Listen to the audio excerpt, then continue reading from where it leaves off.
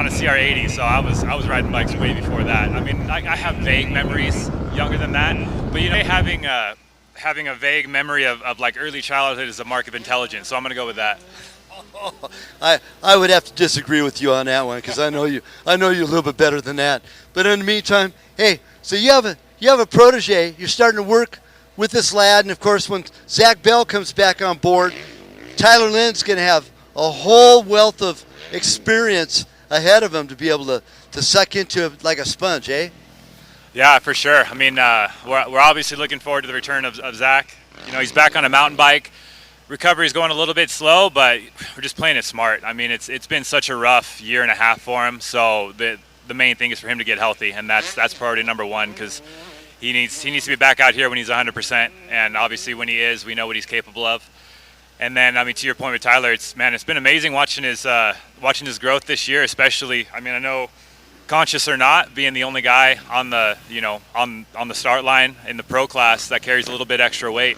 So to see how he's been able to carry that, it's been really cool to see. And it's one of those. It's come really quick this year for him, but it's happening the right way. He's so cool-headed, and he's been really smooth and patient with it. So it's been great to watch. I think it shows he has a high ceiling, and we're looking forward to this weekend, just having a good ride, setting the stage for a summer worth of training.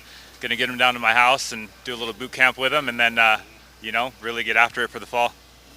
It's so cool. That class, it's not only just it's so stacked with talent. I mean, Cole Martinez, Austin Walton, of course, Dante Oliveira is just untouchable this year.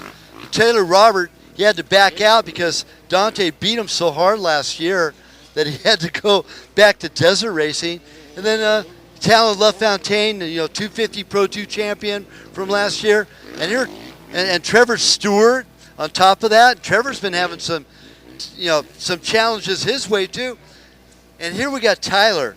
He's just finishing right at now, a second place and a third place on podium. Consistent every single race.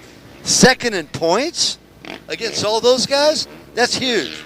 No, it's been great. I mean, I can't say much more than I have. It's just been an awesome year to start. And again, it shows what he's capable of. So we're looking forward to that continued progress. I know what his goals are, and he's working towards those, like I said, in the right way. So it's just awesome to be a part of that. Feel like we have a good platform for him to accomplish those goals, and just let him unlock his own potential. I mean, that's kind of my main goal. Help him where I can. But he's got the raw talent and the tools to do it. So it's cool just to be a part of it. Now, of course, he had a little motocross background. Then he went to the National Hare and Hounds and Western Hare Scrambles and locked up a couple of the small bike classes for National Hare and Hound Championships, just like you did as well. And it's now you come and you take both the motocross and the off-road aptitude and merge them together with our Grand Prix style off-road racing that we have in WORCS, and it's a pretty good fit when it comes to that point. Yeah, for sure. Because there's times when obviously the raw speed just it kind of takes over, but there's other times where you have to be smart, have to use your head. You have to kind of read the situation. So it's definitely takes a well-rounded skill set, and that comes in spades for Tyler. So no, it's like I said, it's a good foundation to gather success in this series, and we're just looking forward to more to come. Well, now for Precision Concepts for this next year, of course, Zach Bell coming back on board, and I'm sure that you're going to continue with Tyler Lynn underneath your tent, that's for sure. But what about 250 class, man? You need to start refilling a 250 rider. Yeah, I hear you. I know I would. It's one of those things I would obviously love to. Like, I'd love to have a farm and just have like 14 riders that I support. But unfortunately, being on the other side, as far as the management side, you see what the budgets are, and you see the dreaded word budget and just how much you have to work with. And it's always a dance of how many resources you have and how thin you want to spread them. We made the decision just to go solely 450 this year, just to kind of narrow our focus and put those resources into just into one bike. So we'll see. I mean, there's some decisions to be made this summer for sure, but I'm always open to opportunities, but it's definitely a bit of a dance. Well, Robbie, it's always great talking with you. Of course, we wish you all the best of luck here today with the vet race. And you got a little challenge coming on your way. And as Nick Stover's definitely stepped up a couple levels over the last couple races and actually led your last race with you the previous 2 weeks ago there in Delta. And Nick Stover was leading, I guess, the first couple of laps. Man, and he was gone. He pulled out like 30 seconds, and for a minute there, I was like, man, this is going to be tough. Like, he might have it. And then, like halfway through, I was just able to get up to him, but man, he still put up a heck of a fight. He's getting closer and closer, which is fun. It's cool to see him have that drive to want to step it up and battle up there. So it makes the racing a lot more fun. Anybody that's watching, it makes it more fun for them. When, like last year when I was battling with Seeds, like, when it's a battle, whether somebody's watching or whether you're in it, it's just more enjoyable. So it's been a great time. Nick's going faster and faster, which is cool to see. So hopefully I have a good one today. Now, I guess there's a little underlying rule. So if you go and race Vet Pro, you can't race Pro class on the same weekend. Is that true? Yeah, I need clarification, I guess, but I know that's kind of been the precedent is you can't race Vet Pro and Pro. I don't know if they deem it like an unfair advantage of just seeing the course a little bit more, but it's part of the rules we all got to abide by. Yep. Okay. Well, in the meantime, we need to get back to our race on track right now, and by adjusted time, I believe it's one of our mini leaders that's leading the pack. Yeah, it is. Jacob Firmestad, he's on the gas, 143 over Ethan Drake. And our top sportsman leader is Matt Norda, number 717, over Chris McCarthy. Our top 60 rider, Mark Nation. Now, he's the former NGP champion from 2021, and he is currently leading over Philip Means from Havasu, 207. Bob Rutten's in third. Bob Rutten, he's a Idaho local now, and he's a Utah local. Yeah, he lives in just 20 minutes away. Yeah, he's about 20 minutes away from here. We saw him both at Preston last year and here at the Three Peaks Oasis, and former Harley Davidson, and now he was one of the young riders. It's a world famous picture of 100cc desert racers, and there's like 8 of them, I think it was, in that picture, were Harley Davidson Bajas back in about 1972. Of course, Bruce O was in there, Don O was in there, Terry Clark from Clark Gas Tanks was there, and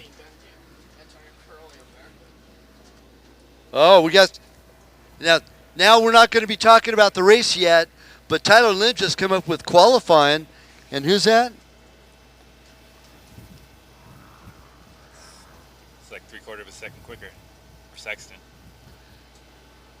Sexton over Roxon, Anderson, Tomac, Tony Caroli, fifth qualifier. That's pretty cool. Kristen Craig on a 450, sixth fastest qualifier. How about Marchbanks, 9th? Garrett Marchbanks, man, that's pretty cool too. Now, I got to interview Garrett last couple of amateur races before he turned pro. And same thing with Jason Anderson.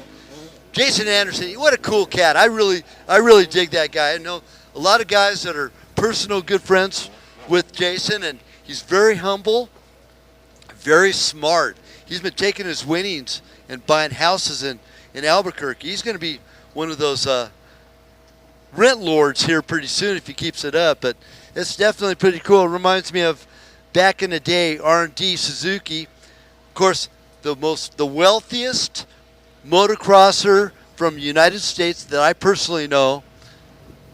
And so many people guess, they say, oh yeah, Jeremy McGrath, or oh yeah, Ricky Johnson, or what about Brock Glover? Yeah, those guys are all really decent and very wealthy from their racing.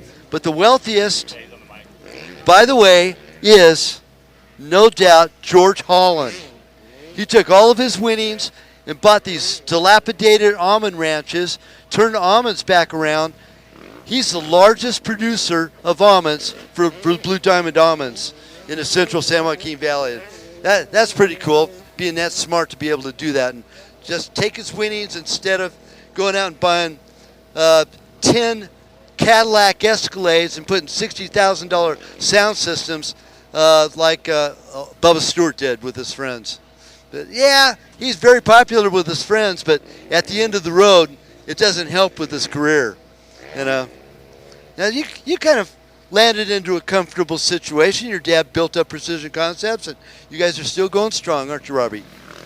Yeah, it's been good. I mean, I definitely could have been smarter when I was younger, and like right before the economy went down, because we were all making pretty good money back then.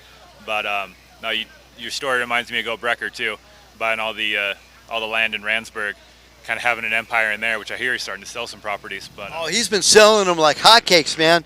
Last I heard, he had over 20 cabins there in Randsburg, and of course the White House. He sold the White House too, by the way.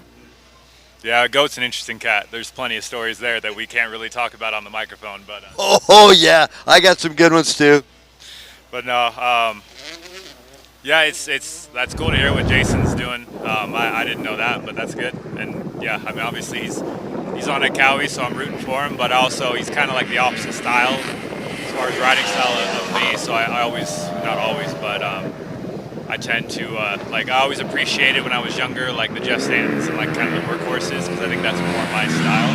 But I also definitely appreciate the Jason Andersons, the guys who get a little more I don't know, a little more wild on the bike, just because I don't relate as much as far as my riding style. So it's fun to watch them because I just, it's a little opposite of what I am. You don't have a Bam Bam style, that's for sure. He's sure been attracting a lot of attention lately. Yeah, I mean, the one thing I will say is when he hit Mookie in that corner, what amazed me is like Mookie's got to be like 190, 200 pounds, and Barsha didn't even move. Like, he knows how to hit somebody, which, I mean, obviously we all know that, it goes without saying, but I don't know, that just struck me. It's like when he pivoted and was ready for that impact, like Barsha didn't even move because he just knows how to hit him, and Mookie went flying. So, I mean, such a bummer because obviously Stewart got hurt in the deal, and so he's out for like half the outdoors, I think, but yeah, just crazy. Another one that's hurt for the outdoors, Fernandez, man. I heard he broke his thumb. Something so simple. Well, he tore ligaments in his thumb, and if you will, it wouldn't be able to heal. Possibly would kill the ligament, so he had to take a sideline. That's kind of a bummer for him for sure. And I also heard that there's a possibility that Eli was not going to be running. Well, he qualified, and he's fourth fastest qualifier here today. Yeah, it's good to see Eli running. I know that's a source of excitement for a lot of fans because you'd imagine the word is he's not healthy. I mean, I think that's pretty well known, but obviously he's still he can be dominant in the outdoors. So I don't know, it'd be interesting to see how it shakes out. Just a bummer for Ferrandis, especially being on press day. It's one of those like, come on press day, but I know these guys kind of send it anytime they're on track just to check settings, check speed and stuff. So it can happen anytime. Just reminds me of like early 2000s when Billaman hurt himself at a photo shoot and took himself out of the Supercross championship. Yeah, just a bummer of that. Racing champion, so privilege and honor for him to take time to come and talk. Sadie. Now, I'm not sure if that's a gal or a guy, but fastest time here in race number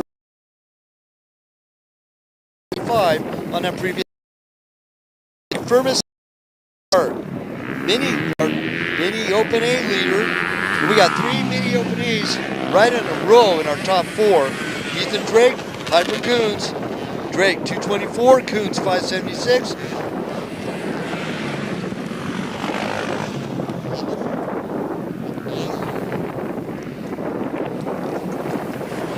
Our 60 plus A, Mark Nation. Bob Rudd got by Philip Means on that last lap. So hopefully get a chat with Bob. I've known Bob ever since I started racing Desert. I think he started racing about 71, and I started racing in 74. So got a little bit of history there. Brett Jorgensen and WORCS Racing Tone, J.D. Bramlett round up our top 5.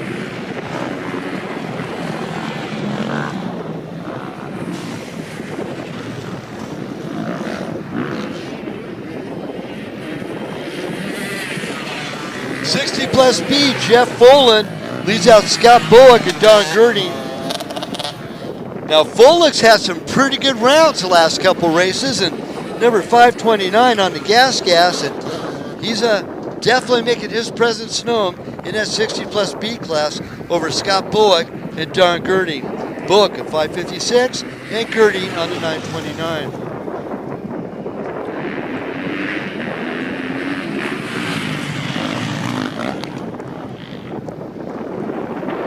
Bethany Osborne, now the leader in our Women's C. Osborne, number 731 over Riley Hayes.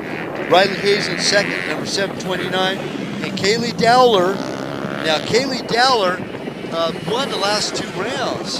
So I'm surprised she's all the way back to 3rd place. Actually, she was one of my interviewees at Chase the Checker Flag on one of my Friday programs. So Kaylee Dowler, right? He's a director for AME Grips, by the way, right here local in Utah. Grew up racing Southern California desert scene. Now Mark Nation, the 2021 NGP champion.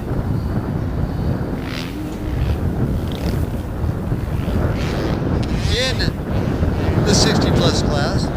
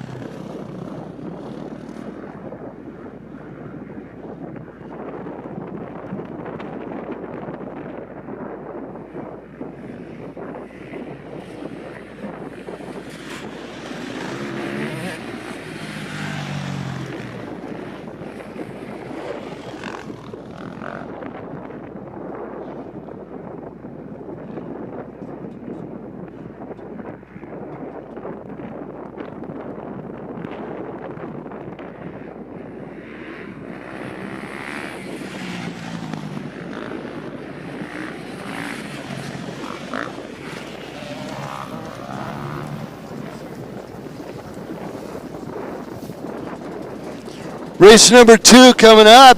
Last call to staging for 11 o'clock. It's for 60 minutes also. At 30 plus A and B, women's A and B, MFET Pro. Race number 2, last call to stage.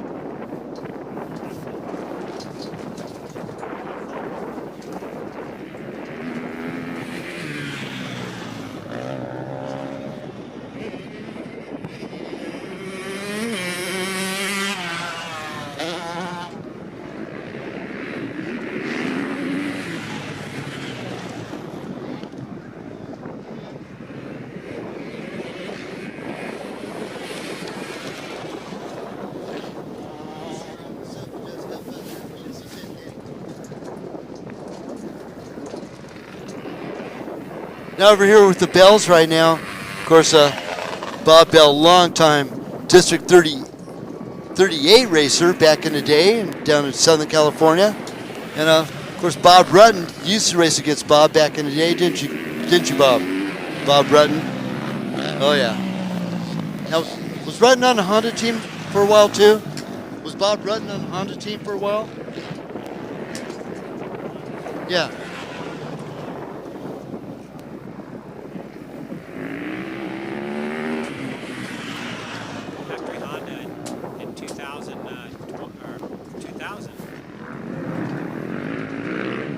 We're over here right now with Bob Bell, talking about Bob Rutten, who's running second in our 60 plus class. Yeah, Bob Rutten was on our team in 2000 on an XR650R on a factory Honda team down in Baja. We had the team with Johnny Campbell, Steve Hedgeville, those guys. And the second team was a bunch of 40-year-old riders. And I hadn't really met most of them. I'd only been in business for 5 years or something, and it was just building up, and we were helping Honda with their second team at that time, and Bob Rutten was on that team, and that team went on all a bunch of 40 and overs. Gary Jones was on the team, several other guys, but they went on to get second overall in the Baja 1000, and that year it was Baja 2000 because it went all the way to Cabo, and it was 1,726 miles total. So yeah, that's when I knew who Bob Rutten was, but that's when I got to know him better. And but there was several guys on the team that but yeah, it's cool to see Bob Rutten out racing and going at it. He's still going at it. I think Bob's probably 2 years older than me, so I'm 64, almost 65. So he's probably 67. And then, he wrote, like I said, that world famous picture of like 8 Harley Davidson Baja 100s back in the day. Of course, Terry Clark and Larry Rossler and Mitch Mays, Bob, Don and Bruce Ogilvie, Terry Clark, and Bob Rutten was on that team as well back in the Harley Davidson days. So, yep.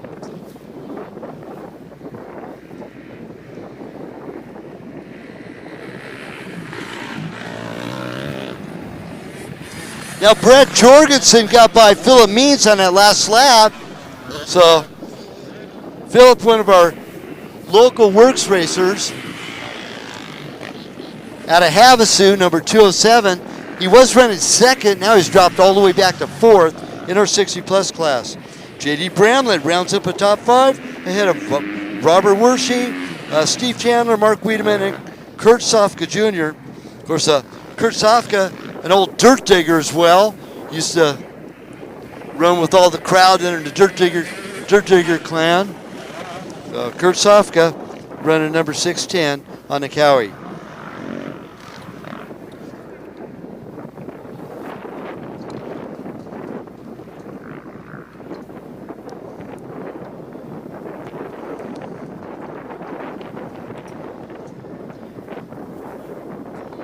Piper Carver Coons gets ahead of Ethan Drake, both second in class and second overall, as they're following the lead of Jacob Vermestad, number 143. Now Jacob absolutely on the gas. Now he's right here from Utah. He's a Utah local. From Hurricane, Utah. And I guess I've been a been corrected many times to correctly pronounce it. It's not hurricane, it's hurricane, Utah.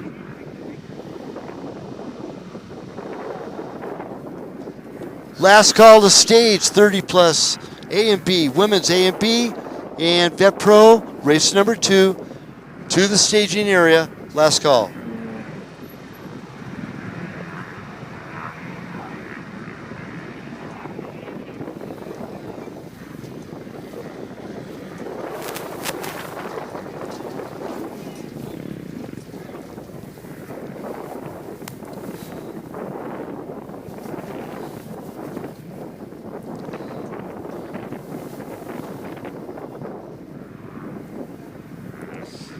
Bethany Osborne's leading in our women's C class.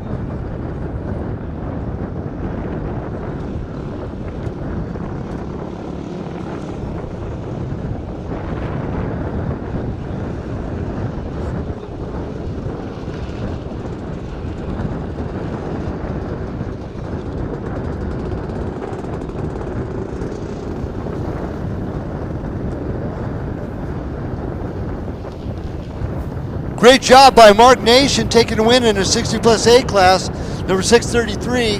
Of course, he's a 2021 NTP champion. Hasn't been able to put in that many good rides with our WORCS series. You know, he'd make podium, but not the top, but he took top tier here today. Last call to the starting line now for race number 2. our 30 plus A and B, women's A and B, and our Vet Pro.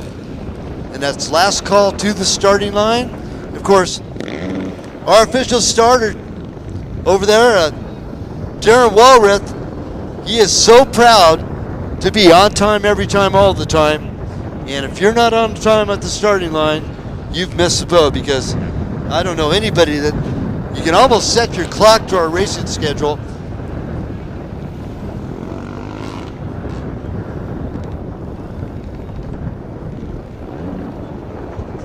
I'd like to welcome all of our newcomers to our WORCS Racing series. We have a lot of new people that have never run our series before. I'd like to welcome you on board and joining us, and hope you have a great experience this weekend.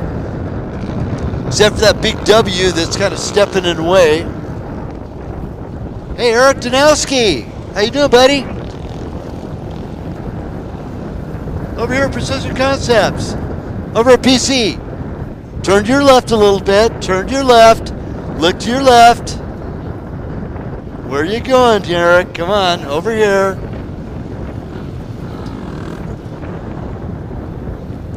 I'd like to welcome Eric back to racing. I got him. Hey, come on over here, join us, man. Eric on board with the new race team here with Gainslinger. Eric, welcome back to racing. How you doing, buddy? I'm doing great, feeling good, like this track.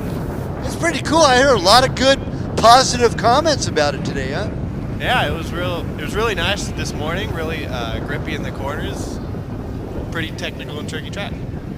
Now, looked like Carissa did really good in her race earlier, right? Carissa did, right? Yeah, she did race this weekend. Yeah. How many on your team this weekend? We have me and Cole racing. Me, Cole, and Dad racing this weekend. So, how's Cole feeling? I think he's feeling good. He liked the track this morning, and he was moving pretty good. So I feel like we're going to do well this weekend. Very cool. Now, the Gainslinger, a lot of neat stuff that's happening with your crew. You're into nutrition, you're into working out, and proper race training for bettering your race program. Is that correct? Oh, yeah, absolutely.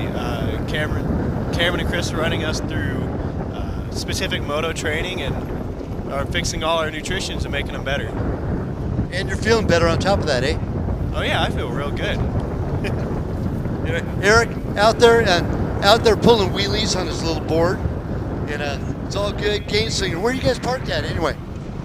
We're parked right behind the start line. Take time, swing on by, check them out over there. Is Michael here too? Yeah, Michael's here. I haven't seen Michael at all. Of course, it was so cool at the Orleans for our last round. Michael Del Fonte joined me on the microphone and adding color. Of course, we had a couple other guys too. We had Logan Huff joined us on the mic for the quads, and for our side-by-side, Bradley Callahan joined us. But Michael was a huge addition to my announcing program, and it was really good having him on board. And we look forward to him coming back racing as well.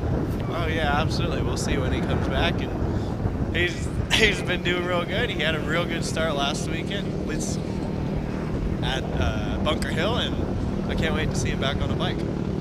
Well, always good talking with you, Eric, and wish you all the best of luck. Now you're racing 250 or 458? 250A, Sport 1524, and if we make it to Pro-Am, we're going there too.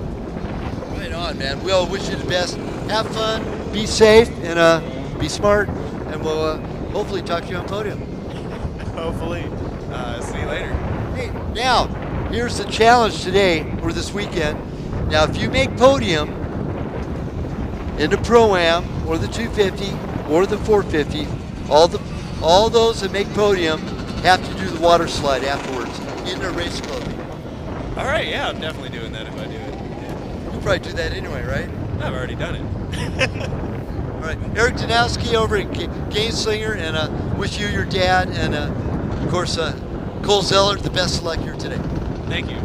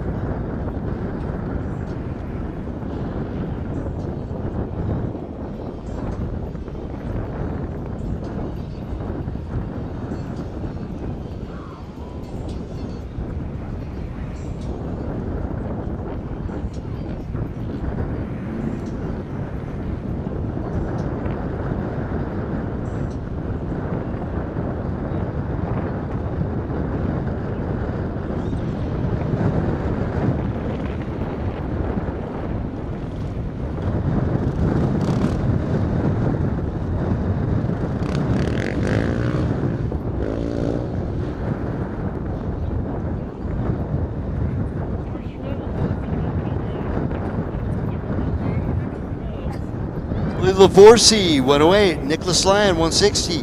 Brent George, 279. Jason Dinsley, 296. Kerry Wallace, 323.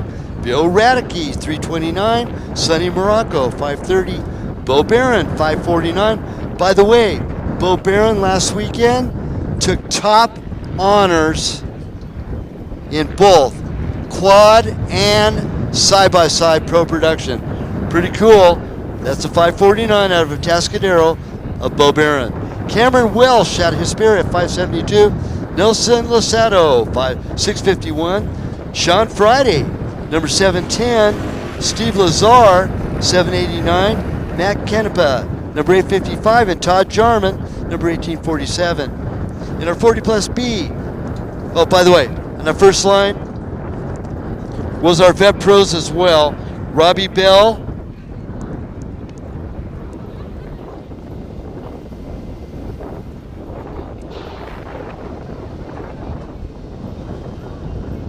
Robbie Bell, number 32, and then Nick Stover, number 281. 30 plus B, Brayden Larson out of Etiwanda, number 121. Another Brayden Larson. Now this B-R-A-Y, whereas the other one is B-R-A-D. So the second Brayden is out of Wellsville, Utah, 174. Davey Vanderhayden out of Codwin's Heights, number 320. Gabe Clark, 352. Austin Clark, now he's the husband of our official national anthem singer, Jennifer Clark, and he's been making podiums, man, the last couple races in our 30 plus B. And that's 382 out of Henderson, Austin Clark. Jeff Folan, now he's running back-to-back races there. Jeff Folan, I think, is the point leader in our 30 plus B, number 482. Tyler Cole, WORCS Racing Zone out of Buckeye, 518. Richard Jensen out of Vegas, 765. Josh Prowse out of Draper, Utah, 826. Aaron Wolf out of Goodyear, Arizona, 986. Will Shedden out of Logandale, Nevada, 1152. Casey Jorgensen, also out of Wellsville, Utah, 1156. 1157 is Lance Peterson out of Grantsville, Utah. And Zachary Rozek out of Apache Junction, Arizona, 1167.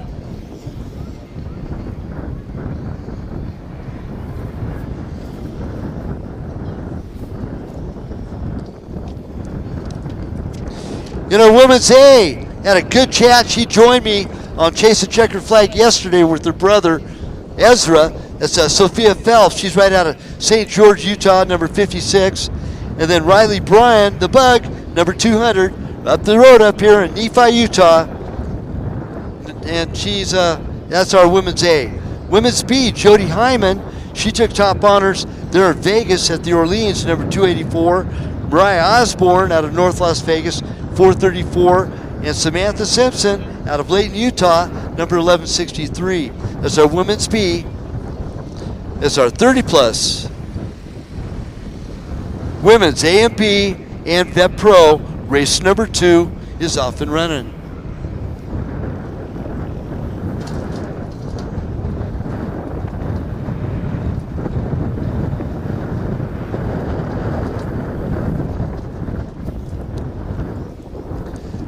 Now be sure, now breakfast still being served at the Caesar's Baja Grill. Hot coffee over there as well.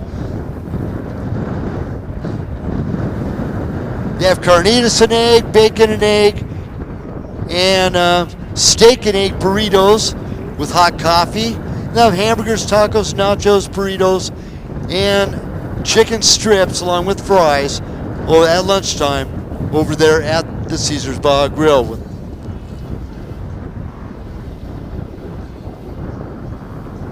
And then right next to the red tent of the Baja Grill, our official events apparel, t-shirts, sweatshirts, and hats for WORCS Racing, hosted by BNC Clothing. Then, of course, our photo memories, both at Dirt Nation and at Mad Moose Photos. So I talked to Jason earlier today and Harlan yesterday, and Faith is securing everything down. And of course, lots of Lots of good photo memories available both at Dirt Nation and Mad Moose Photos.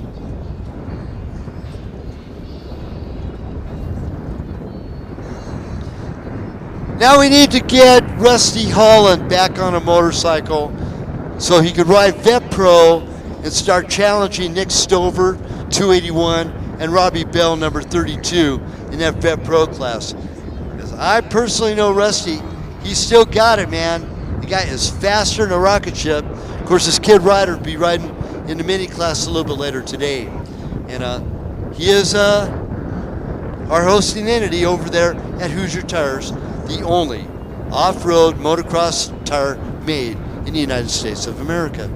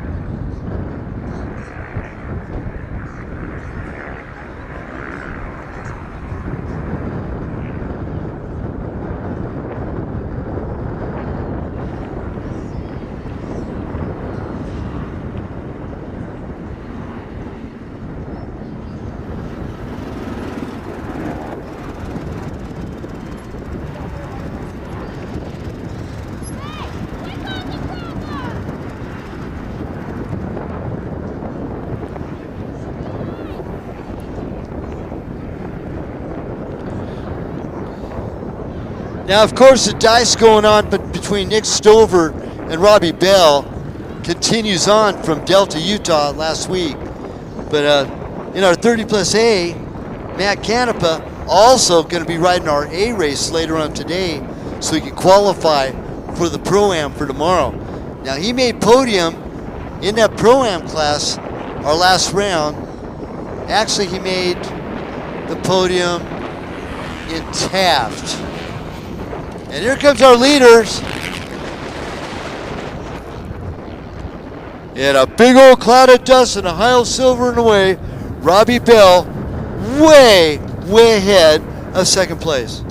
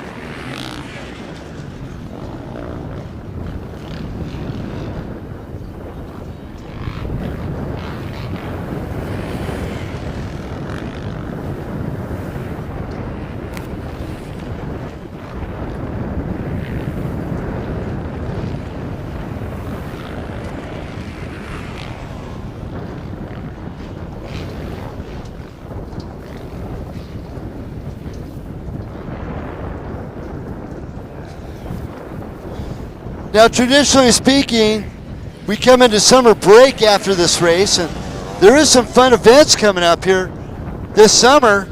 I'd like to invite all of you for the last weekend of June to go to Nephi, Utah.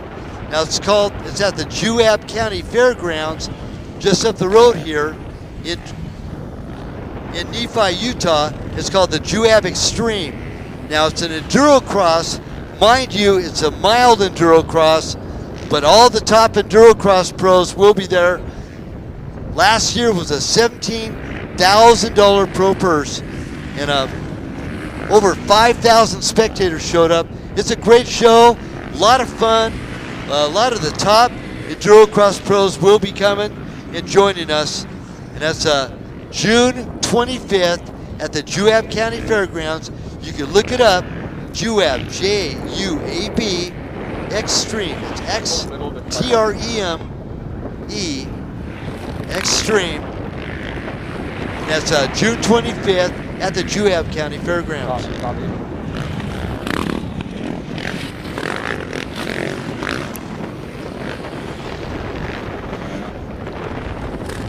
Now, coming off on row number 2,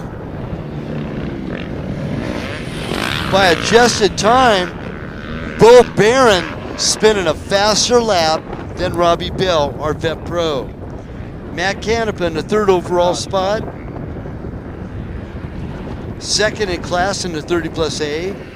3rd in our 30 plus A, Billy Lavorsi, also out of Vegas, number 108. Jimmy Nelson in 5th overall, number 1859.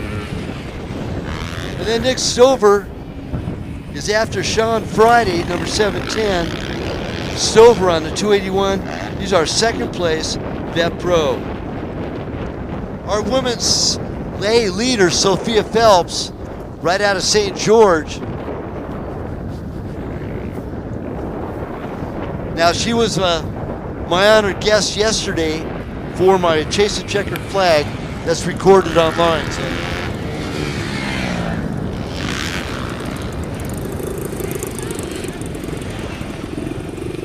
And I believe that was Pervine's own Riley Bryant just now going by. No, that was Jody Hyman. She's running 2nd in our women's B class, behind Samantha Simpson.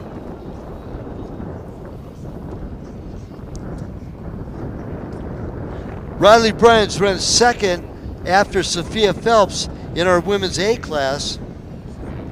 And she is currently running 21st overall, just after Austin Clark, who's run 6th in our 30 plus B class. Will Shedden, our leader, 30 plus B, he's in 9th overall, number 1152. So now by adjusted time, Bo Barron, who took top podiums both in the ATV Pro class and in our Pro Production class. That was last weekend right here at Three Peaks Oasis. Hey, you know what?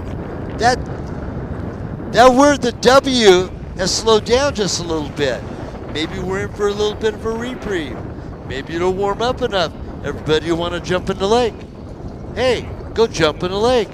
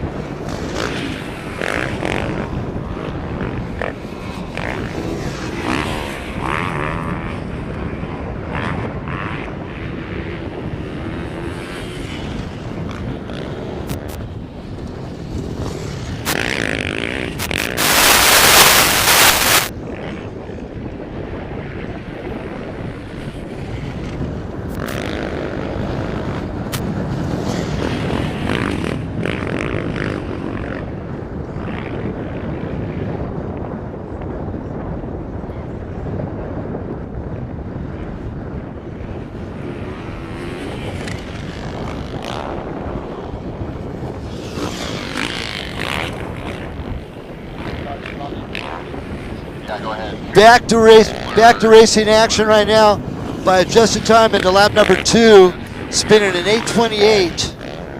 Robbie Bell, a leader of the pack, number 32.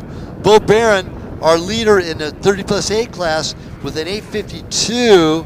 And Matt Canepa, our second place 30 plus A with an 8:59. Now Nick Stover is our second place vet pro, spinning an 8:51. So those top 4 that I just mentioned, Bell, Barron, Canepa, and Stover, all within the 8-minute range. Top women's A, Sophia Phelps, 56, leading out in 8th place overall. Our second place women's A, Riley Bryan, she's all the way back at 23rd overall. In our third place women's, we have first place women's B, Samantha Simpson over Jody Hyman, and third place being out of Maria Osborne, number 434. Top 30 plus B, Will Sheldon, number 1152 and 9th overall.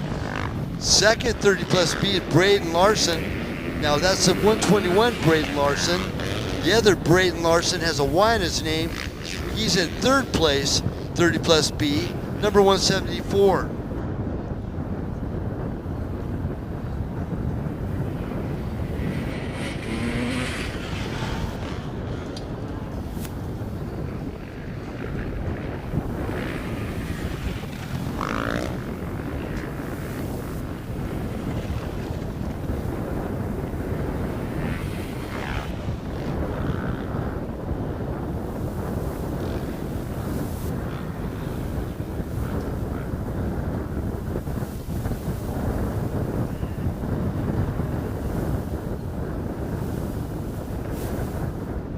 Of course, I'd like to remind everybody this is Memorial Day weekend, and there's a handful of things happening. Of course, WORCS Racing right here at Three Peaks Oasis Water Park in Cedar City, Utah. There's a National Hare and Hound in Ridgecrest this weekend. Indy 500 happening. Oh, I want to wish the best of luck. No relative of mine, but definitely one of my faves. Many-time NASCAR champion, and by the way, former motocross pro, and now he's driving Indy cars. Jimmy Johnson, wish him all the best of luck. He's my wish to win Indy today. Actually, tomorrow will be Indy 500 race. Then, of course, today, the AMA Outdoor National first round, that's at Paula. And man, we have some exciting stuff happening there. Antonio Caroli qualifying in 5th place against all the best of the best here in the United States. Eli Tomac did come out of the woodwork and is going to qualify and is going to race this weekend. Right along with Jason Anderson, Christian Craig qualifying really well as well. His first 450 pro race after winning the 250 championship Supercross this past year. So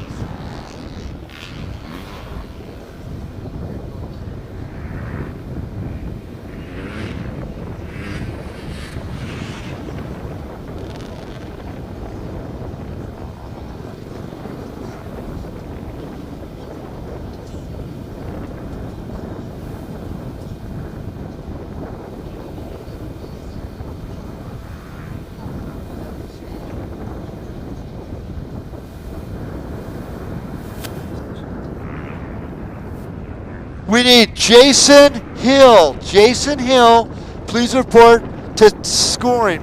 Jason Hill, please report to scoring. Thank you.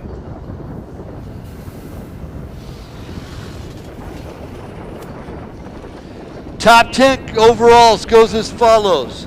32 Bell, 549 Barron, 855 Canepa, 281 Stover, that's top 4.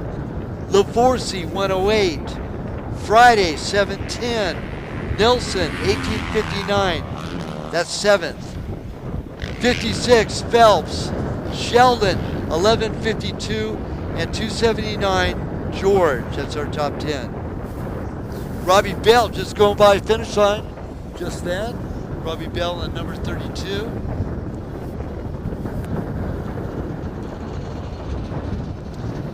So consistent with an 8:26 for the number 32 Precision Concepts Chaparral Motorsports factory in Kawasaki of Robbie Bell.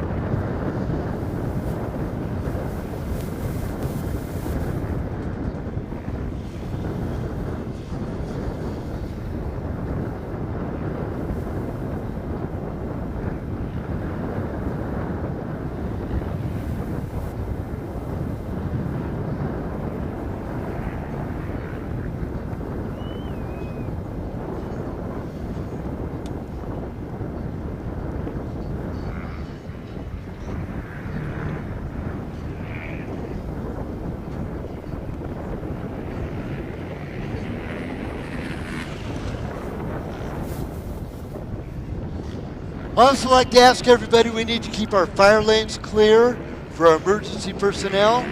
We also need to keep our fire lanes clear throughout our pits.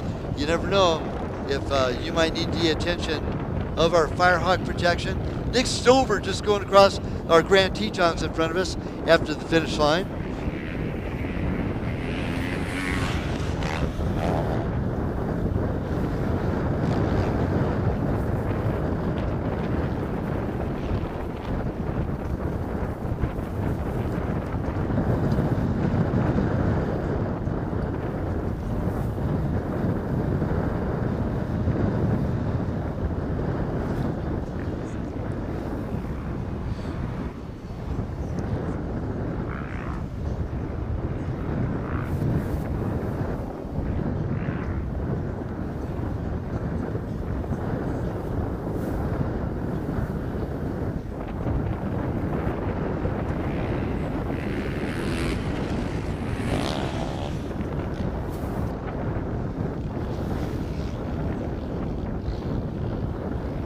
Kristen offering some really good deals over there at B&C Clothing.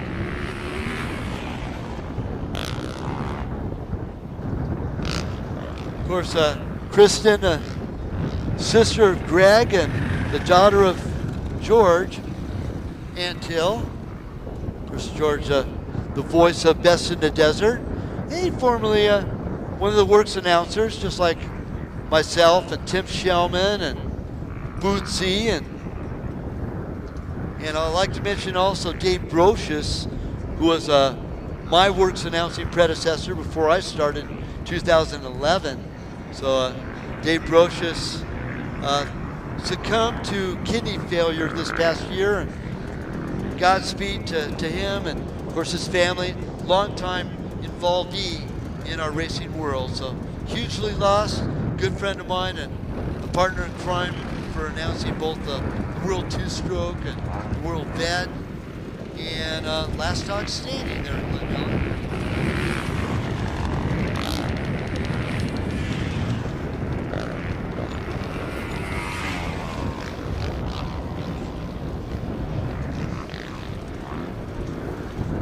Out on track, it's race number 2. Race number 2, our 30 plus. Check. Race number 2, our 30 plus A and B, women's A and B, and our Vet Pro. Race number 2. And we need to make our first call for race number 3.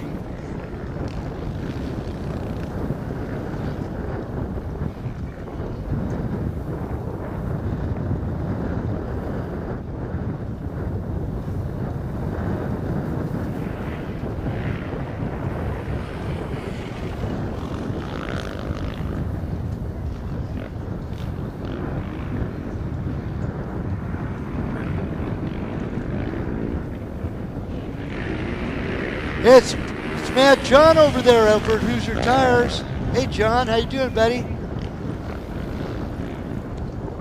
John, by the way, is a mountain bike champion over there at the Hoosier Tire booth. Great tire deals put out by the only American motocross off-road tire made in the United States of America, and that is out of Hoosier, Indiana, Hoosier Tires.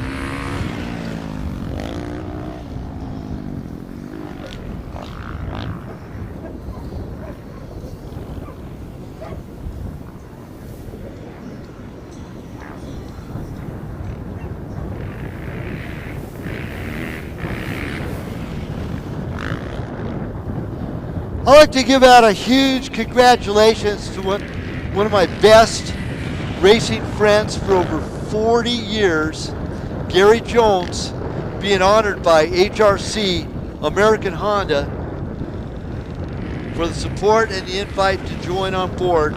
So Gary Jones, 4-time 250 national champion, Baja champion, veteran champion, both in a senior and 50-plus class, and just a great all-around guy. Good friend of mine, Gary Jones, being honored by American Honda.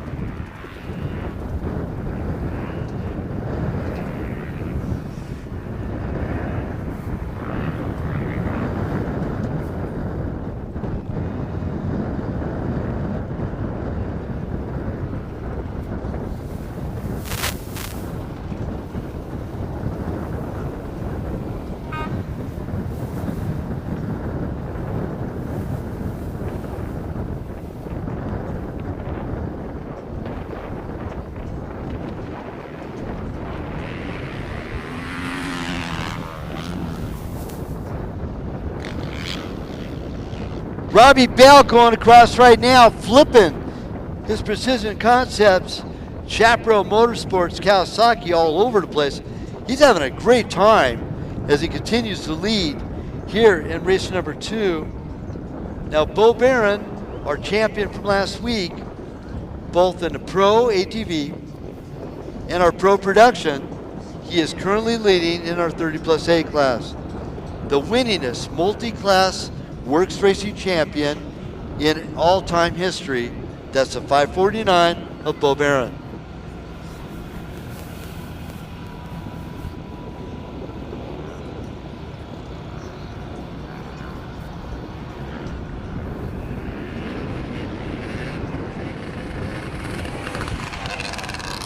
Now, those of you looking for VP Racing fuel,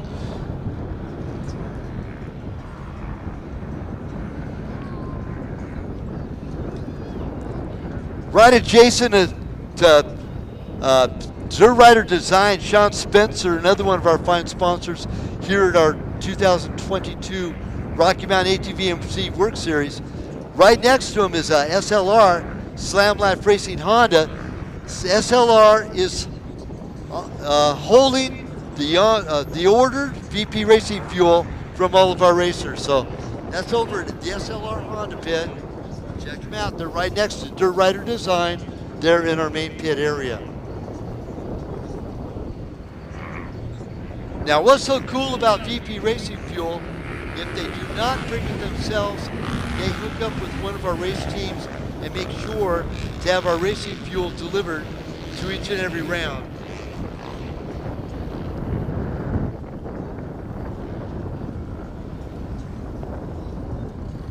Oh, good physical dice going on right now between our 30 plus 8 leader of Bo Barron and Vet Pro's second place is and third overall, Nick Stover.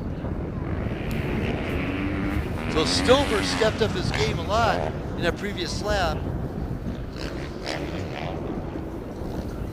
Just turned an 8:51, whereas Barron turned a 9:02. 9:02 also for Canepa.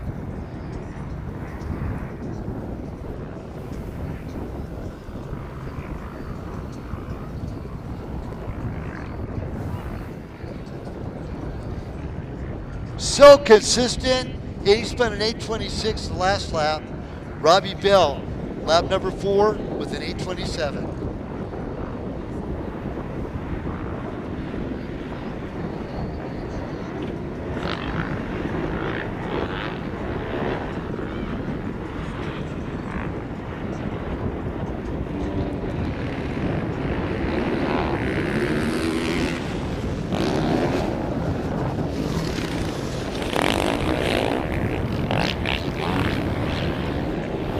Another really good dice going on there between Billy Lavorsi and Sean Friday.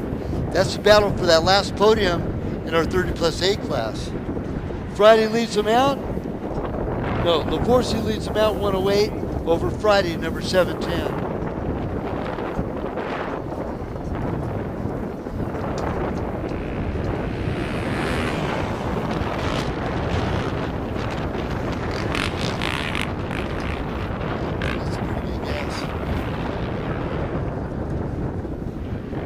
So Robbie Bell's so far ahead right now that there's a possibility he might be the only rider to spend 8 laps out on course.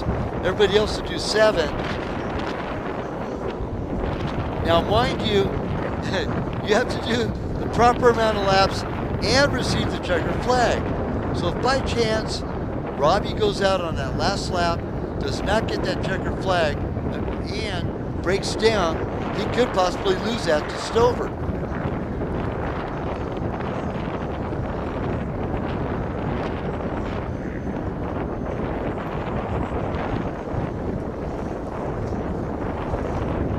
Nobody in line, both at BC Clothing for your commemorative t-shirt or over at Cedar Baja Grill for your breakfast burrito and hot coffee. So mind you, now's a good time. Infiltrate and take over both the BC and at Cedar Baja Grill.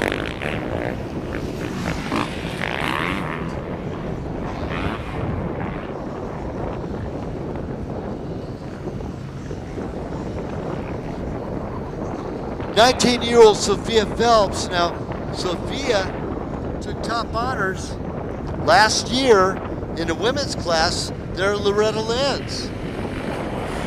So she is no slouch at all, currently leading our women's A class.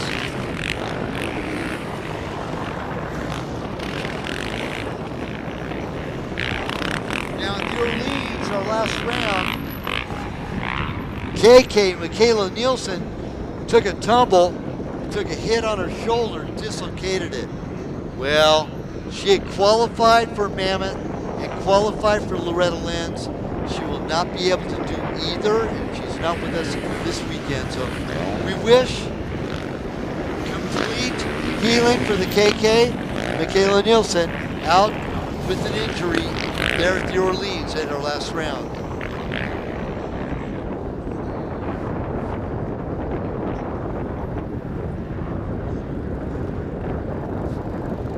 And again, we are transmitting over FM radio station 89.7, 89.7 on your FM dial.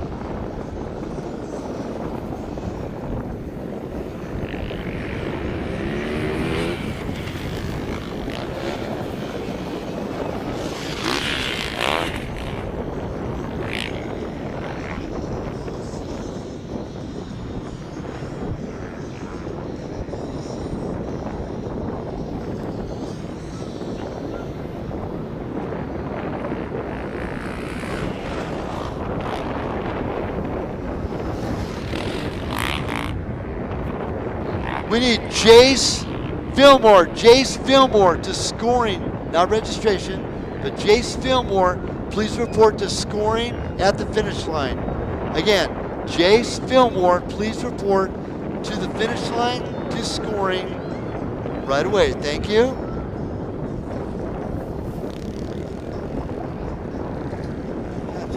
That's Jason Silmore.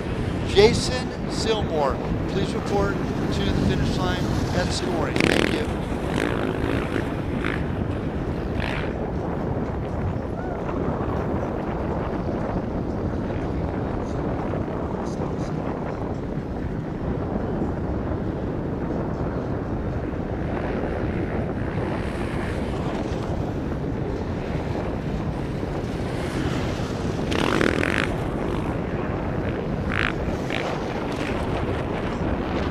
Okay, another thing, we need to keep our fire lanes clear. We have emergency vehicle on the way, so if you see flashing lights, hear sirens, please clear. We have fire hawk protection, of course. Great support with our fire hawk protection. Gilbert in charge, Jaime.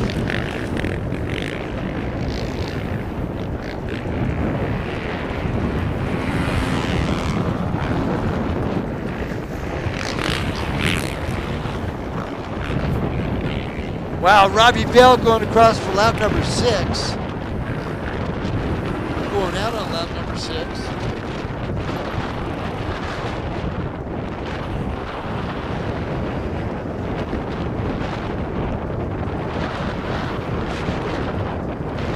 Wow, look at this. 2 laps ago, Robbie Bell turned an 8:26.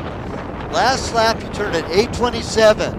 This last lap, he turned an 8:26.4.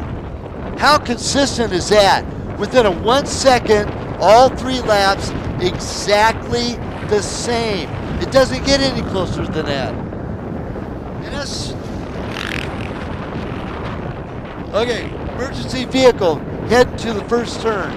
Emergency vehicle, head to the first turn. Keep clear.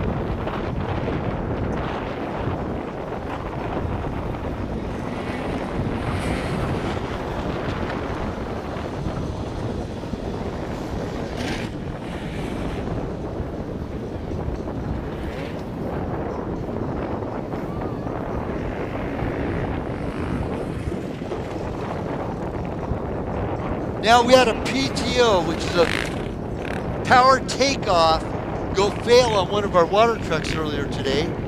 Well, they got another water truck in, and Dallas Mayo back on the water truck, so we'll be putting some more water out there to try to combat the big W that's stirring up all the dust that's amongst us right now.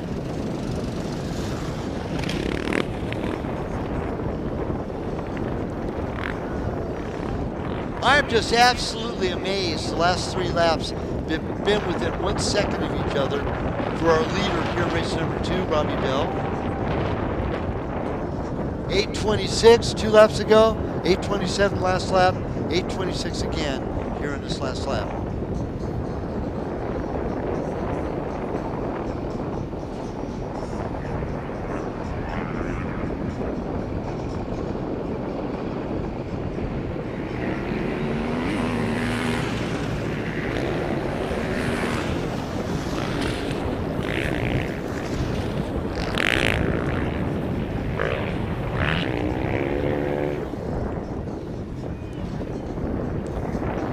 We got a good battle of bragging rights right now for 2nd and 3rd overall between Stover and Bo Barron.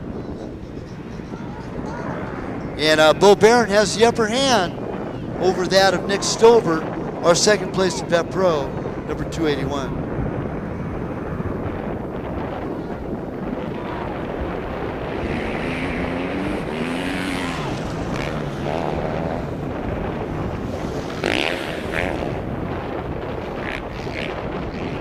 Matt Canepa going by just now, number 855.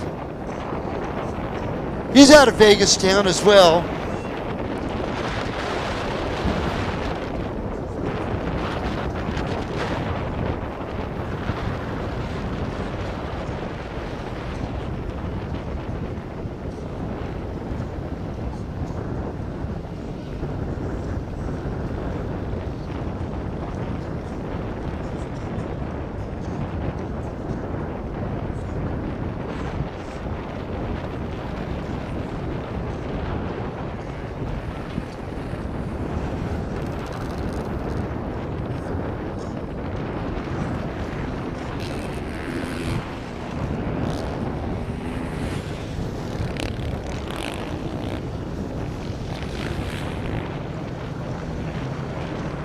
battle for third place 30 plus 8 class continues between Lavorsi and Friday.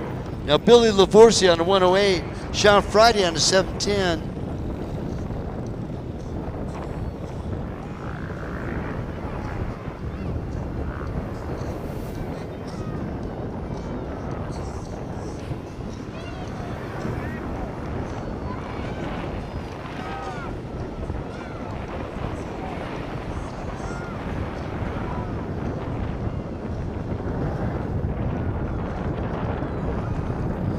Sophia Phelps continues to lead in our women's A class. Brayden Larson, now it's Brayden without the Y, number 121, leading in the 30 plus B class. Following him, it's a good battle between him and Will Sheldon. Sheldon spinning a 941, Larson spinning a 935. So it's really close times between both the 121 and the 1152. Of Larson and Sheldon. And third place being out of Austin Clark, number 382, in that third place, 30 plus B.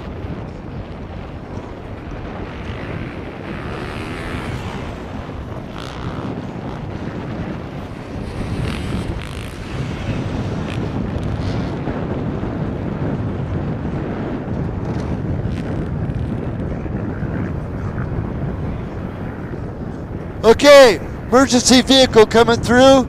Keep our fire lanes clear, please.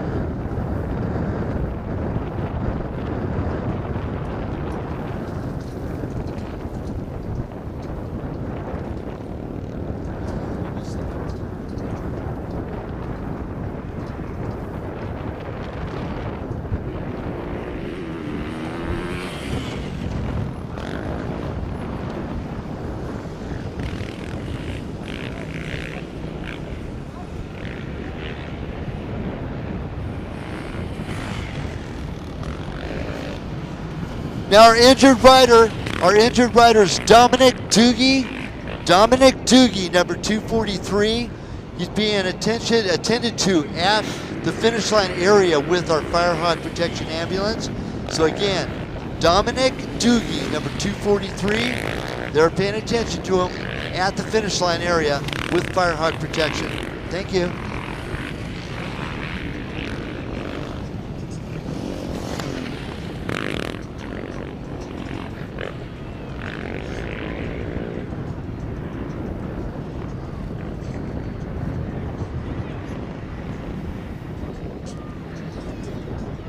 And our 2021 Loretta Lynn's Women's Champion in the A class, Sophia Phelps, currently in the 8th spot, number 56. She's hailing out of St. George, Utah. And she is way ahead of our second place woman, who is Riley Bryan, number 200, the Bug, out of Nephi, Utah. And she's running 22nd overall by adjusted time. Now, mind you, adjusted time, we have multiple rows at the starting line area. Well, for example, if you start on row number 2, 30 seconds after row number 1, you get credited for those 30 seconds. So, unrealistically, you would have been on the same line at the same time with row number 1. So that's all adjusted via computer, and that's how our adjusted time works here with our WORCS Racing series.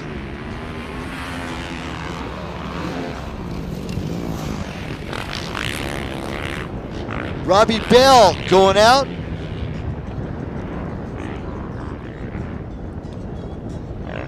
On his lap number 7, he has now spun 6 complete laps.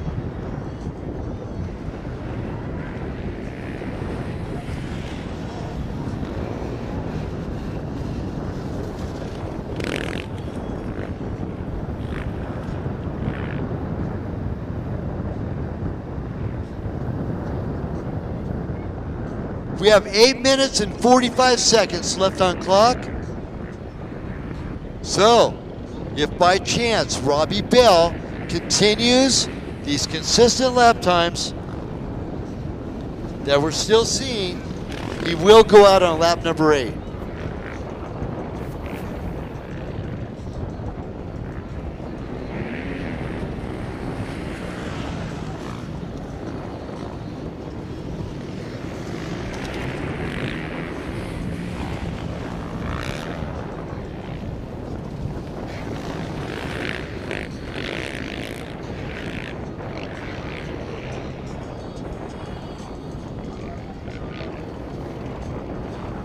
Of course, our live time is available through WORCSRacing.com, and our live stream is available through WORCSRacing.com and WORCS YouTube.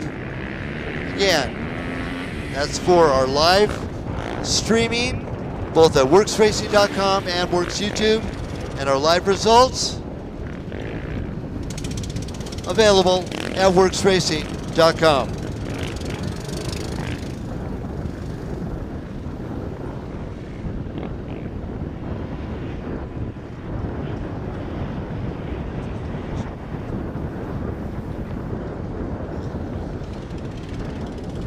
Top 10 overalls goes as follows: 32 Bell, 549 Barron, 281 Stover, 855 Canepa, 108 Lavorsi, that's our top 5, 710 Friday, Nelson, 1859, 56 Phelps, 530 Morocco, that's top 9, and Sheldon, 1152, that's top 10.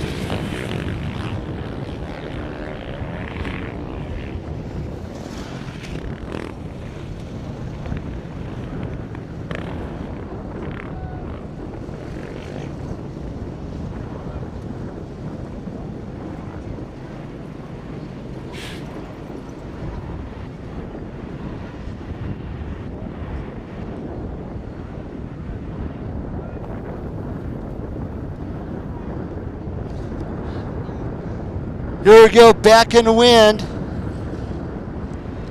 for the finish here, race number 2. Last call for race number 3 to the starting line area. Last call, race number 3 to staging for race number 3, last call.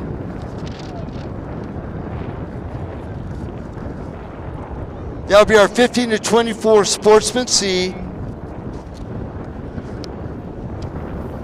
40 plus, 50 plus C, and 50 plus A and B. That's last call to staging for race number 3.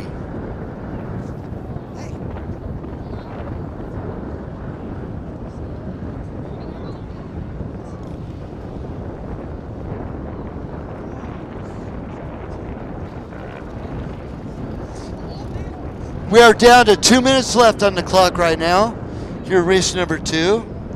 As Robbie Bell continues lead of dominance here at the Three Peaks Oasis Water Park in Cedar City for round number 6 of our Rocky Mountain ATV EMC WORCS Series.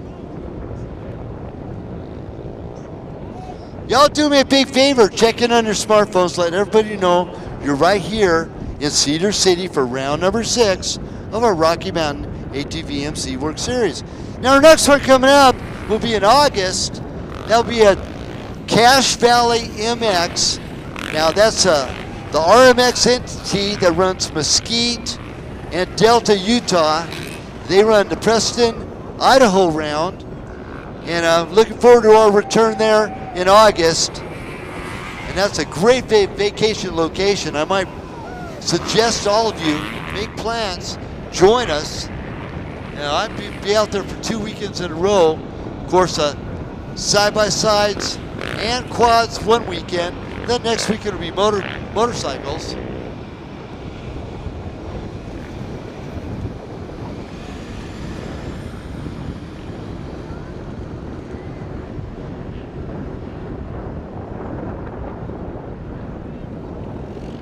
Now, just to let you know, if you've never had a chance of experiencing Yellowstone National Park, it's only 3 hours away from our next round there in Preston, Idaho. And man, if you make a great vacation location out of that, now personally, I'm going to go to Victor, Idaho, and stay at the, I think it's called the Jackson Ranch or something like that.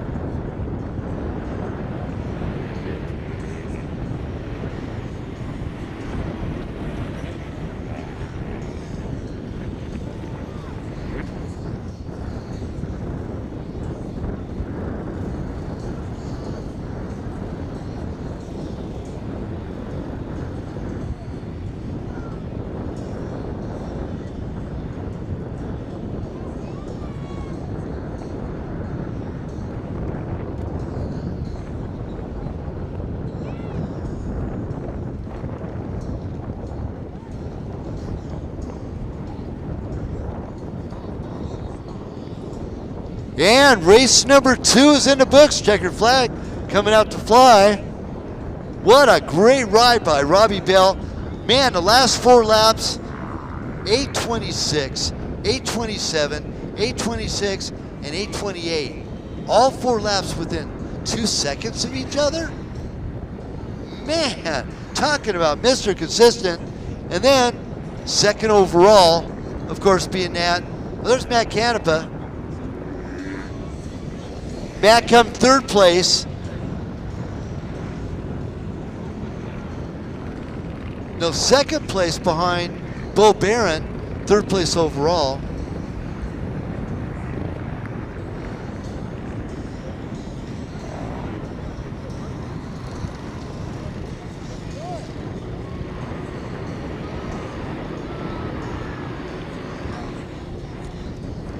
Back up with me right now, Josh Prowse. Josh, man, how's the course out there for you? It's pretty good. It's getting pretty rough. There's definitely some holes and some curves out there, but you know, it's racing, so it's fun. Now, what would you suggest for the next couple riders coming up? What part of the line should they concentrate on? For next year's course? Just, I think maybe a few less turns, just so we get a little more flow in there. It's really hard where you're just weaving in and out, but it definitely makes it interesting and different, so, yeah. Anyway, Josh with Rocky Mountain ATVMC, and always good seeing you, and you're starting to make all the rounds again. You feel a little bit better after the last couple rounds, right? Yeah, definitely feeling better, and you know, I'll be doing a little race vlog for this race, so check out the YouTube in the next couple days, and maybe you'll be on there. You might want to go and chat with Todd over there inside the WORCS trailer, and make that available to him, and put it on our WORCS Racing website as well. Yeah, for sure. Yeah, I'm pretty tight with Todd. We've talked a few times, so it's fun collaborating with you guys. Very cool. Hey, Josh, always great seeing you. You've had to come so far to come and play with us this round, right? Oh, this is the local race. This is, you know, our headquarters are in Payson, so this is the closest one. Cache Valley's about the same, but just the other direction. So, yeah, no, we're happy to be out here, and it's fun. It's a good time. Good job. Now, did Robbie pass you? Yes, Robbie did. He always does, and I always give him a shout out every time I can hear him coming. So, give him a little fist bump and just, yeah, he's ridiculous. He's so fast. You know, I don't think Robbie's ever slowed down. Even riding Vet Pro as he's doing right now, and what a phenomenal athlete on top of that. Yeah, he's an impressive rider, and you know, one day maybe we'll get up that into the Vet Pro ranks, but for right now, just happy where I'm at. Josh Prowse, good seeing you, man, and welcome to our race family, our WORCS Racing family on top of that, with Rocky Mountain ATVMC, of course. Yeah, thanks, Chris. Appreciate it. Real quick, you want to thank anybody? I mean, Rocky Mountain ATVMC, as an employee there, I shop there a lot, and that's where most of my paycheck goes. So it's nice working for a company that assists your racing and your hobbies. But other than that, I mean, I've just been flying solo, so I'm going to thank myself. That's it. Wow. Okay, go back to pits. Josh, hey, good seeing you. You riding any more races this weekend? Nope, that's it for me. One and done is enough for me, so maybe I'm soft, but that's good enough for me. Wow, buckle down your canopies, man. We got some good winds coming by. Big dust storm blowing by us right now. And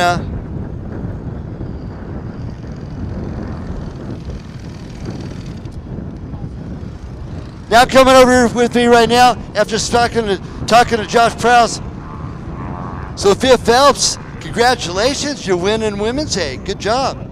Thank you very much. It's a little windy and dusty out there right now.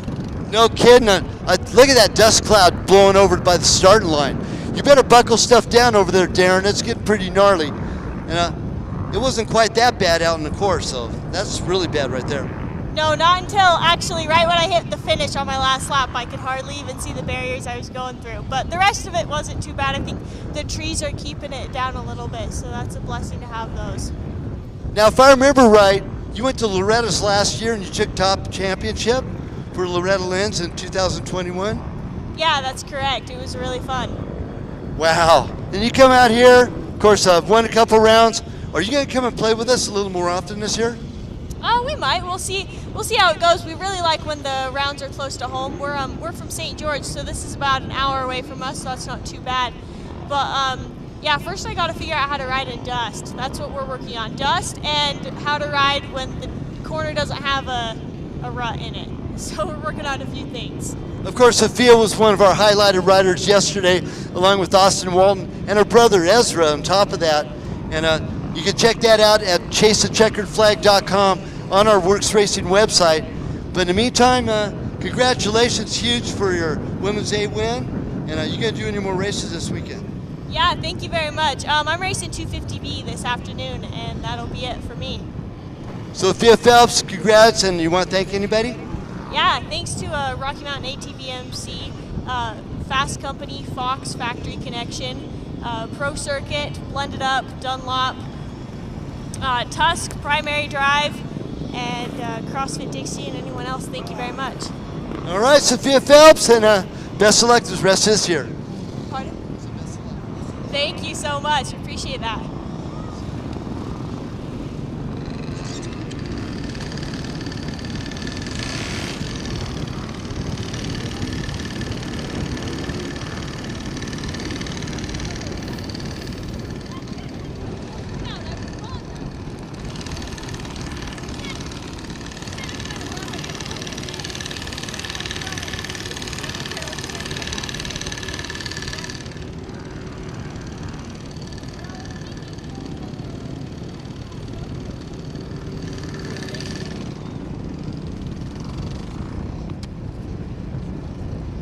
Now, it's a good job by Riley Bryan, the Bug. She come in second place in our Women's A. Now, she's out of the Purvines camp.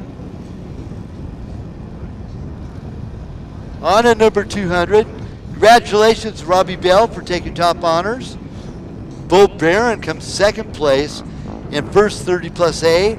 Second place 30 plus A going to Matt Canepa, number 855. Now, we'll be seeing Matt a little bit later today in our 458 class. That'll be a qualifier for tomorrow's Pro-Am. So he's been making our Pro-Am podium quite a few times this year. Actually topped of the podium as well. So we'll be seeing him a little bit later in our 458. That's the number 855 out of Vegas, Matt Canepa.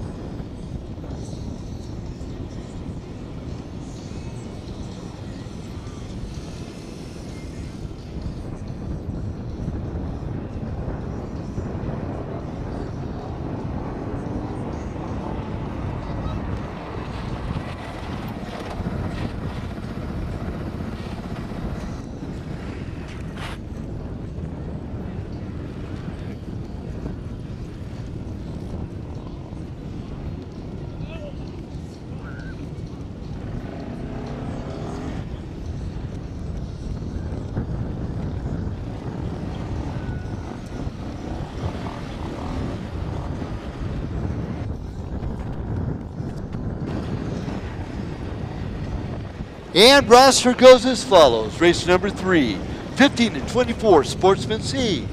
Tyler Cutchin out of Fredonia, Arizona.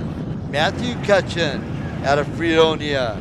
Gavin Dugan, number 133 out of Vegas.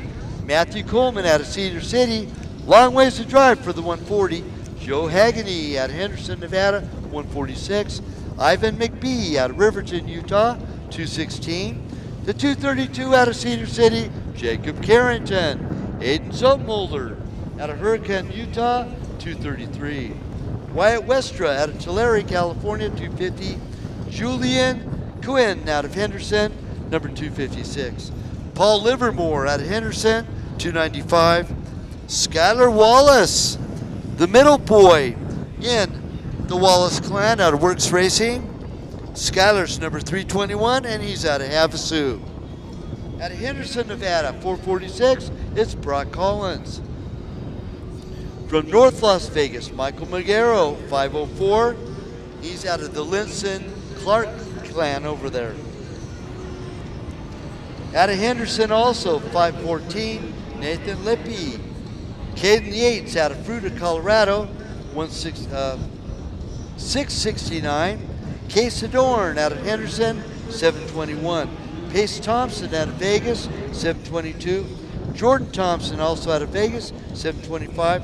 Taylor Thomas out of Springfield, Utah, 741. Daniel Schoenbachler out of Fruita, Colorado, 776. Tanner Magaro out of North Las Vegas. He's also out of the Linson Clark clan, and he's number 801. Brayden Guevara out of Vegas, 808. Brayden Guevara out of Vegas, 822. Brody Turner out of Phelan, California, 866. Brody Clark out of Hooper, Utah, 877. Clayton Hindorn out of Henderson, 913. Gage Lawrence out of Havasu, 923. Garrett Griffian out of Florence, Arizona, 998. Benjamin Zanath out of St. George, 1468. Joseph Tyler out of Henderson, 1472. Ryder Brian out of Henderson, Nevada, 1493. Jacob Linson out of Henderson, Nevada, 1498. Dakota Lynn, the younger brother of Tyler Lynn, number 1508. Now he's only got about 7 races under his belt.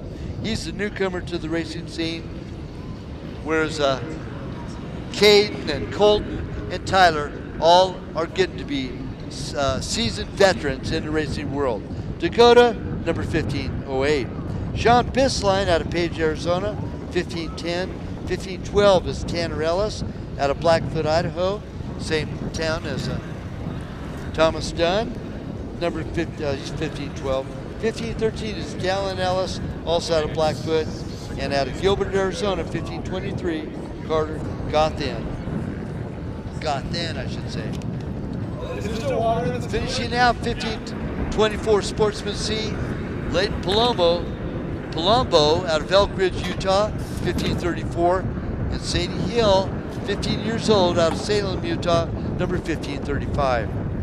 30 plus C is Rustin Staheli out of Washington, Utah. Ryan Polzek out of St. George.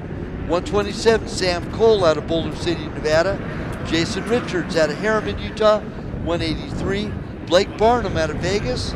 Now the Barnum family out of Vegas, they're longtime WORCS Racing competitors, but you might not notice them too much on the two-wheel scene because they've been racing four wheels for the last 4 or 5 years.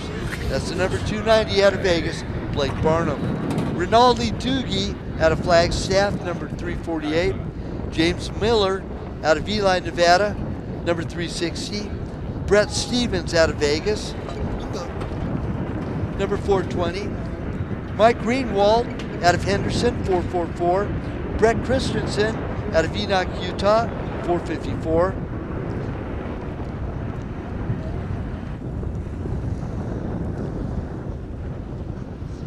I believe it's 463. Daryl Magaro out of Vegas, and part of the Linson Clark clan.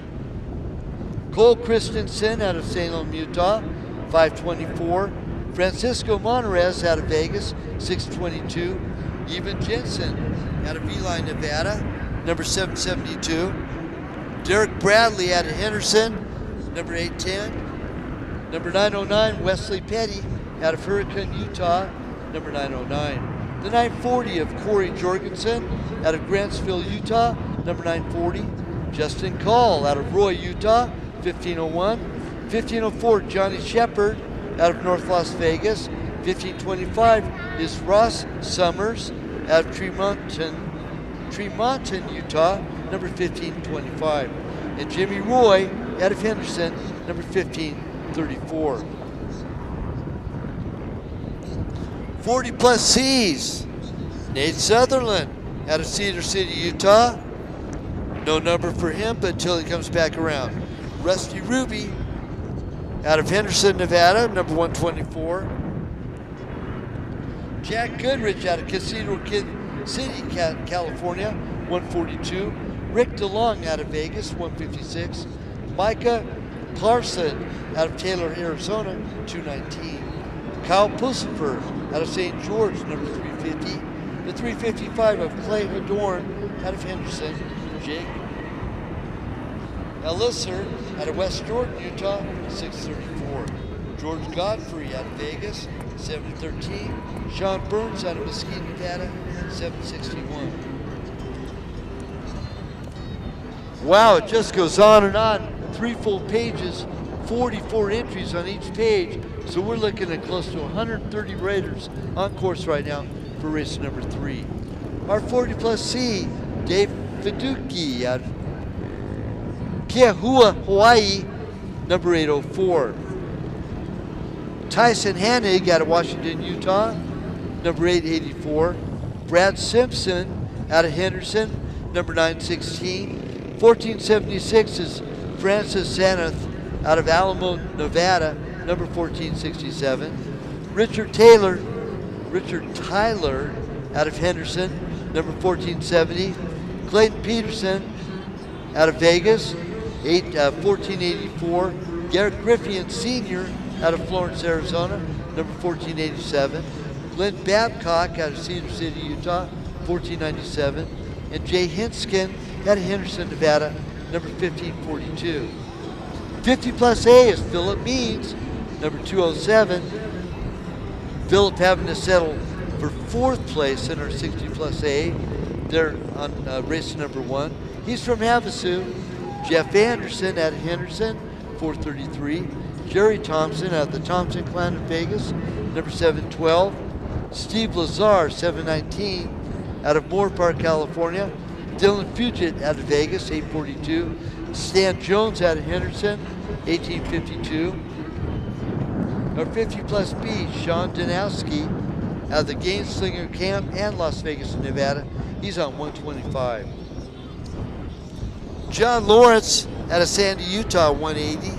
Philip Coughlin out of Ladera Ranch, California. Now that's the hometown of Nick Garvin, by the way.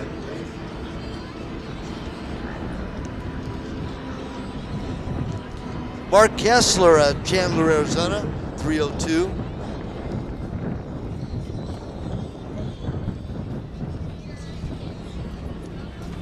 I can't hold everything and stand up. And then grin. And you know, I do stand up for interviews.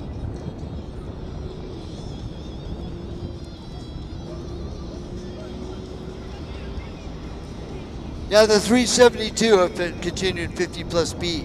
Dana Childs out of West Haven, Utah. Scott Bowick, he was in race number 1. He's out of Mesa, Arizona, 556. Jameson Norda, also out of race number 1. He's number 714 out of Henderson. Matt Norda from Salt Lake City, he's the older brother of Jameson, number 717. 763 out of Vegas, it's Jay Thompson, followed by Kevin Grease out of Alpine, Wyoming, 767. Chris McCarthy out of Vegas, 787. Timothy Downs out of Idaho Falls, Idaho, number 887. And then 1171 is Mike Evans, also out of Idaho Falls.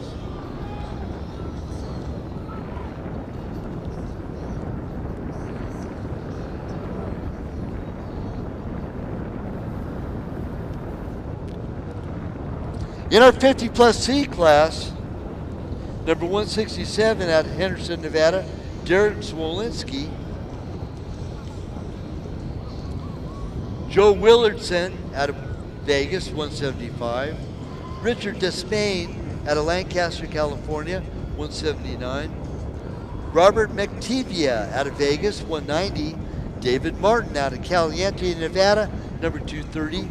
The 327 out of Cedar City, Utah. Long ways to drive. It's Ray Kalish. He's the papa of Kyle and Kevin. Newly resident here in Cedar City, number 327. Freddie Martinez out of Farmington, New Mexico, number 345. 371 is Billy McDermott out of Craig, Colorado. Ron Norman out of Vegas, 461. Jason Larson out of Logan, Utah, 513. Mo Mumford out of Nibley, Utah, 615. Then the 657 of Tommy Jacobson out of Vegas. Lewis Stephen out of Havasu, 792. The 906 out of far west Utah, Stephen Lapine. Daniel Cheswick out of Lompoc, California, number 805.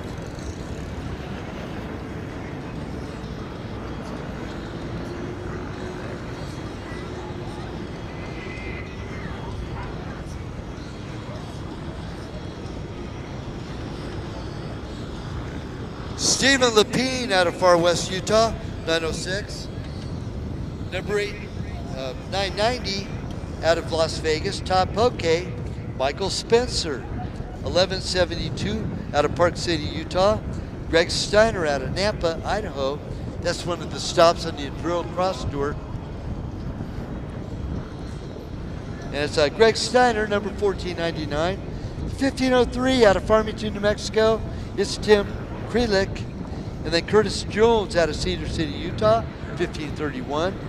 And our roster is finally almost complete. The 1533 out of Mesquite, Nevada, also one of our stops and one of the homes of the RMX group. It's Kevin Collette.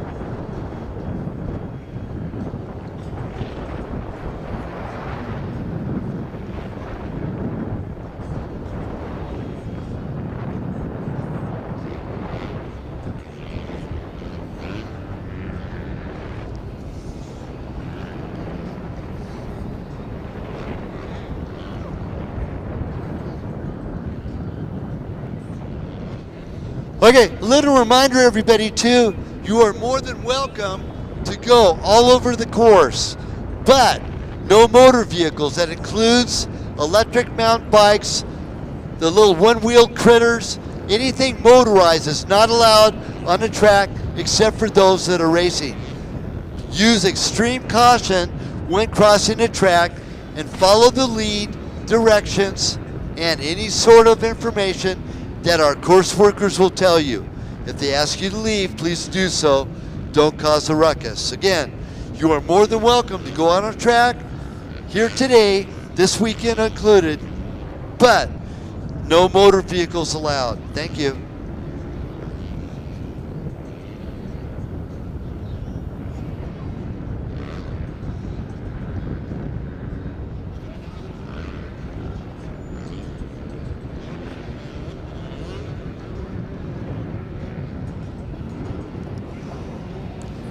Our next race, making first call now for race number 4. Race number 4, 50cc, 4 to 6, 7 to 8. 50cc, 4 to 6, 7 to 8. That's first call. That's not the staging yet, but just to let you know, check your fuel. Make sure you got proper amount of tear-offs on your goggles. You get your riding gear together. You do any proper last minute stuff on your bike. Again, race number 4, 50cc, 4 to 6, 7 to 8, first call.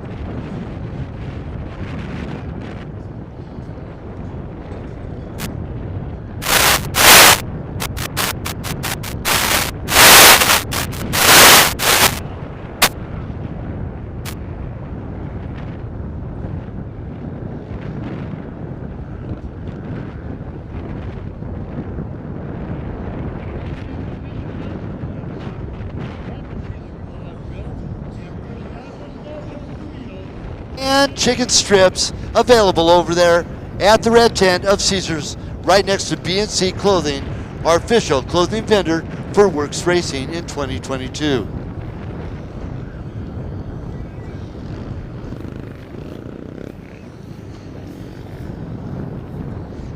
And again, it's only first call for race number 4, our 50cc 4 to 6, 7 to 8, and that's only first call, not to staging yet.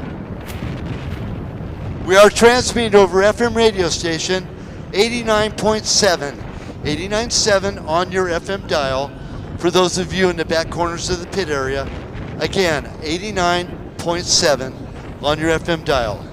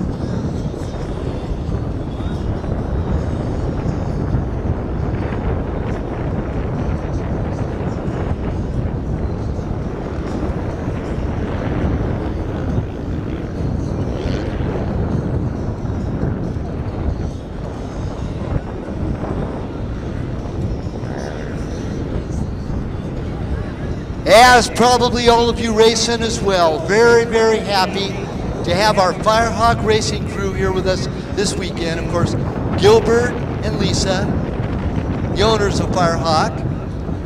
We have Jaime.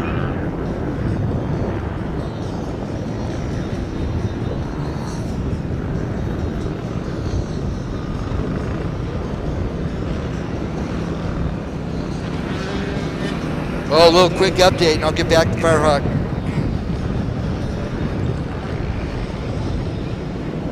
Four laps in here in race number 3, our 15 to 24 Sportsman C, and it's Brayden Guevara, number 808.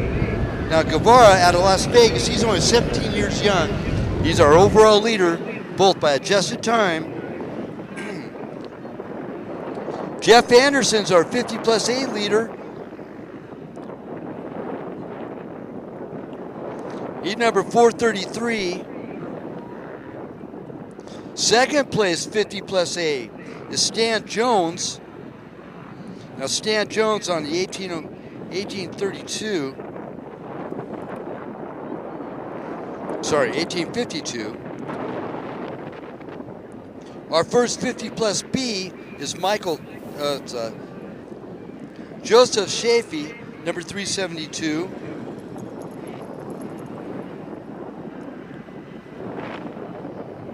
And our first place 50 plus C is Joe Willardson, number 175.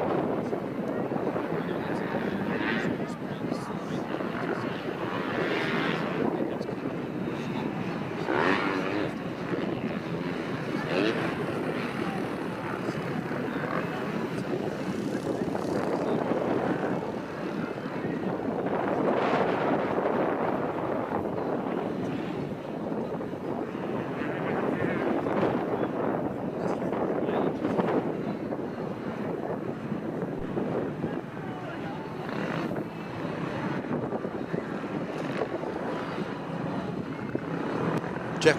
We have a new leader by adjusted time.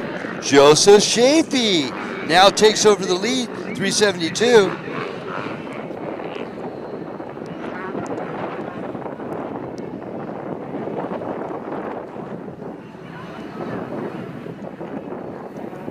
Oh, Joseph Chafee in the 50 plus B class. Our overall, though, is still Brayden Guevara, number 808. The youngster out of Vegas, Brody Turner, got by Gage Lawrence to take over second. Turner, number 866. Lawrence, 923. And Gavin Dugan also got pushed back a position. He's now in fourth. Dugan earlier on was in second, and he's now in fourth place, number 133. Our first 50 plus A rider, Jeff Anderson, number 433.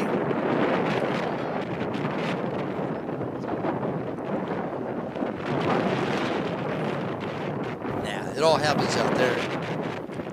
There's so much stuff through the trees that I don't see everything, so I have to rely on my live timing and the parts that I can't see. Now I'll go up onto my container here in a little bit. No, actually I'm going to wait for interviews because I got tied up with some stuff. But we're back on board here for race number 3. We're going to go ahead and make second call for race number 4 to the staging area. Race number 4, this will be second call in staging for race number 4. And that's our 50cc 4 to 6, 7 to 8, second call for race number 4. Hey, you gotta love this little bit of cloud cover just now.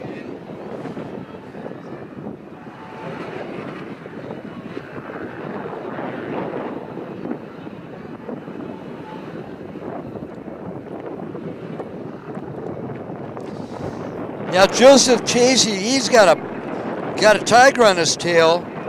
About 8 seconds separates first and second place in our 50 plus B. And that'll be with Chris McCarthy, number 787. McCarthy on the move, trying to reel in on Joseph Chafee. Chafee just going by now. Number 372.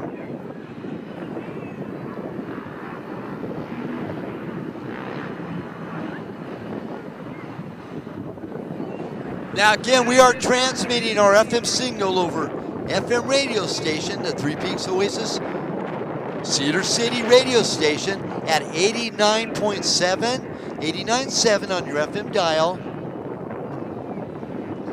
And as the day transpires and opens up a little more, racing conditions have changed. So Jacob over there at Factory Connection and Bob and Robbie Bell at Precision Concepts, they'll take good care of you over at both of our suspension gurus, both at Precision Concepts and at Factory Connection. Lunchtime being served, chicken strips, hamburgers, tacos, burritos, and fries to go right along with that over there at the Caesar's Baja Grill. Tam and Sid taking good care of you over there. Right there in the middle of Vendor Row, right next to BC Clothing for your official commemorative round number 6 Cedar City t-shirt over at the BC Clothing booth.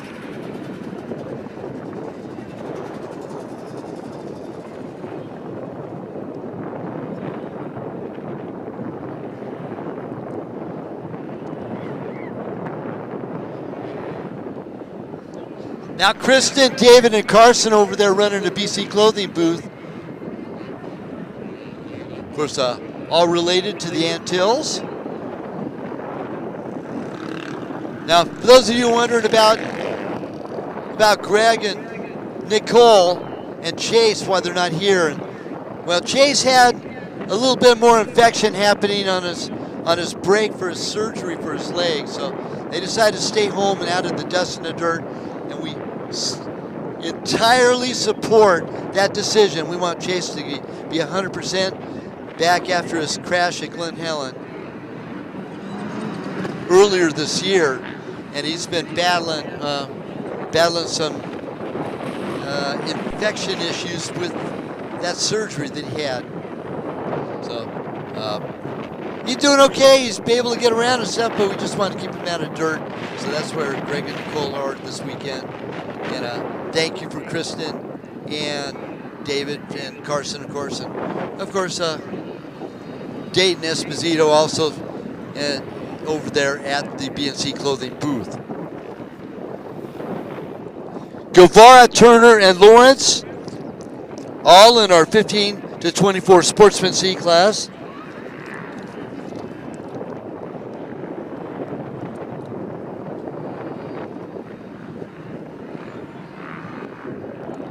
+50 A leader Jeff Anderson, 433. 30+ C leader, good ride for Ross Summers, number 1525. Joseph Shafee, our 50+ B leader, number 372. Our 50+ C leader, Tommy Jacobson, number 657.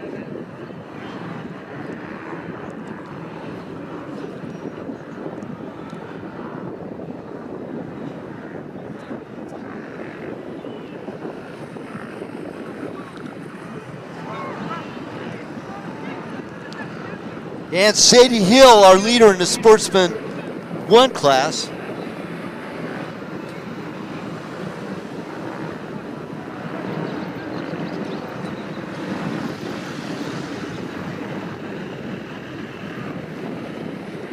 Last rider going out on course, 472.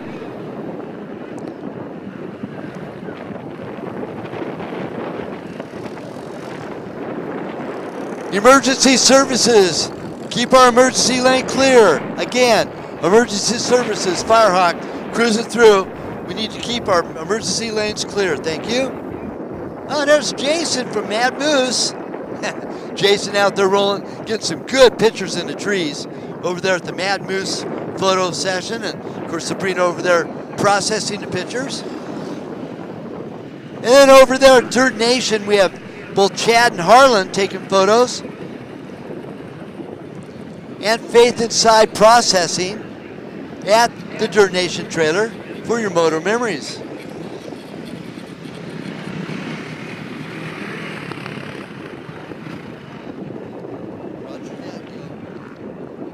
We need Julian, the parents of Julian Ken, number 256, at the finish line to the Firehawk ambulance. Again, parents, guardians, family members of Julian Ken out of Henderson, 256, to the back of the ambulance at the Firehawk ambulance at the finish line.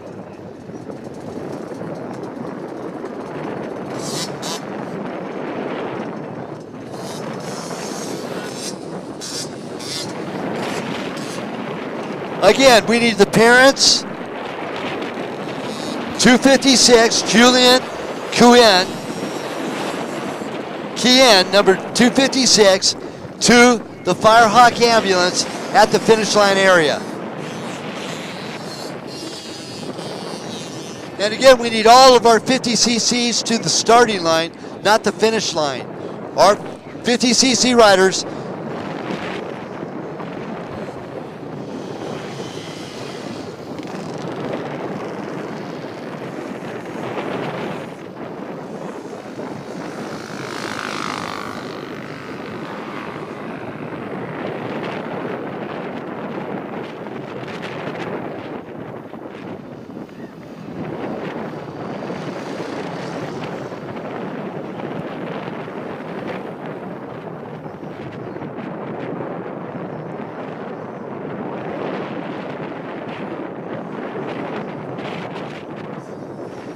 Again, we need to keep our fire lanes clear at all times for our emergency personnel.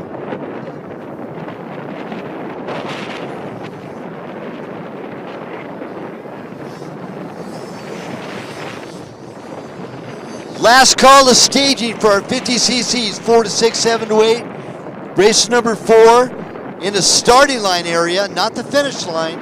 Now, mind you, during practice, we staged at the finish line area.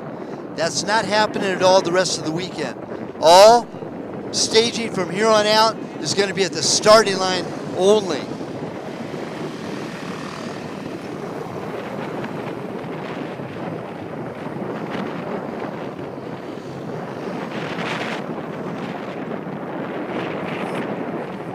Last call to staging for race number 4, our 50cc, 4 to 6 and 7 to 8.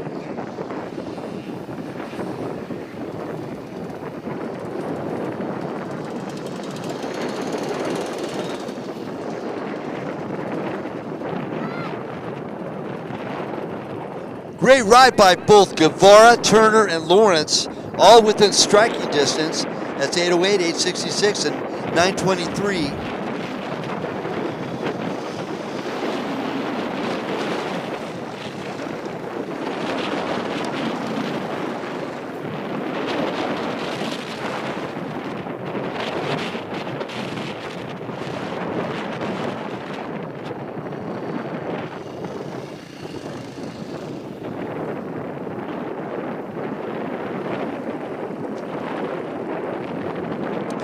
Great ride by Tyson Hanig, 834. He's first in our 40 plus C. And Ross Summers finishing right next to each other on the 1525.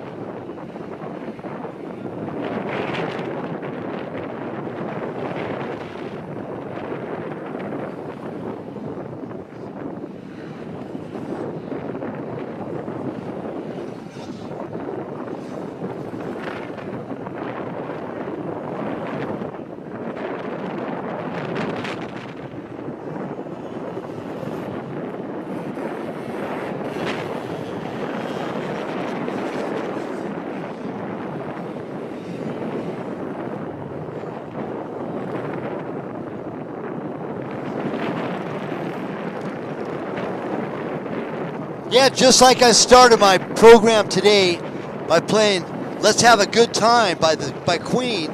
You know what? We all started this racing game because it's supposed to be fun and it's supposed to be having a good time.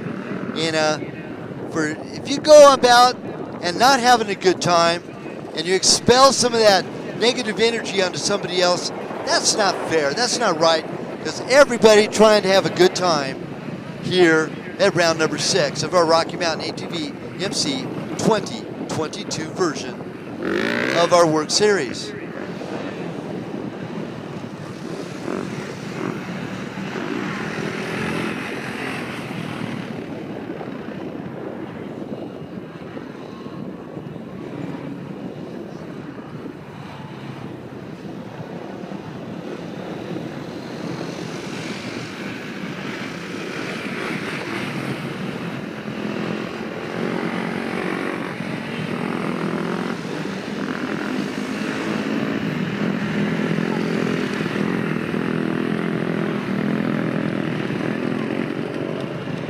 Yeah, I'd like to take this opportunity of thanking all of our first-time riders here with our WORCS Racing series. I hope you're having a good time, and please share the experience with all your family and friends. Let everybody know we do have live internet streaming and live internet feed happening all weekend long. That's available at WorcsRacing.com and WORCS on YouTube.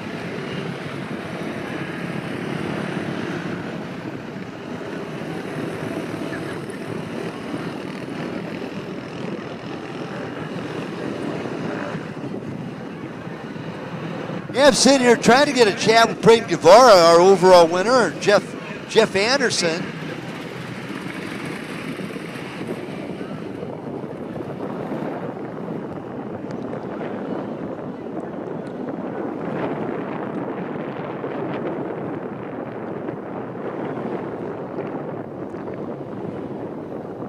Well, I'd like to pay mention, too, of Dakota Lind. He got 5th overall. He's only got about maybe 7 or 8 races under his belt. He's the younger brother of Tyler Lind, Colt Lind, and a older brother of of Cadenland. So all 4 Lilins are racing today. 3 of them out of the Purvines Racing Yamaha group, and the other one out of the Precision Concepts Chaparral Motorsports Factory Kawasaki group.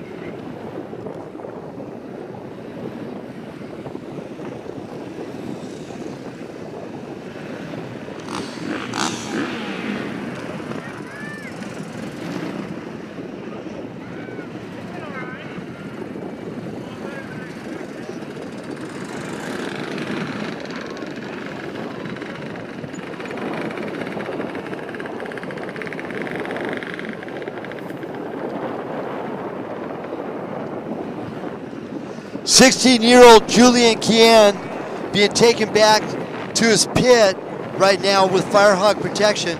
Gilbert taking him into side-by-side right now. As we wind down, celebration's over with. Here for race number 3.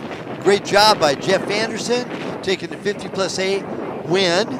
Brayden Guevara taking the win in the Sportsman, 15-24 speed.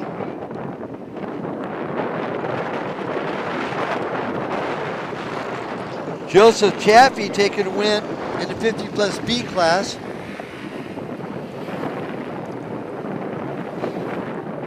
Ross Summers taking a win in the 30+C class.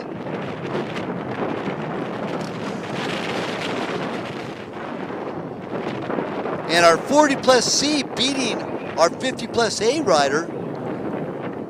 And that's Tyson Hennig in 6th place overall. Great ride by the 884. He clawed his way up through adjusted time and actually put off a good ride on that last race. And that's the number 884 of Tyson Hennig.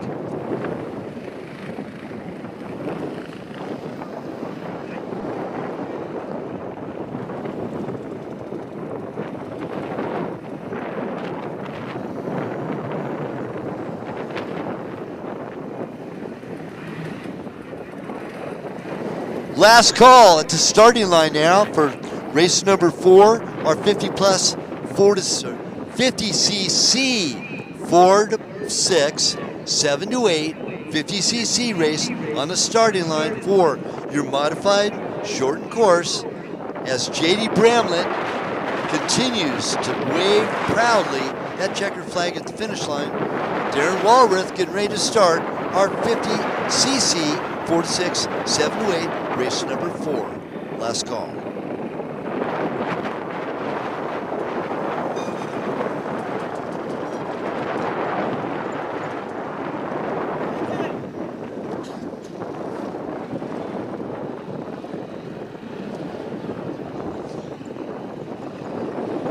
Getting the overall win here, race number 3, Brayden Guevara. Brayden, great job, man. What kind of start did you get? Got a straight start, clean start into the first turn, maybe 2 other people in front, and was able to get in front of them kind of quickly, although they made it kind of hassle. Man, your class was huge. There's a lot of riders out there, huh? Yeah, that start was so crucial. Getting in front was pretty much the main part. Did you have clean air off the start? Yeah, and then the tight track made it kind of hard when we were coming into the people in front of us. Now you're getting to be a regular WORCS Racing regular, aren't you? Yeah. You loving it? Yep. Hey, you tell all your friends now, how old are you? I just turned 17. In high school still? Yep, I'm going to be a senior. Well, congratulations and best of luck. We wish you all the best. And you tell your friends at school that you race? I'm pretty sure they already know. They think you're crazy? Insane. I agree. No, we know better than that. It's all good. Hey, Brayden, hey, really good talking with you. And hey, who's your favorite for today for the Outdoor National? We like Tomac. But you're on orange. What's up with that? What about Ryan Dungy, man? I don't know about that. Or Antonio Caroli? I don't know. European, man. Ryan Dungy isn't, though. Right. Okay. Anyway, still, Eli, and he did qualify really well today, as a matter of fact. And I'm not going to be a spoiler, so I don't know yet. But anyway, great talking with you. You want to thank everybody that helped you? My mom and my dad. Anybody helps me out. My grandma, still watching. That's pretty much about it. Brayden, good job. You gonna race tomorrow too? Yep, 250C at 8:15. Best of luck. Brayden Guevara, Congratulations, winner, race number 3. Thank you.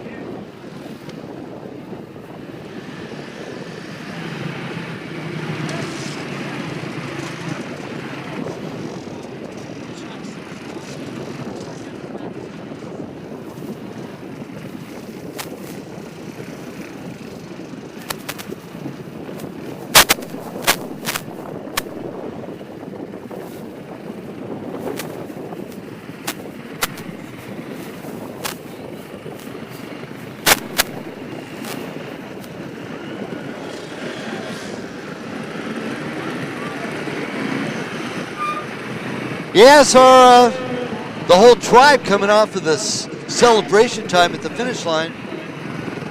And hoping to get a chat with anybody else. Yeah, it looks like we're pretty much cleaned out. So our 50cc 4 to 6 and 7 to 8, they are over there at the starting line waiting for clear course and Darren Walworth to drop that green flag. So Cedar Baja Grill cooking up lunchtime. Hamburgers, tacos, nachos, burritos, and chicken strips, and ice cold drinks as well over there at the Red Tent at Caesars.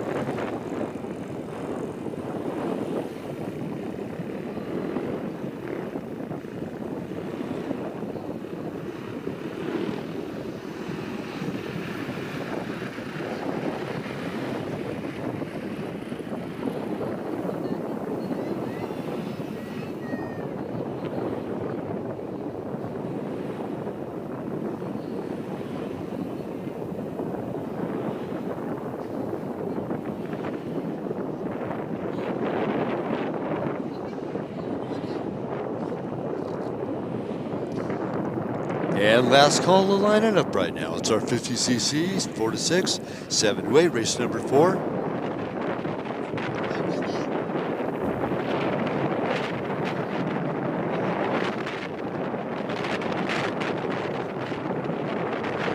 You know, it amazes me right now seeing all these one-wheeled skateboards rolling around. I'm not going to say how much, but oh my gosh, I am stumpified with the cost of them things. It just blows my mind. And then for all the accessories that goes along with that,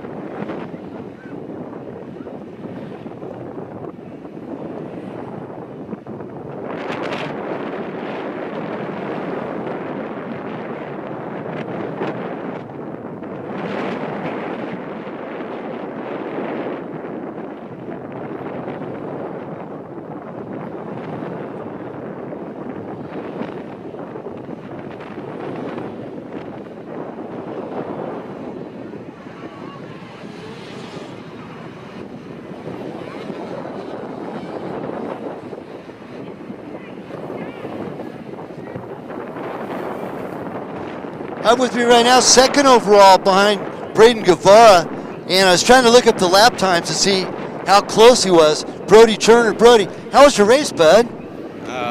Pretty good. I just got a bad jump on the start, and then after that I was just pushing and trying to get the best result I could. Your class was huge. How many on the line with you at the time? I don't know. There was a lot though. And then did you get pushed off to the side? Is that what happened, or just bad off the jump? Just bad off the jump. The bike just like started dying. I don't know what was happening. But then you clawed your way through the field all the way up to second overall and second in class on top of that. Did you have Brayden in front of you? Were you able to see him? Yeah, I was able to see him in some corners, but in some corners I wasn't. So I don't know how close I was getting. Yeah, he had all the clean air and you had the dirty air, so that was the advantage that he had over you. But a great ride still, second place. You're doing really good in the points if I understand right. Yeah, I'm doing pretty good. I'm pretty sure. I don't know about today. I don't know what I'm in points, but I know tomorrow I'm tied for first. So I gotta get the lead on that. Nice job, man. The series is getting to be definitely your forte, so to speak. A lot better than Desert, a lot better than Moto. But you take both of those aptitudes, put them together for the Grand Prix, right? Yeah, pretty much. It's a lot of fun. I like it. Anyway, Brody, good seeing you. Congrats on your second place. You want to thank anybody? My dad, the Thompsons, FMF, Scott, KTM, Dunlop, Fox, Pro Taper, the Cherries, IMS, BP, and then, yeah, that's it. And to think that the last year, at the beginning of the year, you were still on minis. Come a long way, man. Good job. Thank you. That was Brody Turner, second place, here today in the 15 to 24C. And right now, it's our 50cc, 4 to 6, 7 to 8, race number 4. And we got a whole tribe of these little buzz bombs out there.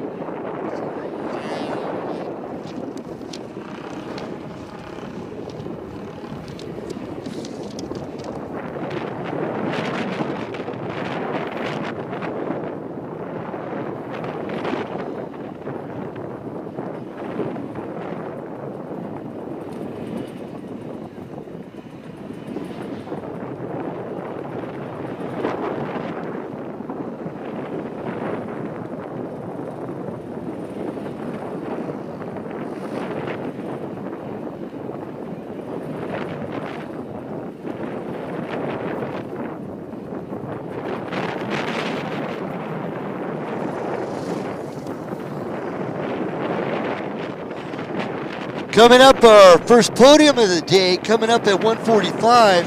It's in about 15 minutes from now. That's for races 1, 2, and 3.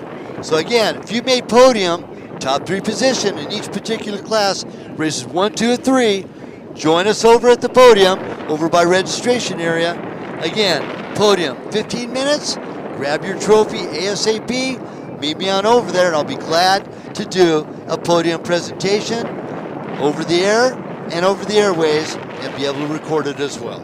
Again, podium, our first set, races 1, 2, and 3, 15 minutes from now.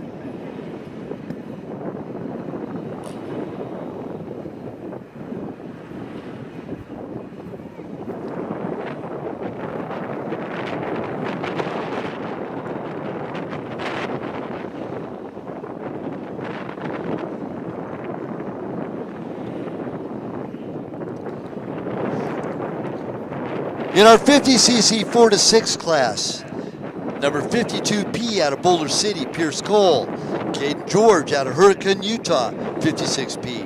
Number 92 out of Boulder City, Clausen Cole. Eric Visser out of Phelan, number 110P. Cashton Jose out of Vegas, 115P. Skyly Consueler out of Havasu, 217P. And Cooper Barnum shedding 2 of his wheels, now on 2. 295, it's Cooper Barnum. Kason Gallup out of North Las Vegas, 401P. Chad Hunwardson out of Overton, Nevada, number 416P. Barrett Shewalter out of Henderson, Nevada, 428P. Brody Jorgensen out of Wellsville, Utah, 1155. Ryder Flake out of Queen Creek, Arizona, 1165. Brock Summers out of Tremonton, Utah, 1174. 1175 out of Apache Junction is Danny Jarman. Now looking at the numbers, I would assume that they are first-timers with our WORCS Racing Series. 1186 is Carson Butterfield out of Cedar City, Utah. And I believe it's 1851, the number's punched out. It's Tough Yardley out of Beaver, Utah. And then Weston Roy out of Henderson, Nevada, number 1854. In our 50cc 7 to 8, number 3P, Elias Vanderhayden out of Cottonwood Heights, Utah. Karsten George out of Hurricane, Utah, number 20P. Logan James out of Cameron, Arizona, 27P. Tegan Jukes out of South Jordan, Utah, 31P. Number 90P is Maddox Petty out of Hurricane, Utah. Destry Doogie out of Cameron, Arizona, 91P. Madison Lyon out of Havasu, 99P. Tate Norris out of Taft, number 107. That's Taft, California, by the way. Cadence Jose out of Las Vegas, 123P. Gunnar Burnson out of Hurricane, Utah, 219P. Braxton Barnum, number 294P out of Vegas. Bryce Simpson out of Henderson, Nevada, 915P. 1846 out of Cedar City, Braxton White. Casey Piplick out of Las Vegas, number 1849. He's the lad, the youngster from Ryan Piplick. Good to see him back, WORCS Racing with us. Number 1861, also out of Vegas, it's Hayden Piplick. And out of Queen Creek, Arizona, Nicholas Marquez, number 1868. And then Rhett Shedden out of Logandale, Nevada, number 1898. That's our entries here. Race number 4, our 50cc, 4 to 6 and 7 to 8.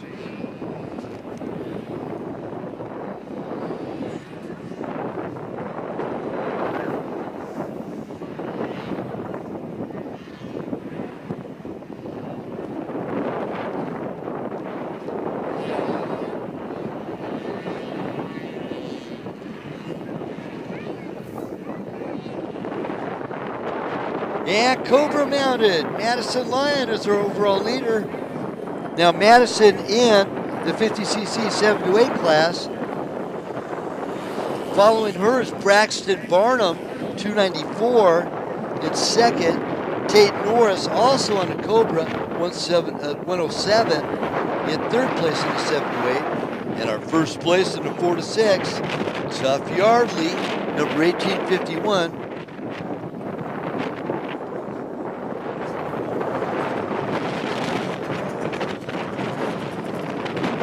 Now, Yardley is a local right here, right out of Beaver, Utah, right up the road on Highway 15. 8 years of age on a Husqvarna.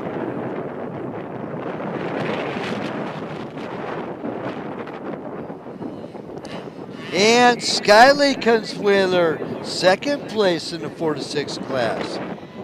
Great job by Skyly, as she now goes by the finish line area to take her second lap.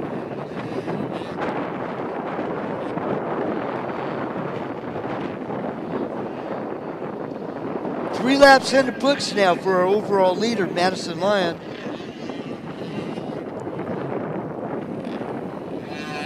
Over Braxton Barnum, 294, and the 107 of Tate Norris. Now both Lyon and Norris are on Cobras. Now, if you never heard about a Cobra before, if by chance you go to Loretta Lynn's for the AMA National Amateur Championship, you know, they have 50cc stock, 50cc modified, 65cc stock, 65cc modified, 85 stock, 85 modified, 105 stock, 105 modified, super mini stock, super mini modified. Out of all those classes, more classes won out of the Cobra Manufacturer Company from the United States of America, the only American-made motorcycle for off-road, motocross, and desert. And they even make a 125, believe it or not. I'm really surprised we don't see more Cobras because they are really fast. I mean, a lot of them right out of the box are faster than even modified KTMs. Just in the mini bike class, of course.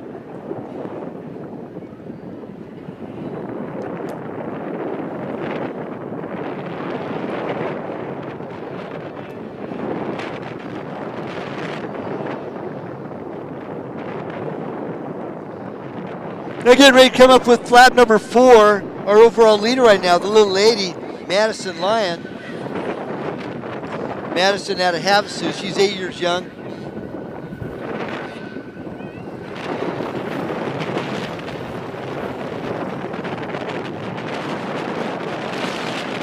Now Tate Norris is our 3rd place after Braxton Barnum. Of course, Barnum also out of Vegas, also 8 years old, 294. And then Tate Norris, also 8 years old, on a Cobra number 107 out of Taft. Now Taft, California, many people don't know, very first place in the United States of America that hosted a motorcycle club that was official. The official Taft Motorcycle Club, been around since 1907, I believe it was, right during the oil boom there in the central San Joaquin Valley. So a little bit of history there. Taft, California, of course, the home of our starting line, our starter, Darren Walrath, our finish line flagger, J.D. Bramlett, and our roamer as well, Dallas Mayo with the WORCS Racing Series. So both Dallas, J.D., and Darren all been involved with our WORCS Racing Series for over 16 years now. Also like to pay mention, our sweep rider today also running some equipment. We have, that'll be Steve Thompson. And then also doing sweep as well, Tyler Cole. And then on quads doing sweep, we have Kerry Wallace and Dane Perry, both on quads. By the way, both Thompson and Cole on motorcycles.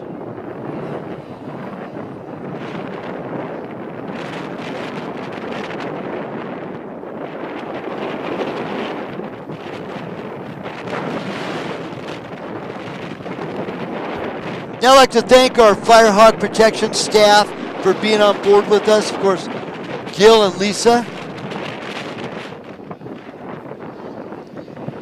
Gil and Lisa, the owners of Firehawk Protection. And then, of course, we have Jaime, we have Madison.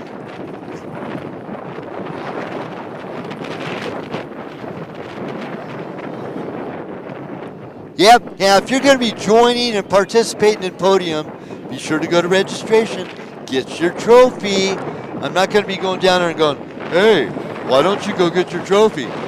Nope. Get your trophy first. Have the gals there at registration give me a holler. I'll continue calling the 50cc race as long as I can. Well, I need to continue thanking our Firehawk Protection staff, Jaime, Madison, Alexis, and Alex, along with Gilbert and Lisa. Huge thanks here for your protection and care to ensure you have the best medical attention if by chance that was to come into play. The biggest downfall of our sport is the possibility of having an injury. Well, we have some of the best in the business to adhere and take care of our riders' needs if that was to happen. So huge thanks to Firehawk for protecting us and keeping us safe.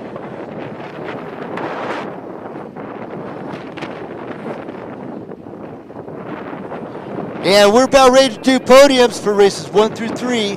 So if you've got your trophy, and let registration know, I'll march on over there and we'll join you for celebration time, just like Kool and the Gang would say. Celebration time. Woo woo!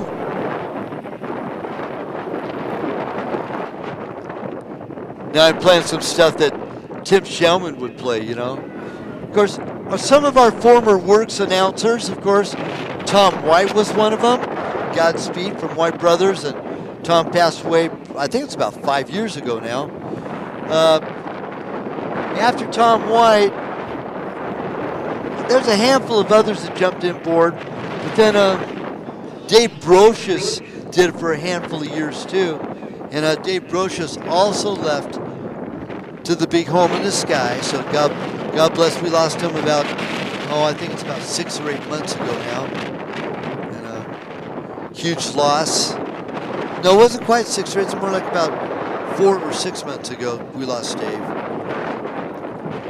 Then after Dave, I jumped on board about 2011 to about 2013, and I tag teamed a bit with Tim Shellman, who's also wearing a couple other hats as race director and race referee. And Tim did a good job on the mic, and I went and concentrated on NGP at that time, and Tim continued on with WORCS until about 5 or 6 years ago, and then Brian and Bootsy went on board right before Randy Perry took over the WORCS series.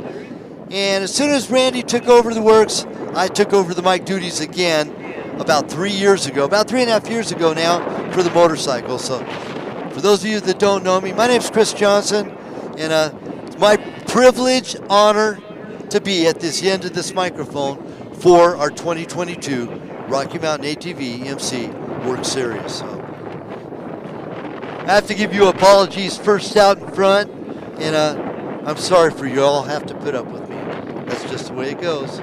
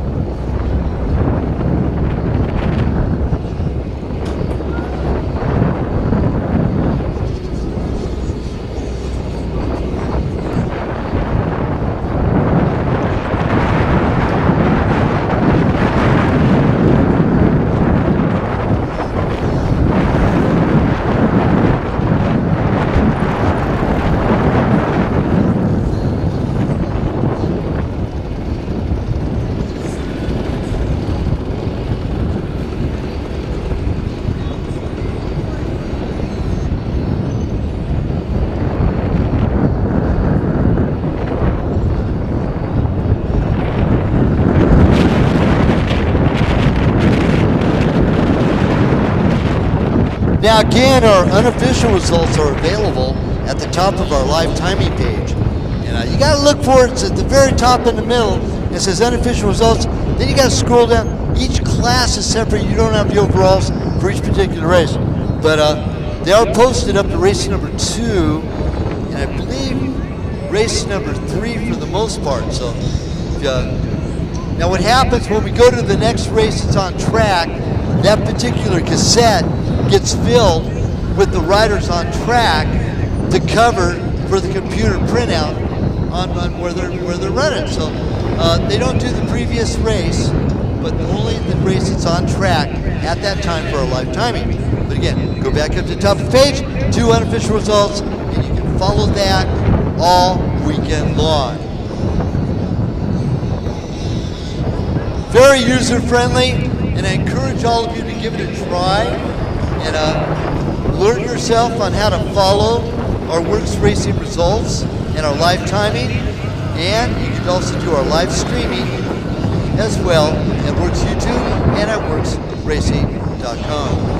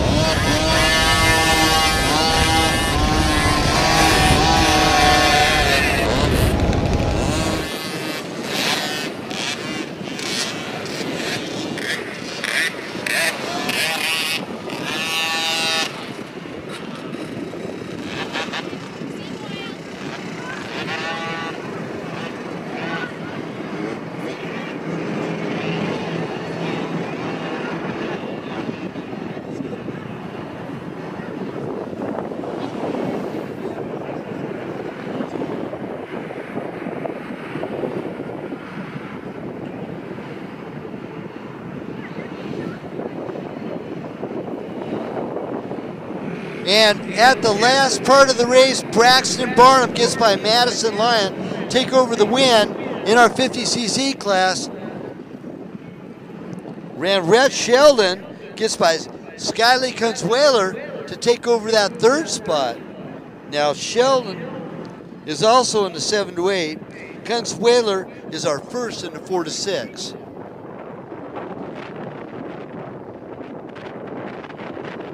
As our bobblehead racing comes to a finale.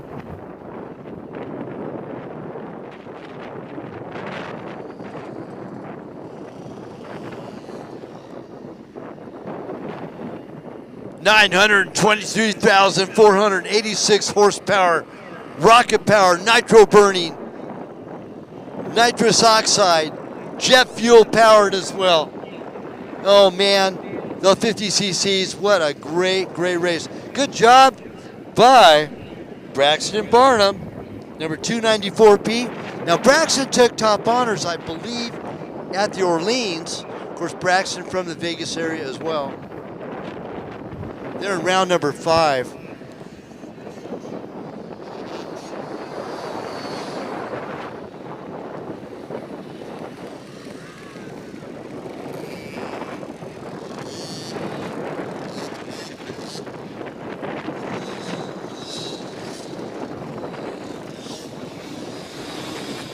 Our 91P Destry Doogie out of Cameron, Arizona. Zipping on by. There goes the 31 of Tegan Jukes out of South Jordan, Utah. Heading back to the pit area. Hey, it's now officially lunchtime. Now, if you are in races 1 through 3 and you got top 3 in your position, go by registration, grab your trophy, and have registration. Get in touch with me, and we'll come on down and do a podium presentation. Otherwise, I'll just sit it out till the end of the day, and we'll do podium at the end of the day. If that's what you all want to do, hey, it's all up to you. That podium is your celebration time, just like Cool and the gang would say. Don't forget our next round coming up in August. That'll be round number 7 at the Cache Valley MX facility there in Preston, Idaho. It's a great vacation location. Lots of neat stuff to do around there.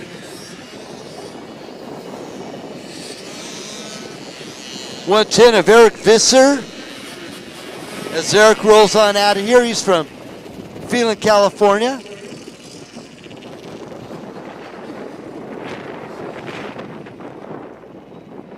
And a 416P of Chad Hunwardson out of Overton, Nevada, being pushed off under dad power.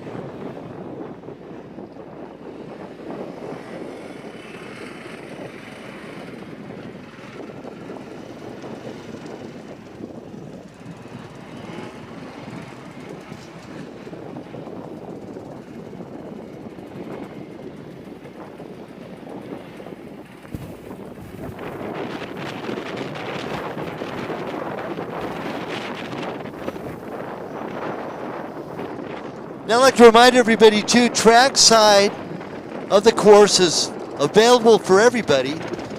Hey Hugo, how you doing, man? Hugo Visser, also out of Phelan, California, going on by just now.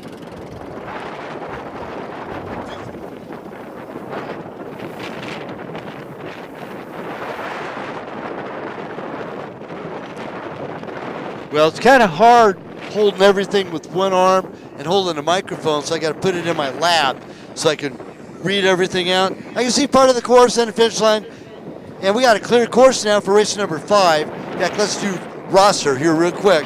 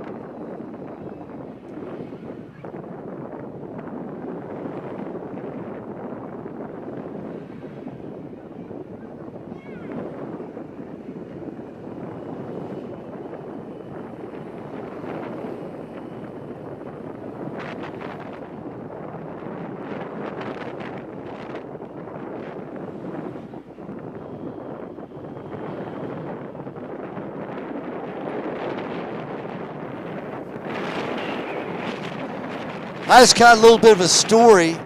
Now, Eric Visser out of the Visser family out of Phelan, California. Eric was in that race, had a broken motorcycle up until right before the start.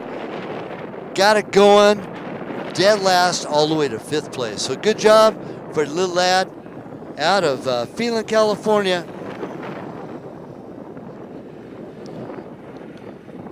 We got some launchers going. Now the big challenge, any of those that make podium, hey, you got to do the water slide. That's all there is to it.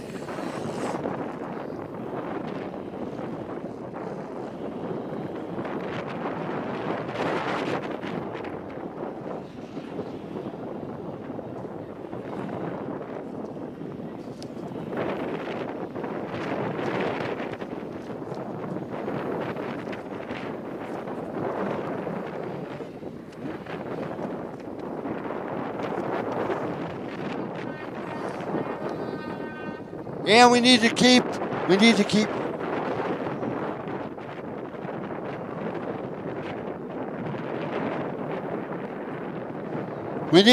our fire lanes clear at all times. Water truck going around, get some water right now. One of our water trucks got broke. We got another one to substitute it for it, but not quite the size of that big Caterpillar water truck. So we're doing our best right now, trying to keep our dust down, but I tell you what, Mr. W is not being very friendly with us right now. Coming up right now, race number 5 on the line, ready to go with Darren Walworth, our official starter at the starting line area. 65 A, B, and C, girls 9 to 11 and 12 to 15, and mini open C. Roster goes as follows: 65A, Tristan K out of Las Vegas, number 38Y. Finn Ruby, man, we had a great little chase a checker flag yesterday, and we had a cheering squad of 5 gorgeous young ladies come on by, and they are big fans of Finn Ruby, and he's number 124Y at Henderson. Logan Hadley out of Vegas, number 676. Number 1488 is Cooper Feller out of St. George, Utah. And out of Cedar City, Utah, Amin McMillan, number 1870. In our 65B class, out of Washington, Utah, number 5Y, Tatum Talbot. Out of South Jordan, Utah, number 18Y, Nixon Jukes. Out of Taft, California, number 45Y, Levi Owens. Out of Kingman, Arizona, number 312Y, Jacob Dickinson. Blaze Sessions out of Vegas, number 315Y. Brayden Singleton out of Salt Lake City, Utah, 694Y. And Trayson Butterfield out of Cedar City, Utah, number 1161. In our 65cc class, Cohen Ray out of Harriman, Utah. Letton Weiss out of Ely, Nevada, number 4Y. Jonas Willardson out of Las Vegas, 55Y. Ezra Norris out of Taft, number 104Y. Reed Hayes out of Vegas, 131P. Trey Showalter out of Henderson, 228Y. Ashton Hayes out of Vegas, 241P. Braxton Barnum out of the Barnum family. Now Braxton won that last race, running back-to-back. He's on number 294P. Caden Gretzky out of Henderson on the 333Y. Chad Hunwardson out of Overton, Nevada. He got 4th in that last race, number 416. Well, by the way, a little disclosure here is more than overdue, and my accounts of all the races are unofficial. So again, if I say Hannah just won that race number 3, that's a big lie, and it is unofficial, but we'll come out with official results anytime soon.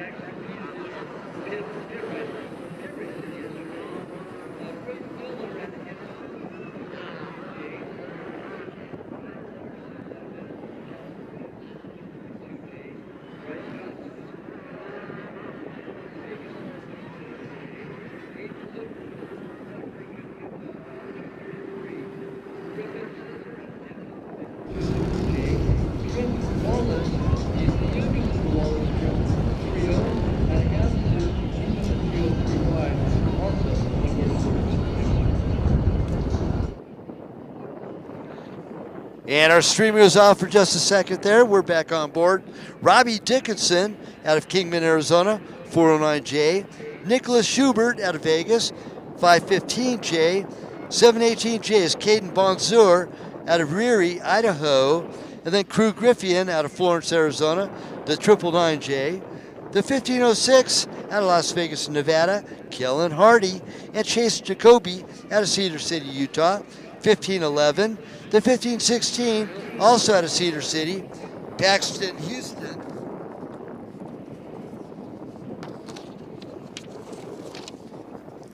And out of Kingman, Arizona, 8 years young, 1522, Cheyenne Showman. And Conrad Griffiths out of Enoch, Utah, number 1527.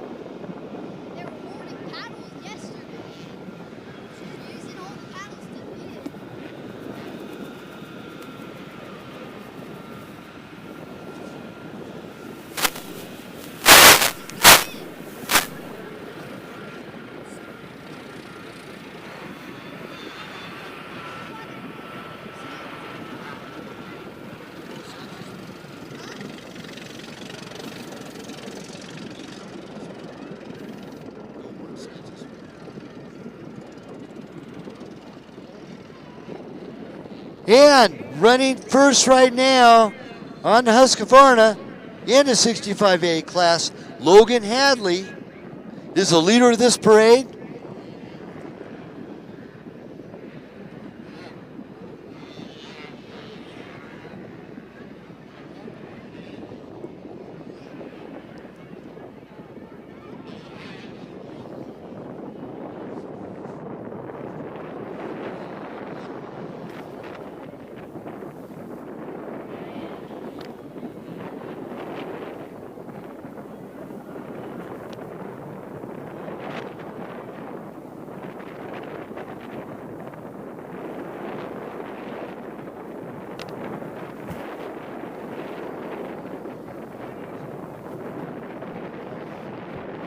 First on our 65cc B class is Nixon Jukes, number 18Y.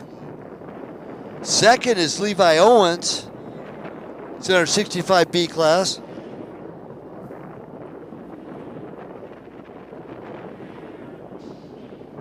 Our mini open C leader is Gabriel Besada, number 42J. And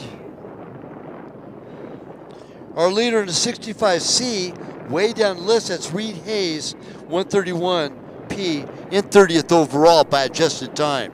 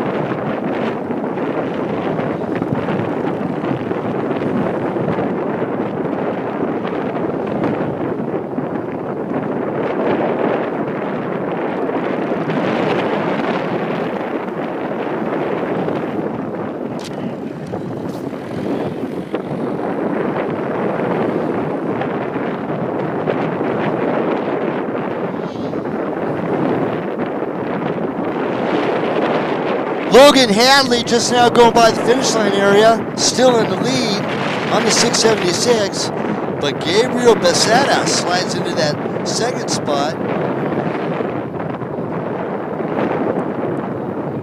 No, actually Finn Ruby is still in the second spot by just a time. Ruby's starting to roll number 2, I presume, from the looks of it. Now all this time gets adjusted with each and every start, whether it be 15 seconds or 30 seconds or a minute after each and every race. Each and every start, I should say.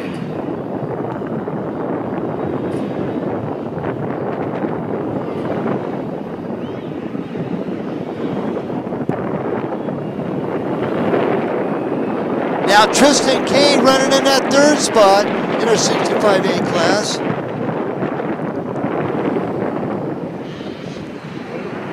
And our mini open C, Gabriel Becerra, now takes over the overall position here in race number 5. This is our 65 A, B, and C, and our mini open C.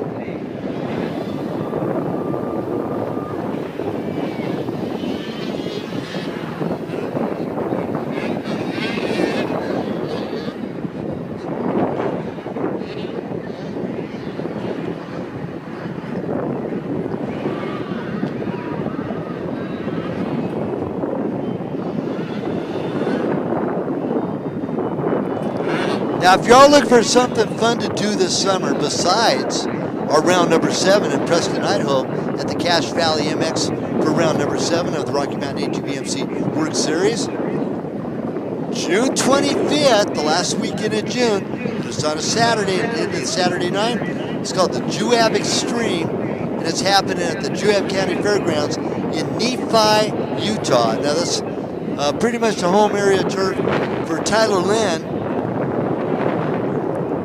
and Casey Blue here with us this weekend. Of course, Casey, Grady Blue, and Tyler, Colton, Dakota, and Caden Lynn, all from that particular area. But it's a gas. This will be my 4th year announcing it. Definitely a good time, and I plan on being there. Check it out. JUAB. Juab Extreme is XTREME Extreme, and it's the June 25th at the Juab County Fairgrounds in Nephi, Utah. That's NEPHI.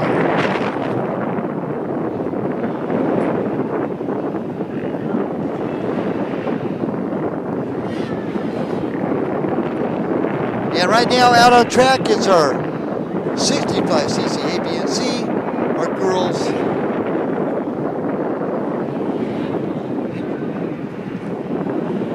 Our girls 9 to 11 and 12 to 15.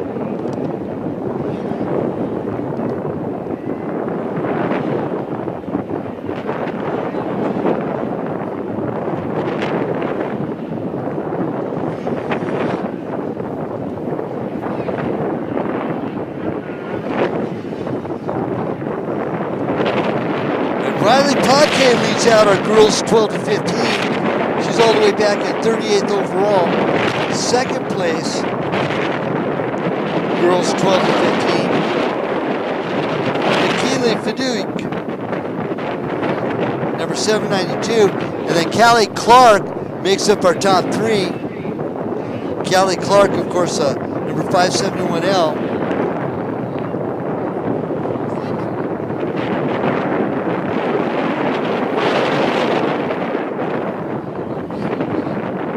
Samuel and Brock Elovich here launching off the big slide and the big platform. Hey, go over to the big slide.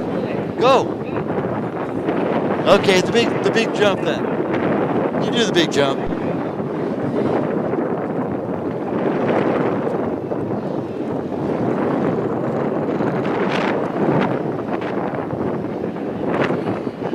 Madison Lyon at one time was our overall by just a time.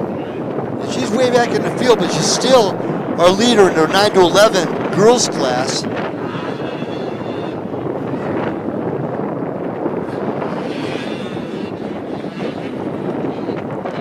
Madison, number 99P, is her number. And we're going to go and make first call for race number 6. Race number 6. That's first call.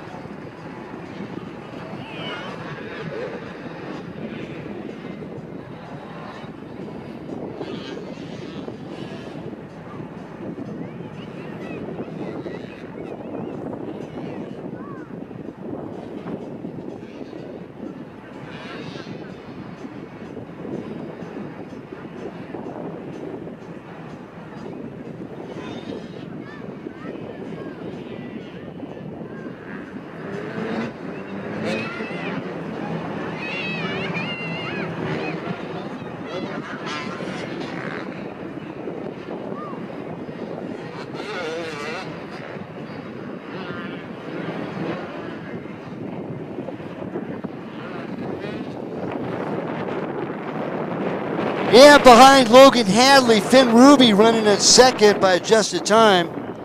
Hadley just going by. Same with Gabriel Becerra, our mini open C leader. That's been going on all race long on that 42J. Griffin Sidler runs second in mini open C behind Becerra. Sidler, number 260J. And by adjusted time, we'll push Finn Ruby back to 4th overall by adjusted time, 2nd in class.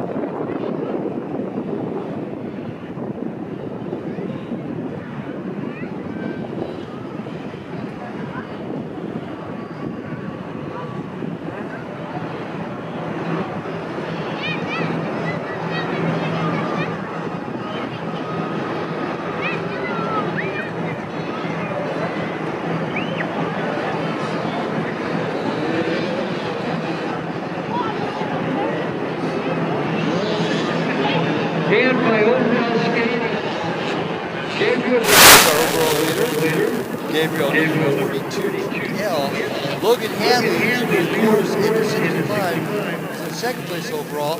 Bassett is the open C. Our 65B is well up into the overalls. Nixon Jukes, 18Y. And then our top gal in this entire mix, Madison Lyon.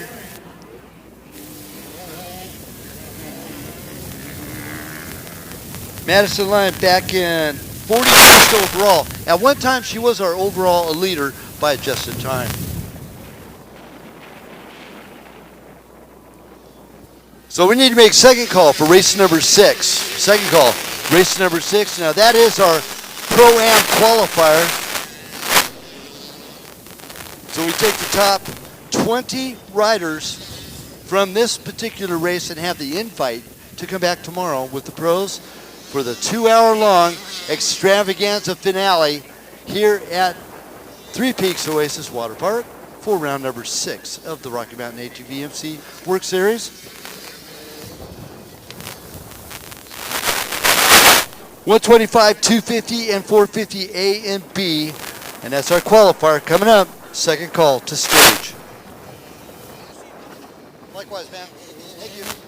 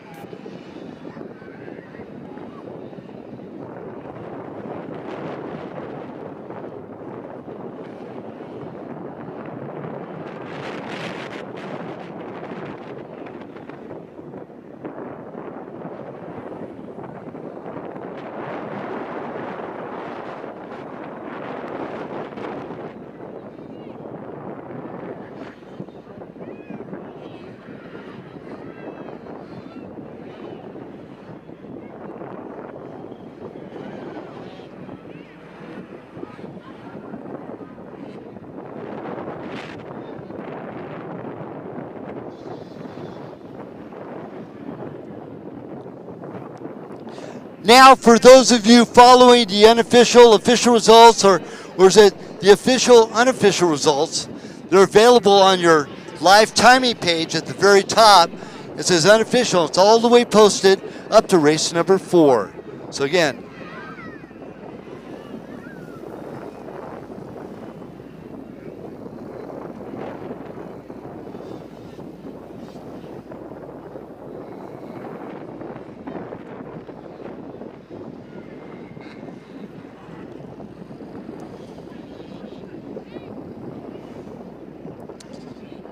now it's only 17 seconds separates first and second between Logan Hadley and Griffin Sittler. Oh no, I take that wrong. I'm sorry. Finn Ruby in second in our 65A. Our mini open C, Gabriel Becerra and Griffin Sittler. Becerra on the 42J and Sittler on the 260J. And there's a good dice going on right there.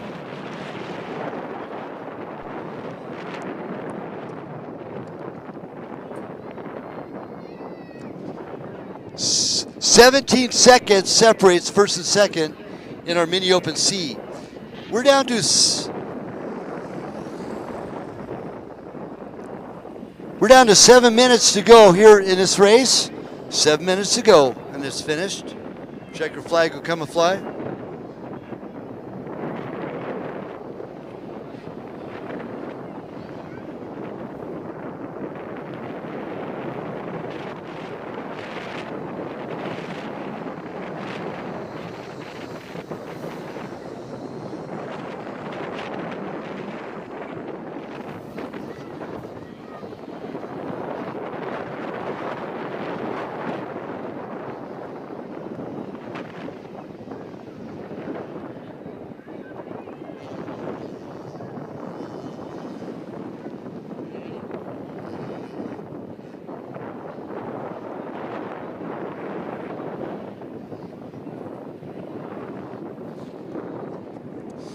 Now, if you've raced at all this weekend, there will be a photo for you, guaranteed.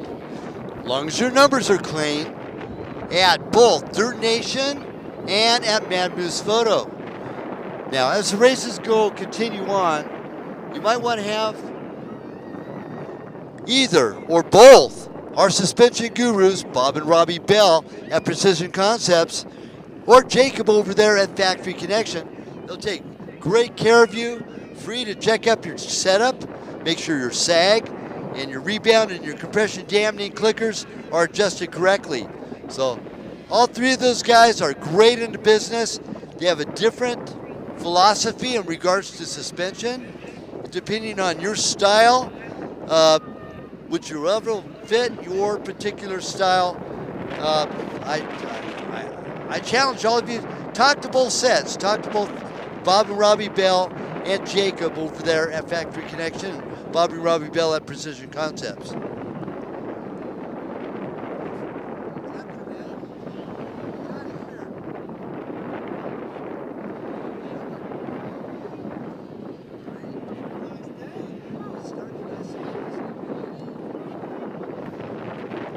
Now, I took a gander over there at the Hoosier booth a couple of times earlier yesterday, and you know, I kept on thinking, yeah, maybe Rusty's here, but I guess he's not. John, how you doing, buddy? I'm doing good, Chris. I'm doing real good. We're pretty busy today. People were talking about, like, oh, maybe not going to get any flats out there. There's no rocks, but I heard the track's really hard. There's tons of square edges out there. Oh, yeah, and it seems to be biting them. And if you don't, by chance, have a moose, but you do have moose in stock, don't you? Yes, sir. Yes, sir. We have mooses ready to go for 18, 19, like whatever you got. And what tire preference would you prescribe to all of our racers here today? I would go with the mid compound front that we have. It's the 25, and then comboed with a 30 in the rear. That's to be our little bit harder compound tire. But being that we're a race spec tire, we're the only 2-ply tire on the market, so you're still going to get racing performance out of our harder compound. Guys are tending to get 4 to 6 more hours out of that. What tire pressures would you prescribe? I would say no less than 13.5. So I've changed a lot of flats today with guys trying to run 12 pounds. And I mean, I know 12 pounds sounds like a normal tire pressure that you would run, but with the track being so hard the way it is, run a little bit higher air pressure because getting a flat, you're not going to win. Higher air pressure with a softer compound tire would be the best way to go right now, and that's your 25? Yes, sir. Exactly. So, like, you don't want the tire folding and rolling underneath you. Instead, you want the lugs to be rolling and flexing, not the tire carcass itself. With a softer compound, because it is starting to get pretty hard back out there. Yeah, exactly. Like all the ruts are just getting created, and I mean, the track's only going to get rougher, right, after every lap, and I mean, you can't even keep the track watered enough with the way this wind is and everything like that. So it's going to be it's a tough race because it's so windy and it's so dusty. You can't really see the square edges or see the bumps to try to stay out of them. And sometimes you're going to have to just ride right in it just to get around someone. Wow, great stuff, and it doesn't hurt to swing on by, talk to John. Now, who's working with you today? Yeah, I got John over there with me, so we got John and John over there changing tires. Yep. Okay, and up till now, you just had a break. This is your first time having a break. You've been busy. Yeah. I finally had some chance to get a lunch, get a little sandwich in there. So, but it's good. Like I like being busy out here. It's kind of, not to say boring, but it's like I'd rather be working than just standing around. Now the next question: how's your senior mountain bike racing coming along? It's been really good. I just raced the California Enduro Series last weekend and got third place in Master Pro. So that's a Vet Pro class. So I was pretty stoked on that on a brand new bike too. That's badass, man. John, always great talking with you. Thanks for your wealth of information. Hoosier Tires doing really good. Now, what kind of changes are we anticipating for 2023? I don't really know a whole lot of changes or whether we're going to be like redeveloping a tire or anything like that, but I will say that we're stocking up on tires, that's for sure. Like we know exactly how many tires are being made and produced in the Hoosier warehouse back in Indiana, and we can put our orders in exactly how many we want to get and all that stuff. So we have our ticket in the hat to get as many tires as we can. Now, how many other distribution centers are there throughout the United States for Hoosier, just like you guys up there near Fresno? Yeah, so there's going to be 3 different Hoosier distributors. So we're Hoosier Tire West. We supply all 13 West Coast states with Hoosier tires. And that goes all the way over to Hawaii. So that's whether drag racing, sprint car racing, asphalt racing, dirt track racing. I mean, we even make a flat track tire for dirt bikes now, and we make quad tires, side-by-side tires. I mean, you name it, that one wheel you're riding around on, we make a tire for that too. Nice stuff. Now, on our side-by-side quad weekend, now you make a quad tire too? So I didn't even know this. You know, I would have said this. Now, as you being one of our series sponsors, you have an open door coming out for us quads and side-by-sides as well, even though GBC is one of our sponsors.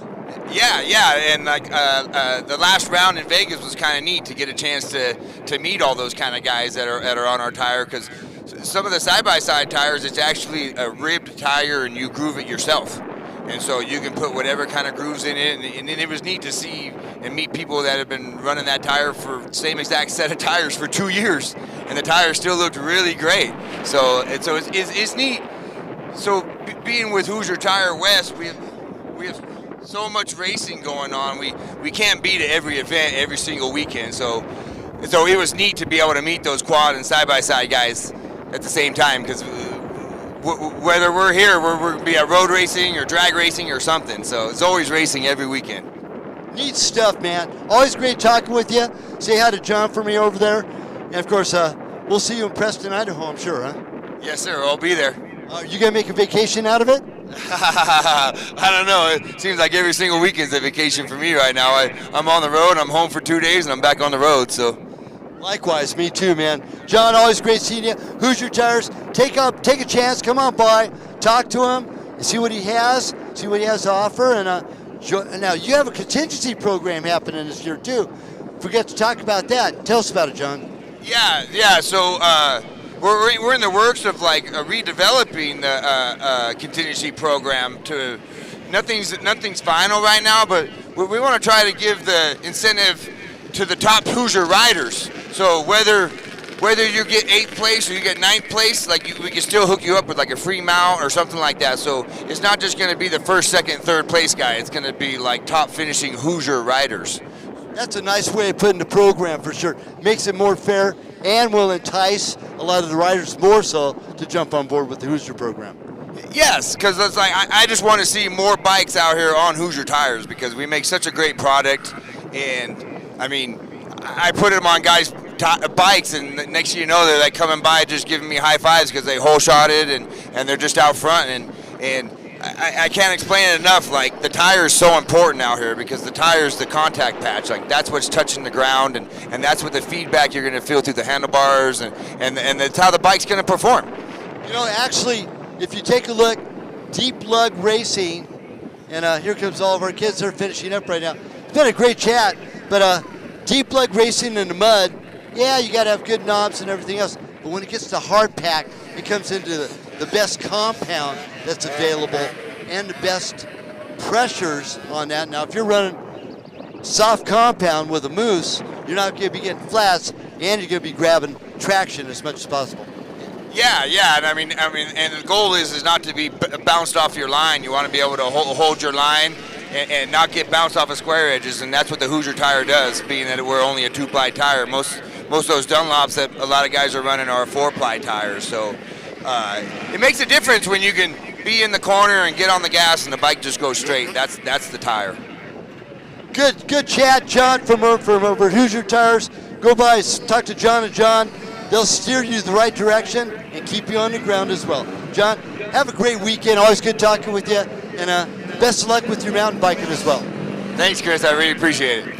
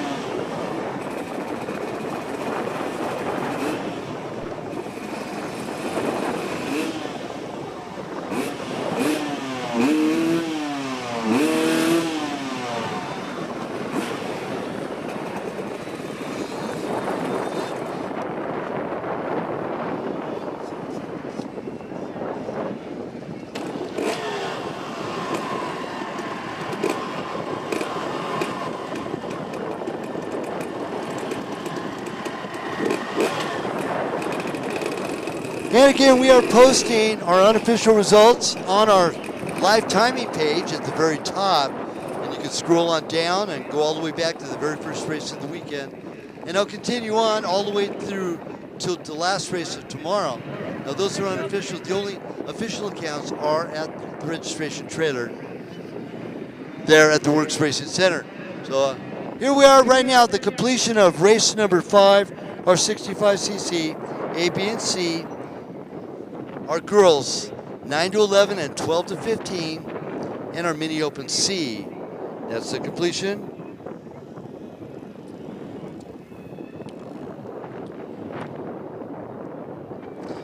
And taking the win in our 65A,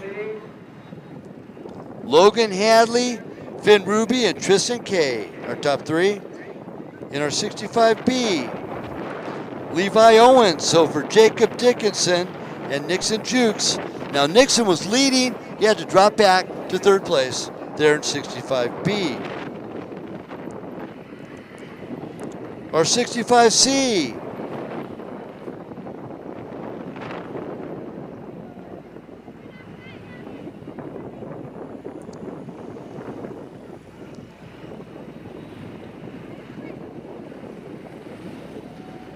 well, our cassette has just now changed for race number 6. So I'll call our unofficial accounts here when they get posted. In the meantime, here's race number 6 with our roster.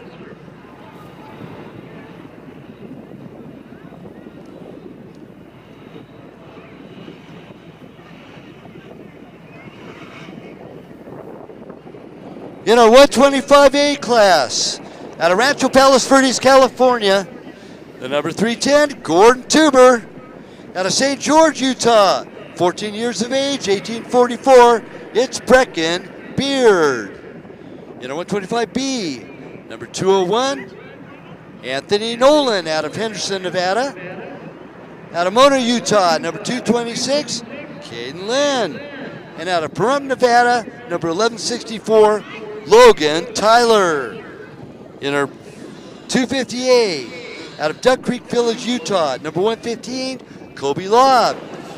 Out of Las Vegas, Nevada, the 1-2-3 punch, it's Eric Danowski out of Gainslinger. Out of Las Vegas, the 202, Mason DeCunzo. Number 313, out of Bryn Rock, Arizona, Collier Martinez. Out of Tucson, Arizona, number 341, Noah Gordon. Number 366, out of Henderson, Nevada, Nathan Tyler. Out of Hurricane, Utah, 405, Seth Christensen. The 521 out of Las Vegas, Tucker Norman. The 660 out of Livermore, California. He's made quite a few pro-ams this year. It's the youngster, Maxwell Shapiro. Out of Mesa, Arizona, number 821, Noah Devine. And McQuinn Hare out of Spanish Fork, Utah, just up the road here, number 1853.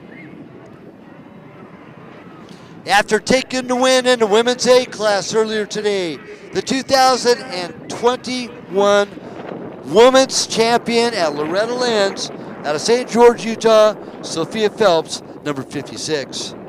Out of Las Vegas, Nevada, number 116, Benjamin Poole. My neighbor, number 130, out of Chino Valley, Arizona, Cody Reyes. Out of Las Vegas, Nevada, number 325, Matthew Vendetti. The 362 out of Flagstaff, Arizona, DeMarco Doogie.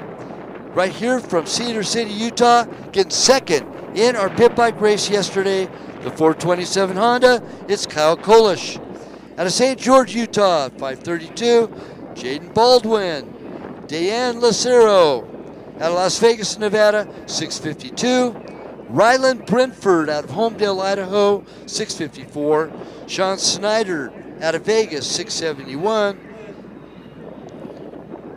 Number 374 out of Salt Lake City, Utah, Maxwell Metzger. 478 out of Washington, Utah, Bryant Curtin. Out of Payson, Utah, 927, Jacob Stowe.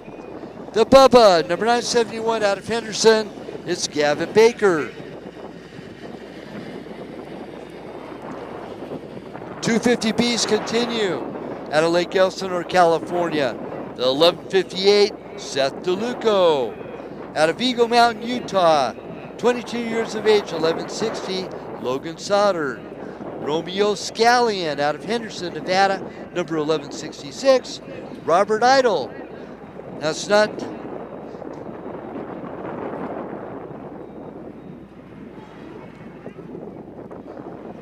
Robert Idle out of Cedar City, Utah, 1170. Daxon Jones out of Washington, Utah, 1176. Quincy Scallion out of Henderson, Nevada, 1180. Kendrick Roberts out of Eagle Mountain, Utah, 1183. Coleman Roberts out of Lehigh, Utah, 1184. And Brady Smith out of Henderson, Nevada, number 1190. Making podium a handful of times in this class. All the way into the podium of Pro-Am. From New River, Arizona, the 212, Drake Hacker. Hayden Flores out of Kensington, California, 239. Dominic Doogie out of Cameron, Arizona, 243. The 269 out of Scottsdale, Arizona, Jacob Sandifer.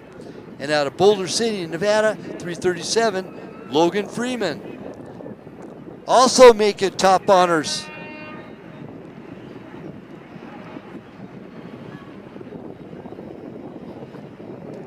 Making podium both in 458 and with Pro-Am. The 399 out of North Las Vegas, Desiree Stewart. Daniel Olano out of Albuquerque, New Mexico, 484. The Crane out of Peoria, Arizona, the 502. Now in a gas, it's Zachary Kramer. Out of Steamboat Springs, Colorado, number 627, Wiley Brunell. And out of Henderson, number 681, on a gas also, it's Tyler Jones. Colton Lynn out of Molney, Utah, number 726. He's on the Purvine's team. Hunter Ray, 17-year-old out of Vegas. He's number 795. Taking top honors both in 458 and with Pro-Am. This guy riding a vet class got first place, Vet A earlier today. And that's Matt Canepa, Uncut Off-Road, Beam Designs, Shenko, Sunstar, and Rye, his sponsors. It's the 855 on the KTM. Bubba Brandel on college break right now from NAU. He's from Havasu, number 928. Andrew Davis out of St. George, Utah, 1839. Jay Zilmer out of St. George, Utah, 1840. 1843 out of Havasu, Aaron Goecki. Now Aaron, former 125A champion here with our World Series, took about 6 or 7 years off. He is back and running, and he made podium there at Havasu on our last round. Jacob Flake out of Queen Creek, Arizona, 1845. Trayden Beard out of St. George, Utah, 1848. Cade Patton out of Highland, Utah, 1856. 1857. Wow, what a comeback this lad has made out of Mona, Utah. Now in a gas, it's Casey Blue. In the 450B class out of Victorville, California, the 110 Honda, the 16-year-old, it's Jackson Tully. Cole Conrad out of Vegas, 157.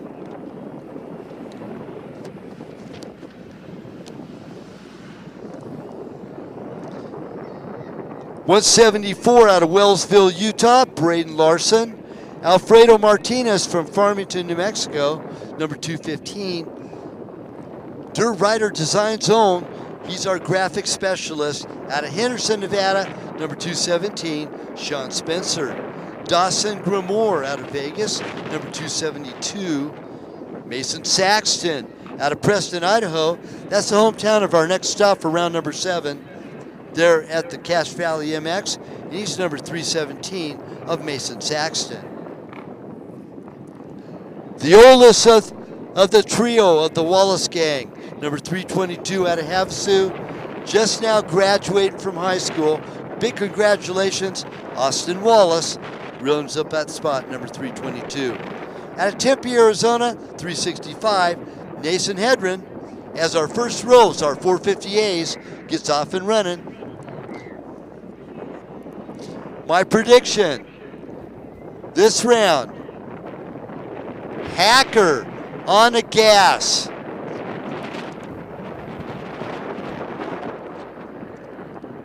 Canepa. Also on the gas.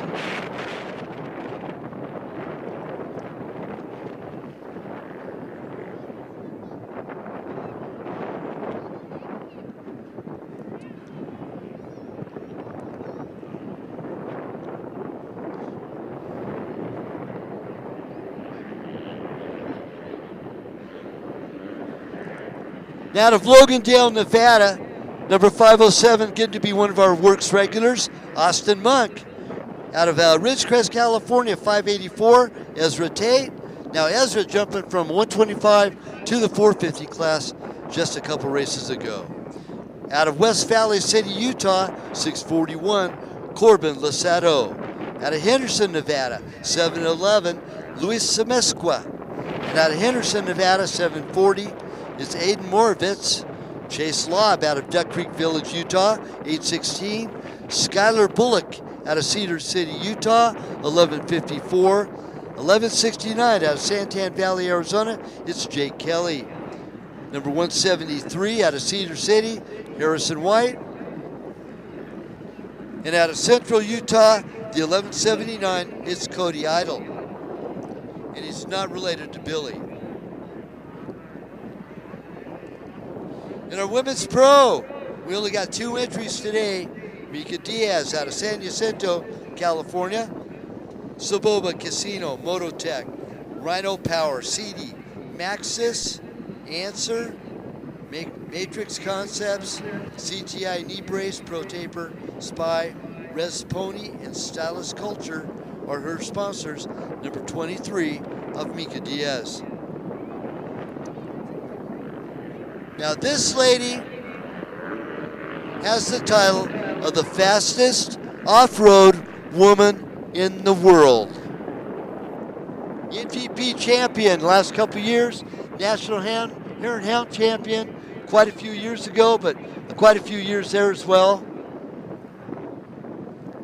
And current NGP and many time WORCS Racing Women's Pro champion out of Lake Havasu City, Arizona, 25 years young, the 198, Brandy Richards, and the 2021 ISTE Women's Pro Champion. So pretty darn cool just to have her on board.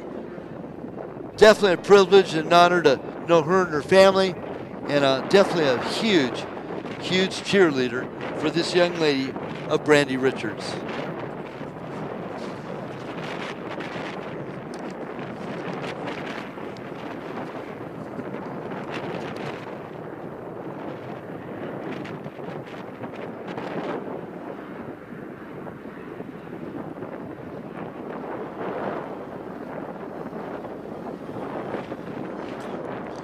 Now my guests make it podium in 450 class.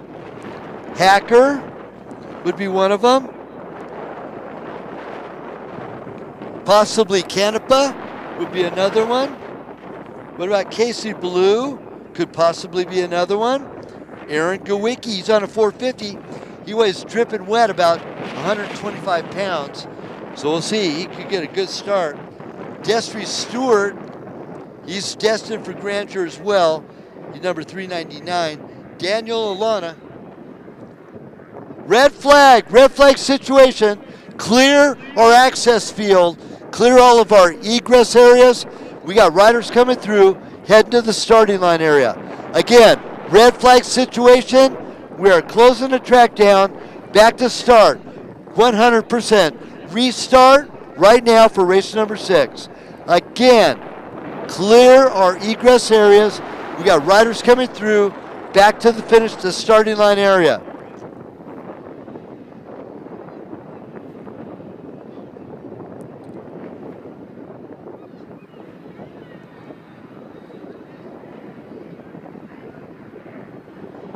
We are doing a complete restart of race number 6. Clear all of our passageways, all of our egress.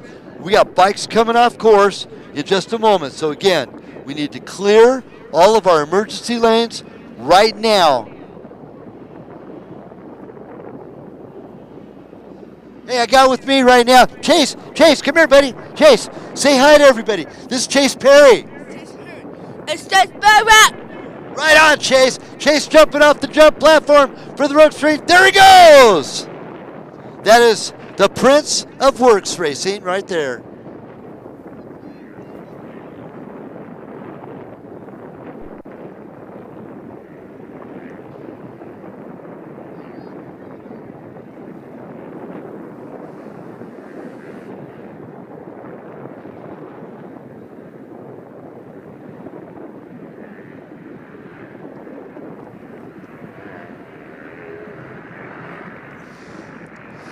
And again, red flag situation, all riders back to start.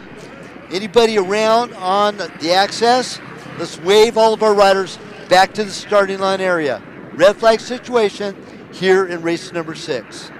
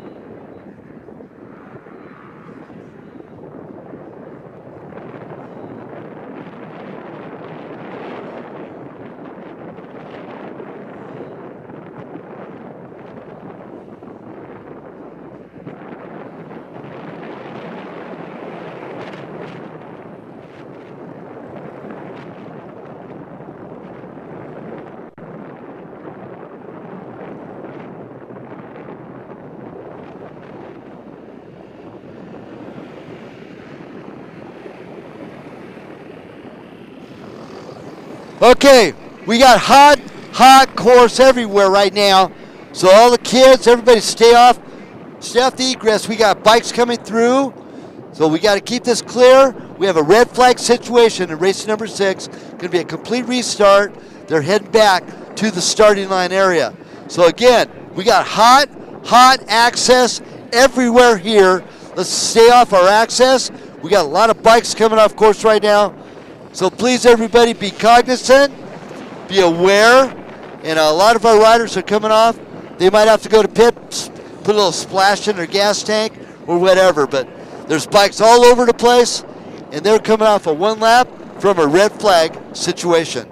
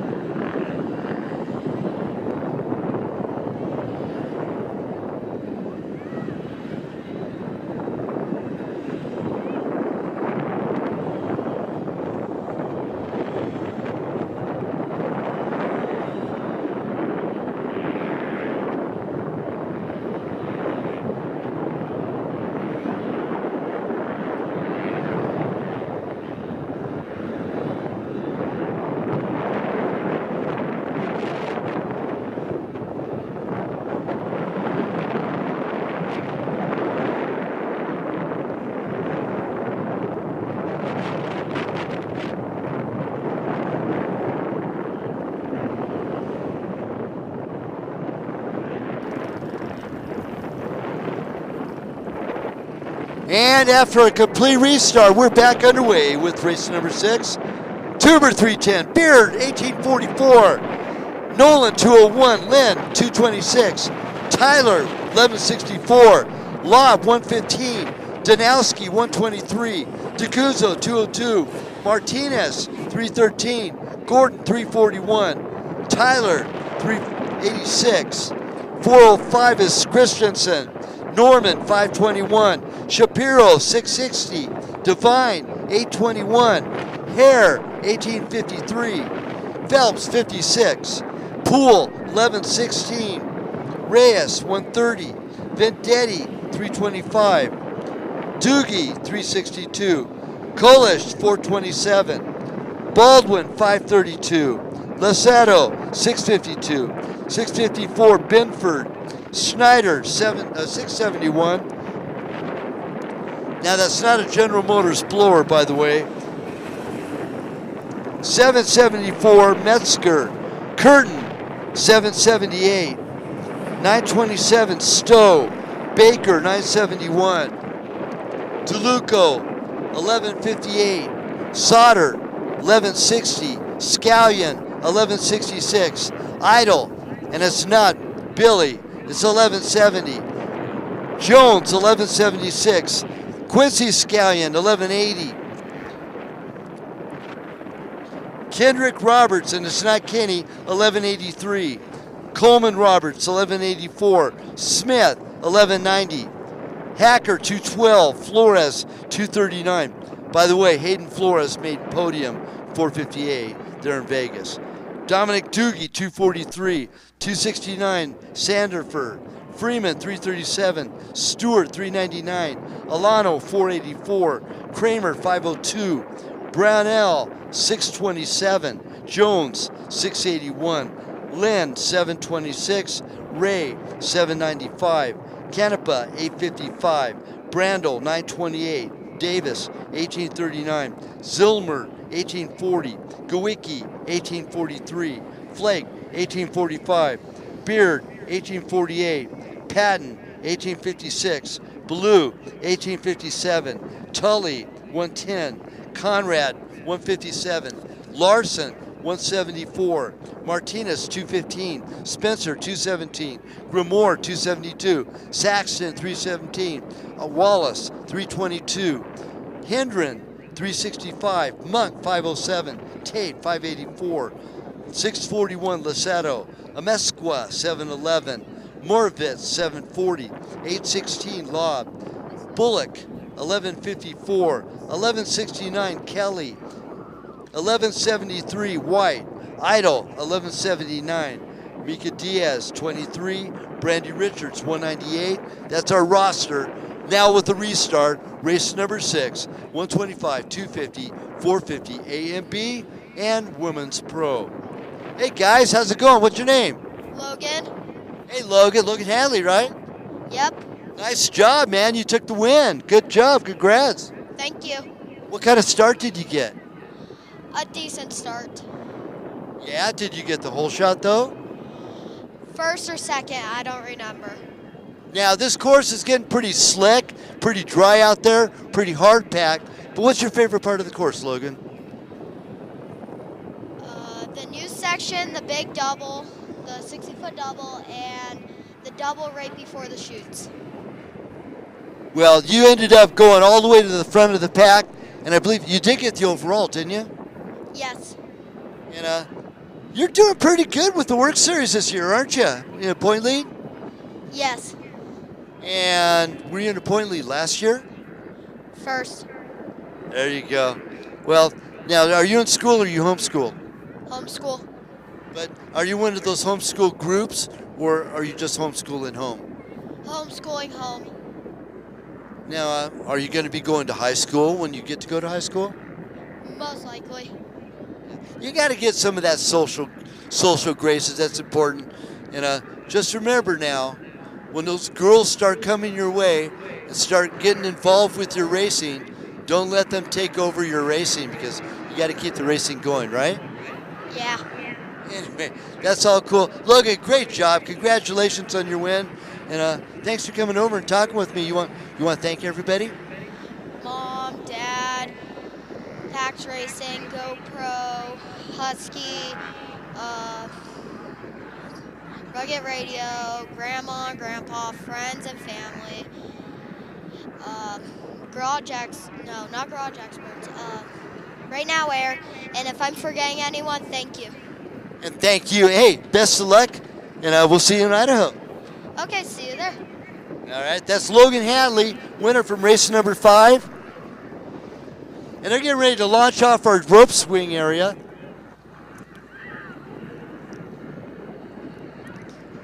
Now with this restart of race number 6, 125, 250, and 450A, and Women's Pro. Hey. You raced, didn't you? Just more that shoulder than the other. You got more something.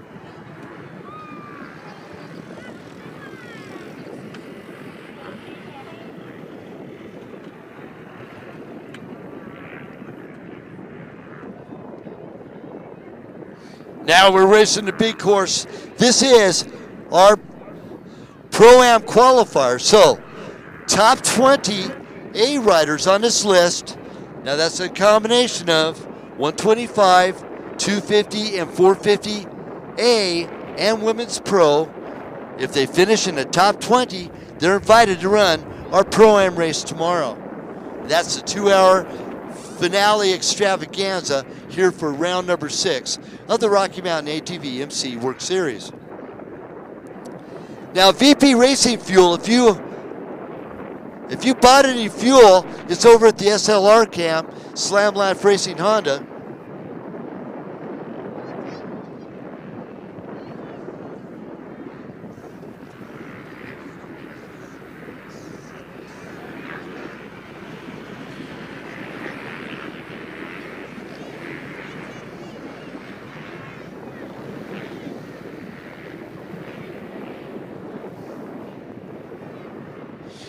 And of course over here at the Three Peaks Oasis Water Pond, we got the Queen and the Prince of our WORCS Series, Kelly and Chase Perry. Kelly taking some cool pictures.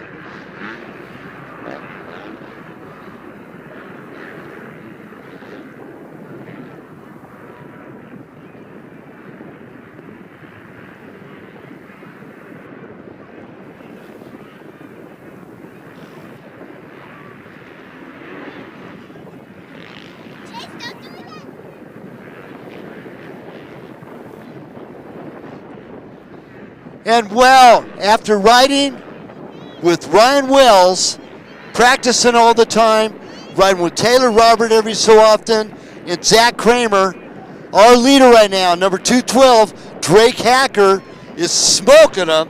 He's our overall leader over Tyler Jones and Hayden Flores, our top 450 riders. Top 250 rider, Collier Martinez, Noah Gordon, coming off of a mini bike onto a 250, now in second in our 250A.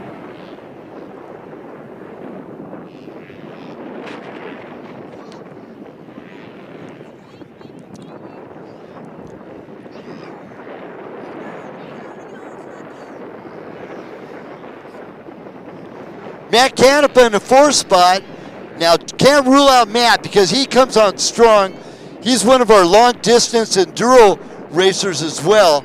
I'll be seeing him next weekend at the 10-hour at Glen Ellen. And he took top honors in the A class in the 24-hour of Glen Helen just back in November. So I think he did the 6-hour too. Yeah, he did the 6-hour as well. But we'll be seeing him next weekend at the 10-hour. That's running 4th place right now, the 855 of Matt Canepa. Of course, Canepa, teammate of the 399 of Destry Stewart.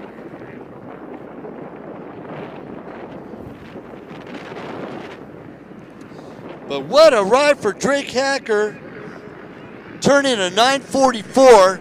Mind you, our Vet Pro champion And winner of race number 2, race number 3, Robbie Bell, his fast time was an 8:26. He turned an 8:26, an 8:27, an 8:26, and an 8:28. Wow. Talking about Mr. Consistent.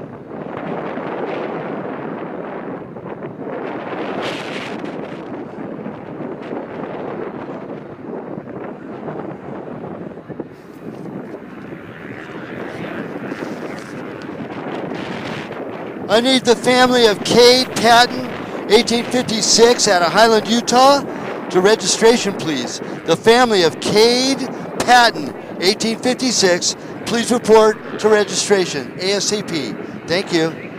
That's 1856, Cade Patton, please report to registration. Thanks.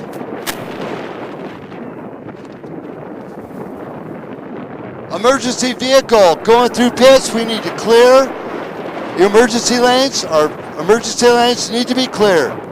We have an emergency situation. We need to clear all emergency lanes right now, ASAP.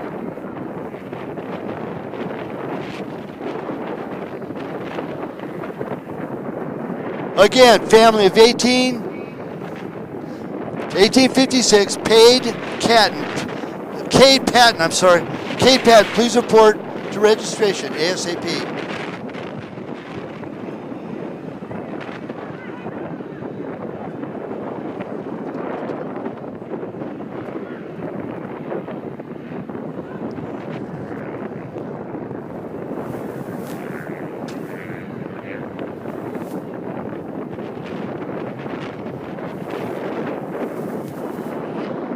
Okay, all personnel need to clear our emergency lanes right now. Bicycles, pedestrians, animals, everybody. Keep our emergency lanes, all vehicles off of our emergency lanes right now. We have an ambulance coming through. Please clear our emergency lanes right now.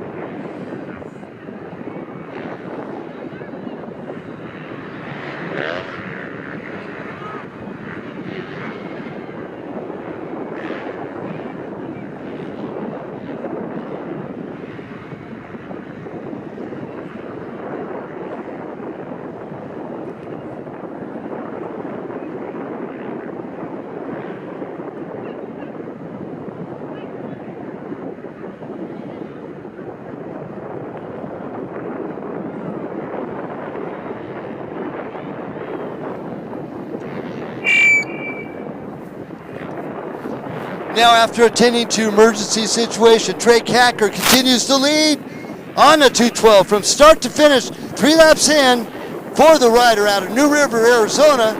Tyler Jones and Hayden Flores round up the top 3. Destry Stewart gets by Matt Canepa for that 4th spot. So those are teammates, by the way, both out of Vegas. And a great ride by 399 of Destry Stewart. Now gets by Matt Canepa. Collier Martinez up to 6th overall, first in class in 250s. And Brandy Richards, 9th overall, our first woman pro. So a great ride by the little lady out of Havasu. Again, shooting for another Pro-Am appearance. Eric Danowski, after making a comeback, took most of last year off after a little situation at Glen Helen last year. Finally started racing again. Here he is right now, up to 15th place in a qualifying position for Pro-Am for tomorrow.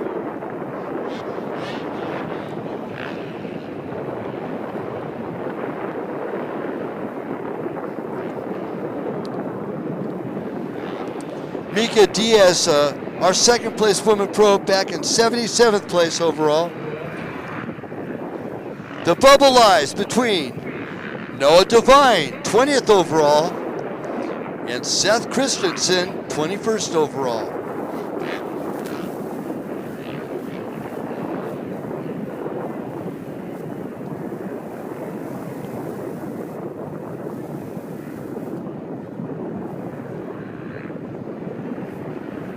Now we have 2 125s in the top 20, 125As, both Gordon Tubert III, number 310 and 17th overall, and Noah Devine, number 821, in 20th overall. I'm sorry, it's Brecken Beard, the 2nd 125, is in 19th overall, in qualifying position for our Pro-Am for tomorrow.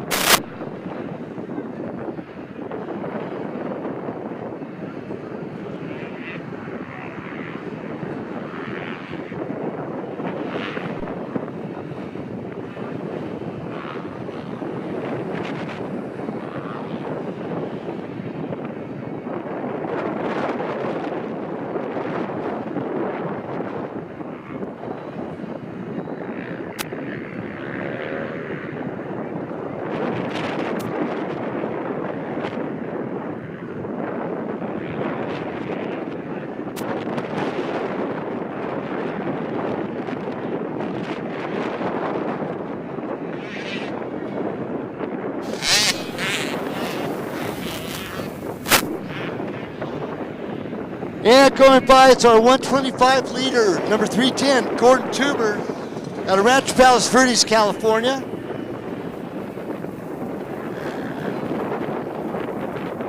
Gordon now just come off of mini bikes this last year. But look at this, by adjusted time, number 313 out of the SLR Honda camp, Collier Martinez, running second behind Drake Hacker. By adjusted time.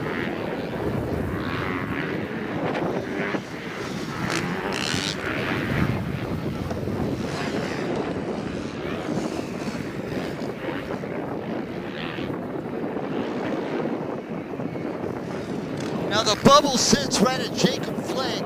He's running in 20th on the 1845. And Anthony Nolan, Tony Nolan is our B rider. And he's sitting in 25th overall by adjusted time.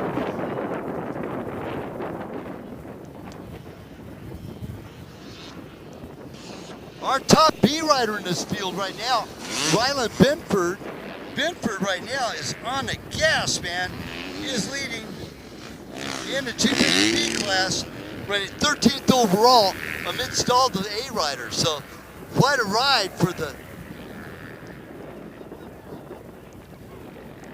Cowie, number 654, in the 250B class out of Homedale, Idaho, of Ryland Benford. Benford, only 17 years of age. He is our top overall B rider right now, running 13th overall against all the A riders. Hacker, Martinez, and Jones, our top three. Brandy Richards, our top pro woman right now, running in 6th place overall by adjusted time. So great ride by the 198 out of Havasu. The fastest off-road woman in the world, Brandy Richards.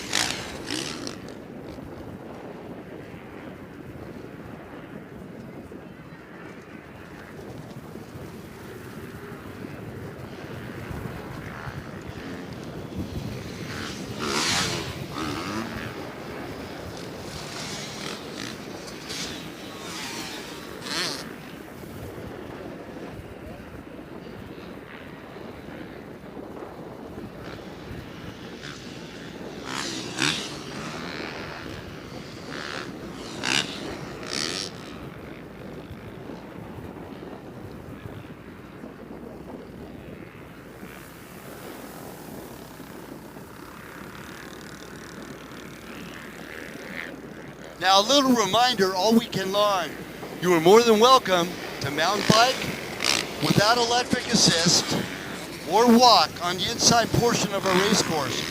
No motorized vehicles allowed. And I see a couple of pit bikes out there in the infield. They are not allowed here at Three Peaks Oasis Water Park. Hey, there's them Persinskis.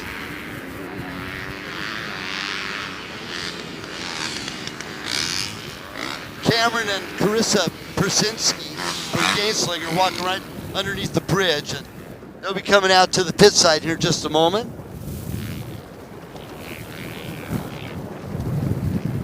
Of course, Carissa rode in the Women's C race earlier today.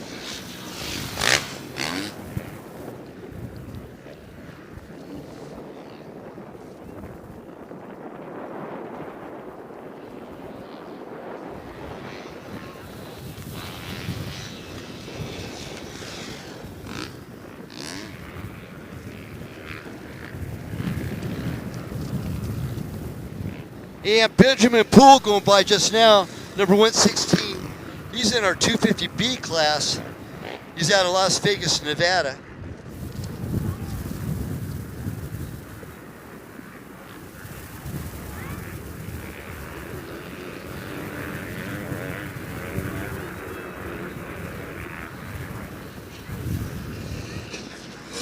Now Drake Hacker dropped back a position.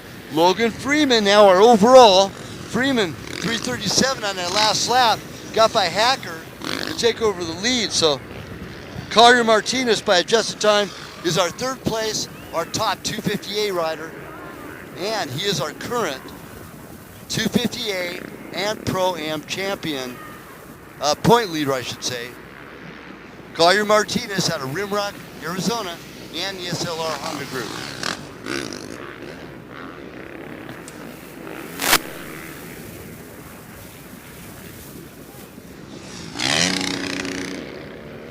Now there's a good battle going on for second place between Drake Hacker and Tyler Jones. Hacker 212, Jones 681. Jeffrey Stewart now into the 4th spot solid. He's got Tyler Jones in his gun sights, so we'll keep tabs on that race. That is the battle. Oh, wait, actually, Collier Martinez still in this 3rd overall spot, so that'll put Tyler Jones on the podium. Jeffrey Stewart 4th, Hayden Flores at 5th. Now Flores has Jeffrey Stewart in his gun sights too. And now just going by is our mini-time 458 champion of Matt Canepa, number 855, as he rolls on by just now.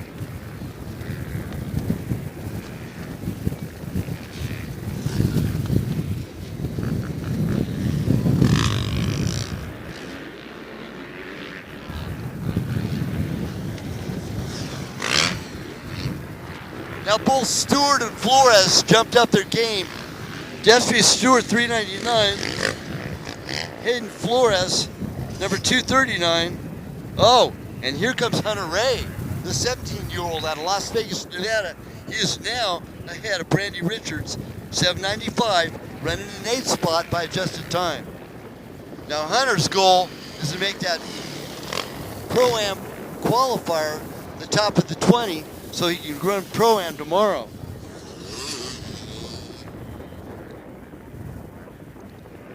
Now, older brother of Tyler Lynn, of course, in the Precision Concepts camp, Colton Lynn in the Purvines Yamaha camp, now running 10th overall in the 8 class.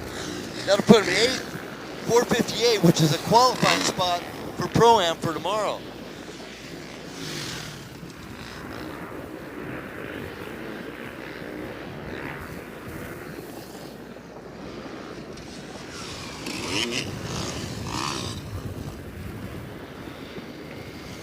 So the bubble now sits in a 20th spot. Oh, wait a second. A little bit farther than that because we have a couple of Bs involved with this.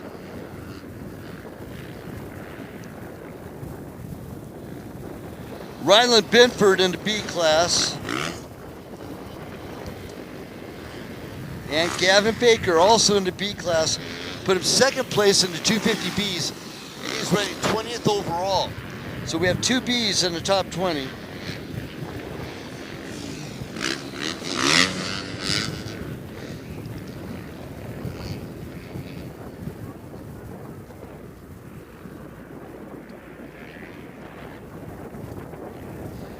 That'll put Seth Christensen on the bubble in that 20th spot, or 20th A rider. Noah Devine will be in 19th spot. Great job by him. And then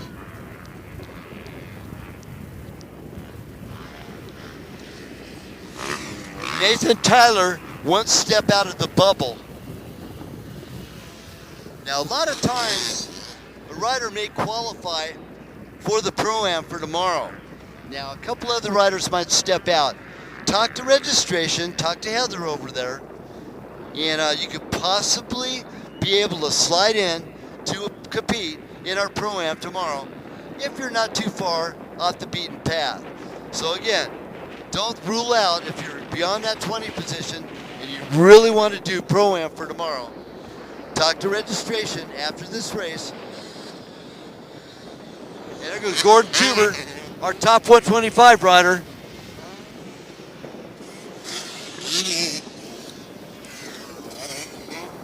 Gordon in 16th spot.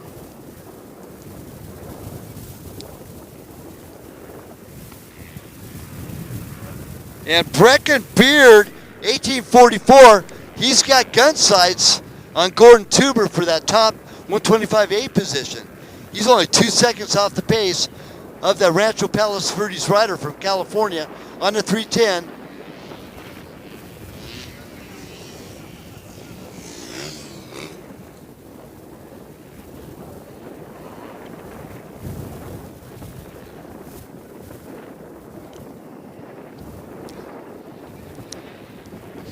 Now leading in our 450B class, it's WORCS Racing Zone, the new high school graduate out of Lake Havasu City, Arizona. The 322, Austin Wallace leads in our 450B class. So great ride by Austin. And if by chance he was an A rider, my gosh, he would be almost qualifying for that Pro-Am for tomorrow.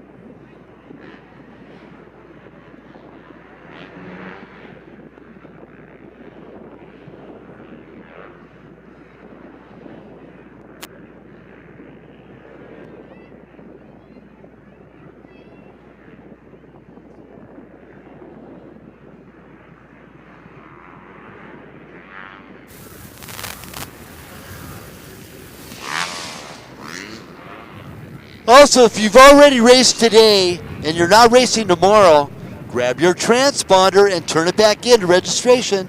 Now, transponders are good for a charge for 3 or 4 days. So if by chance you got a transponder and you are racing tomorrow, don't worry. We take good care of our transponders and make sure they're fully charged.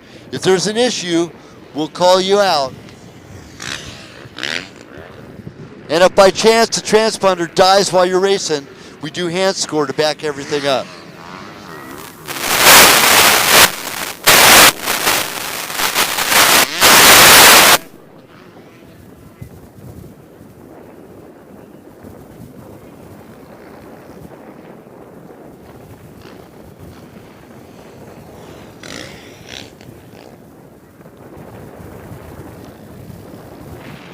So I had a good chat with Eric Danowski earlier today.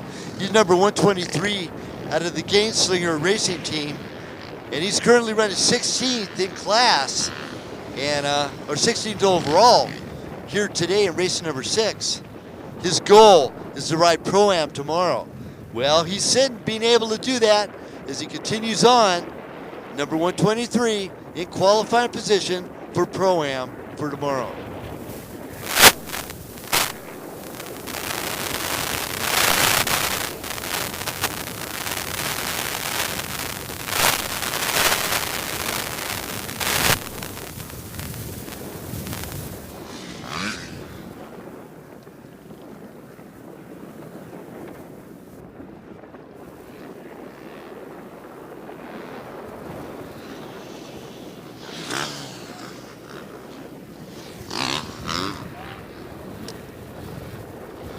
Still a good battle going on between 337 Logan Freeman and 212 Drake Hacker. Only a half a second's difference between those two fine riders here in race number 6.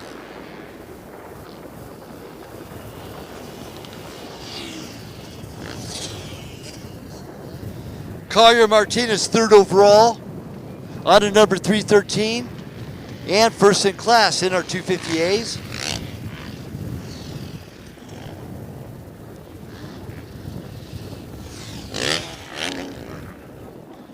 Rylan Benford, our leader in the 250Bs, in 13th overall.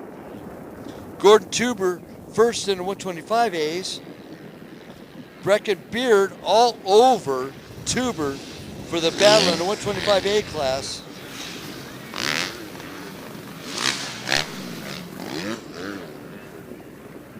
There goes Martinez.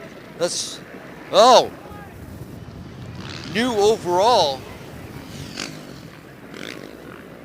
New overall here in race number 6, out of Rimrock, Arizona, our 258 leader of Collier Martinez, now our overall rider.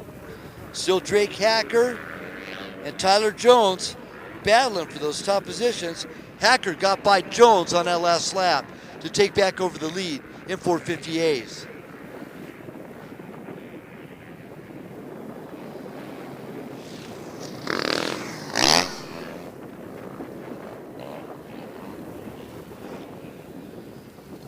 So something happened to Logan Freeman.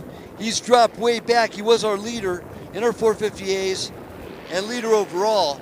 He's dropped way back to 6th or 7th place now, as Matt Canepa now gets back up into that 6th spot and 5th in class. Now Martinez spitting off a 9:10 on his lap time, 9:10. Whereas Drake Hacker's fastest time was a 9:18. Tyler Jones still in the hunt with a 9:06.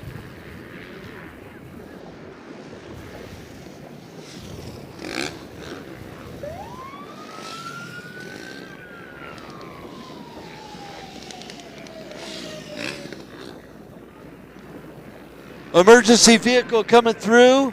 Emergency vehicle coming through. Clear our emergency lanes, please. Again, let's please clear our emergency lanes. There goes Brandy Richards by us right now.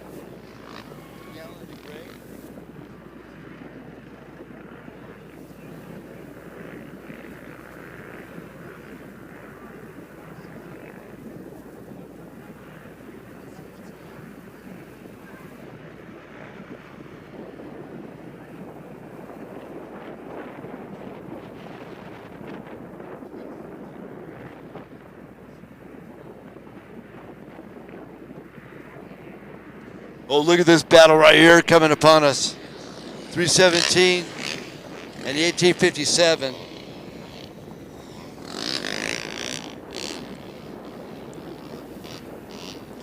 That's Casey Blue. Now Casey out of Mona, Utah. His brother Brady was leading the Super Mini race earlier today. And on the very last lap while leading, broke down, transmission problem. So Casey doing a good job though. He's in qualifying position, running 11th and 8th spot, 458 for qualifying for Pro-Am for tomorrow. Hacker going by just now, number 212.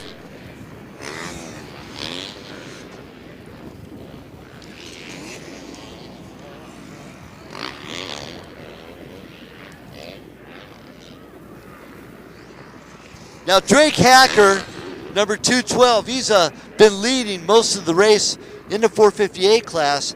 A couple of his riding partners include Ryan Wells and Taylor Robert and Max Gersten and Destry Abbott. How cool is that to be able to ride with any of those guys, eh?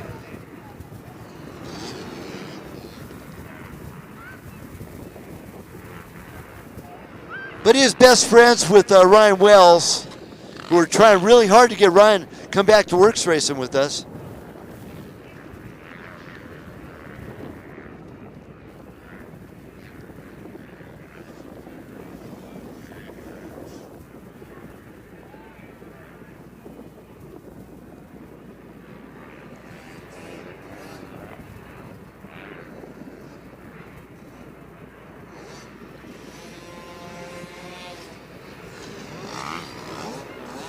Now Tony Nolan, number 201, he's out of Henderson, Nevada.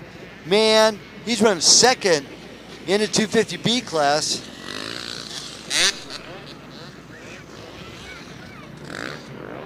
There goes Gordon Tuber picking more riders off.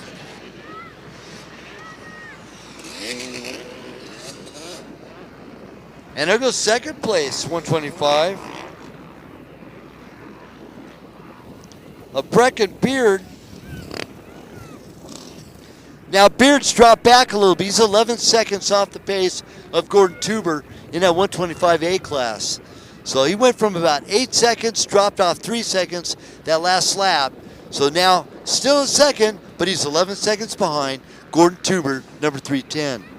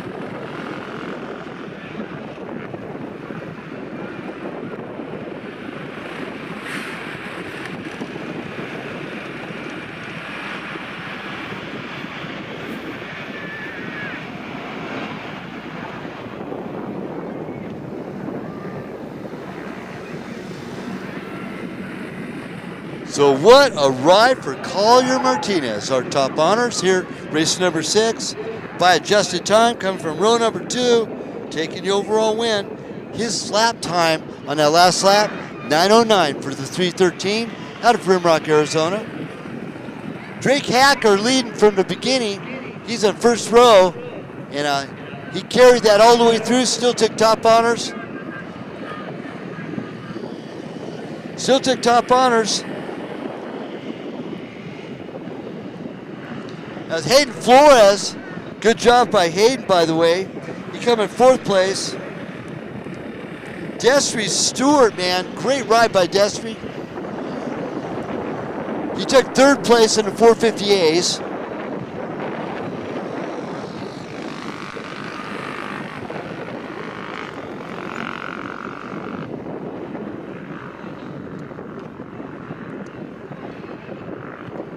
Brandy Richards from row number 4 comes in 6th place overall. Great job by Brandy out of Havasu, the fastest off-road woman in the entire world. Brandy Richards, 6th place, 1st place woman.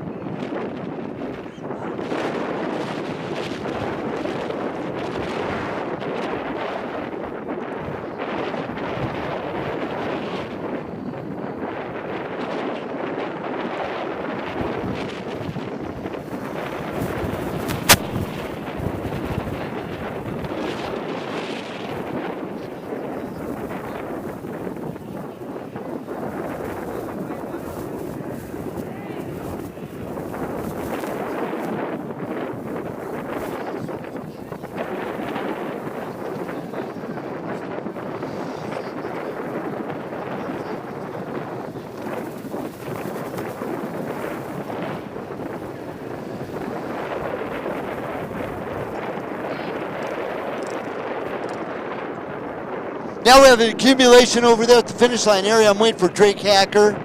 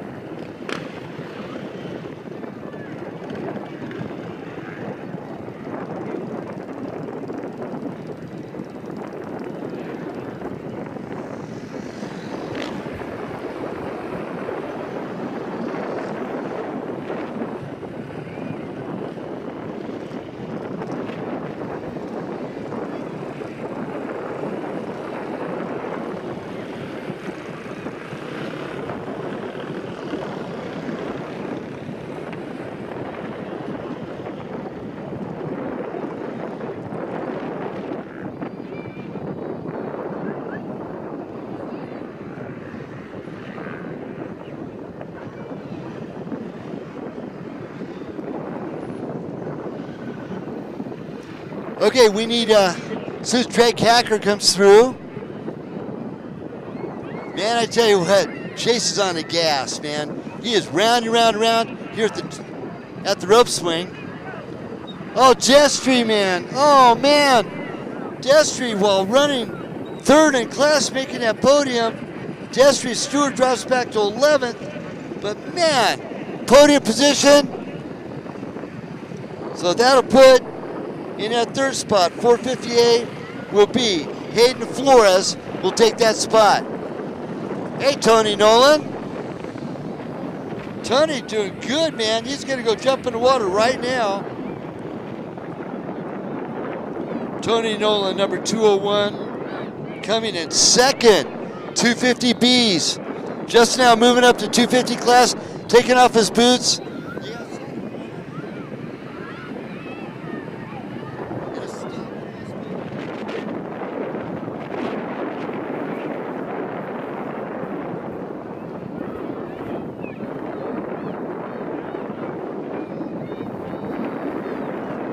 Tony Nolan, he's stripping down to get a jump right on in. Cool off down.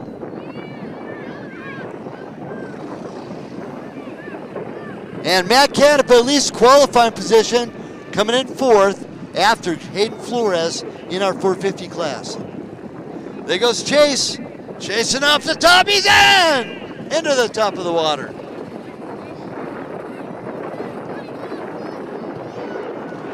What a tough call. Destry Stewart breaks down at the last lap while running 3rd in class, 4th overall.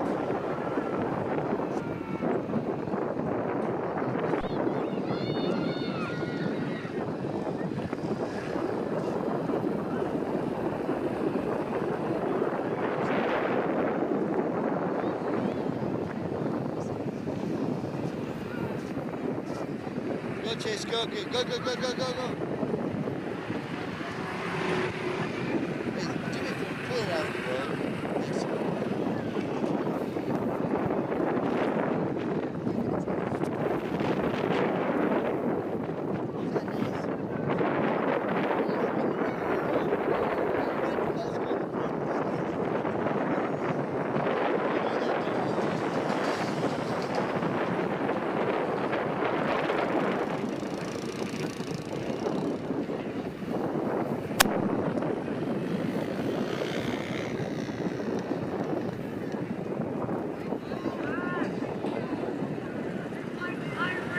Gordon Tuber getting by. He's our 125A leader. Coming in, I believe, 13th overall.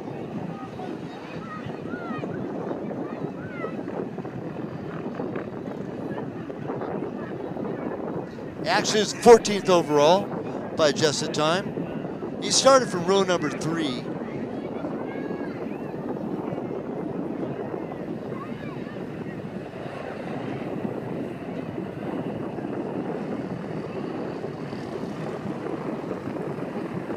And second place going by just now, number 1844,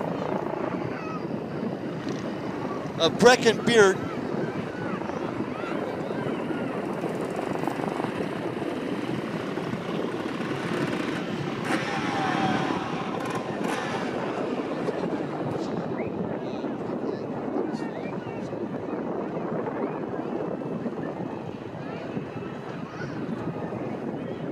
And as we saw yesterday,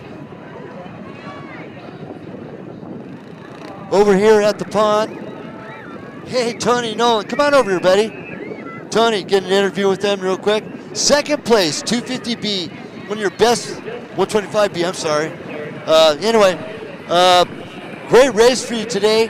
What kind of start did you get?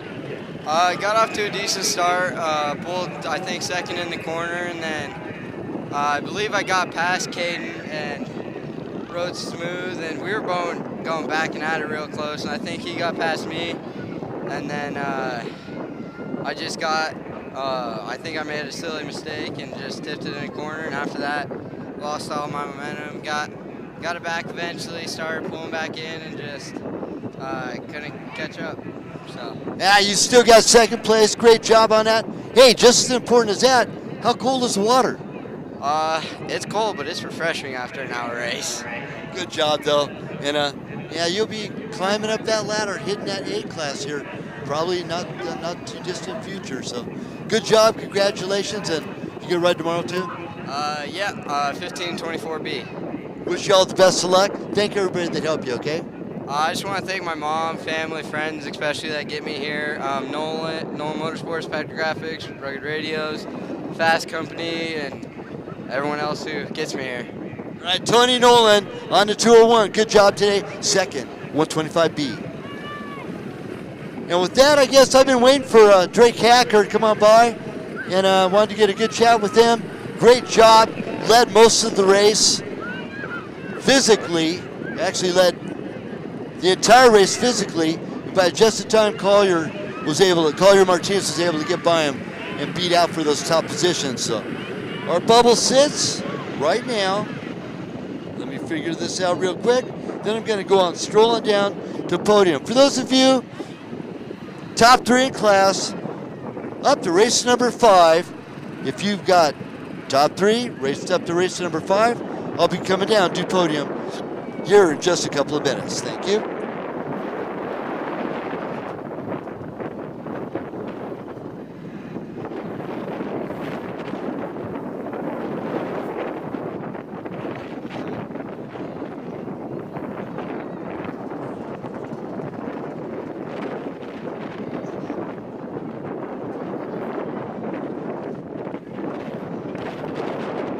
Now, I do have some podiums to do, but in the meantime, I got a camera shot over here for my internet folk. Thanks for joining us and being a big part of our WORCS Racing family. And, you know, it's been a windy gas, that's for sure. Lots of great action, lots of great racing. The second time we've been here at the Three Peaks Oasis Water Park here in Cedar City, Utah. Now, for those of you that stayed home that were able to race or chose to go somewhere else, you missed a good one, man. This is a definite cool facility. As you can tell here in the pond, everybody having a great time. And I want to thank all of you for watching. We'll be back on tomorrow morning sharp for all of our racing action on our WorcsRacing.com website, on our WORCS YouTube as well.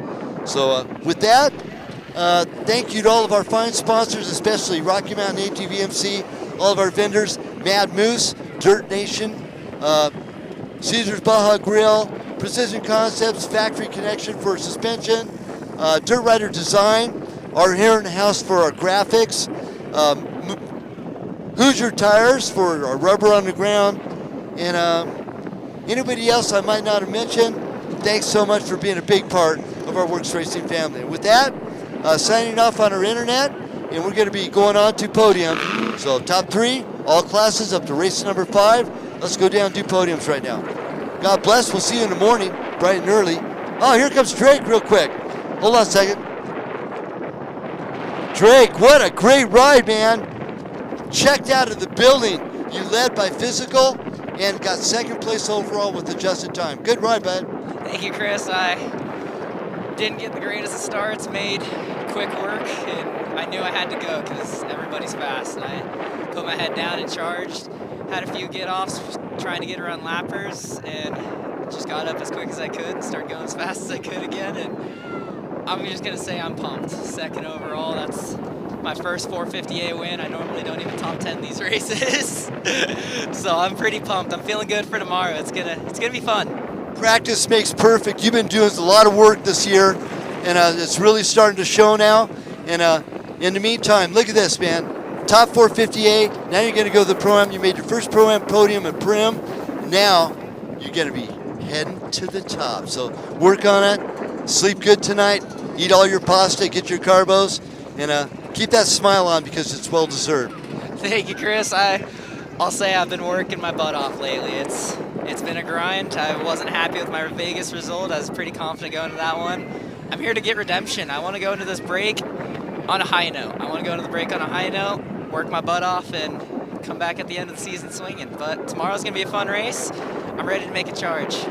Well, you know, on the other hand, Vegas, you did really good until you hit the rock section the wrong way.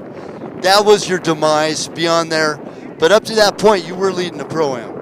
Thank you. Yeah, I knew I had to get risky, and I couldn't. My line was taken that I was going through every lap, and I saw it. And me and Mateo talked about it. I'm like, you know, if you could jump the whole thing, that's gonna be really fast. And I came into it, tried, didn't get the pop I wanted, and then I'm like, you know, we just gotta wheelie this thing. Tried to wheelie it, and one rock got me. But we're here. We're back. I'm healed up. My shoulder's feeling good again, and I'm ready to go fast. Well, thank everybody that helped you, and again, congratulations. Thank you, Chris. Can't thank Hoosier Tires enough, Ride Shop Suspension, AZ Dirt Bike Training, FMF, Scott O'Neill, Alpine Star. The list goes on. DT1 Filters, Micah Bars, John over with SX Slide Plate. He keeps, I will say, my SXS handguards were key for this race. Those things, I could smack some trees and they didn't budge. But his handguards, his skid plate, those things keep my bike going. Well, good job. Hey, best of luck, Pro-Am. Starts imperative, man. You better work on some starts, do it good, and practice some during practice as well for the site lab. So Drake Hacker, congrats, and I will see you in the morning. Thank you, Chris.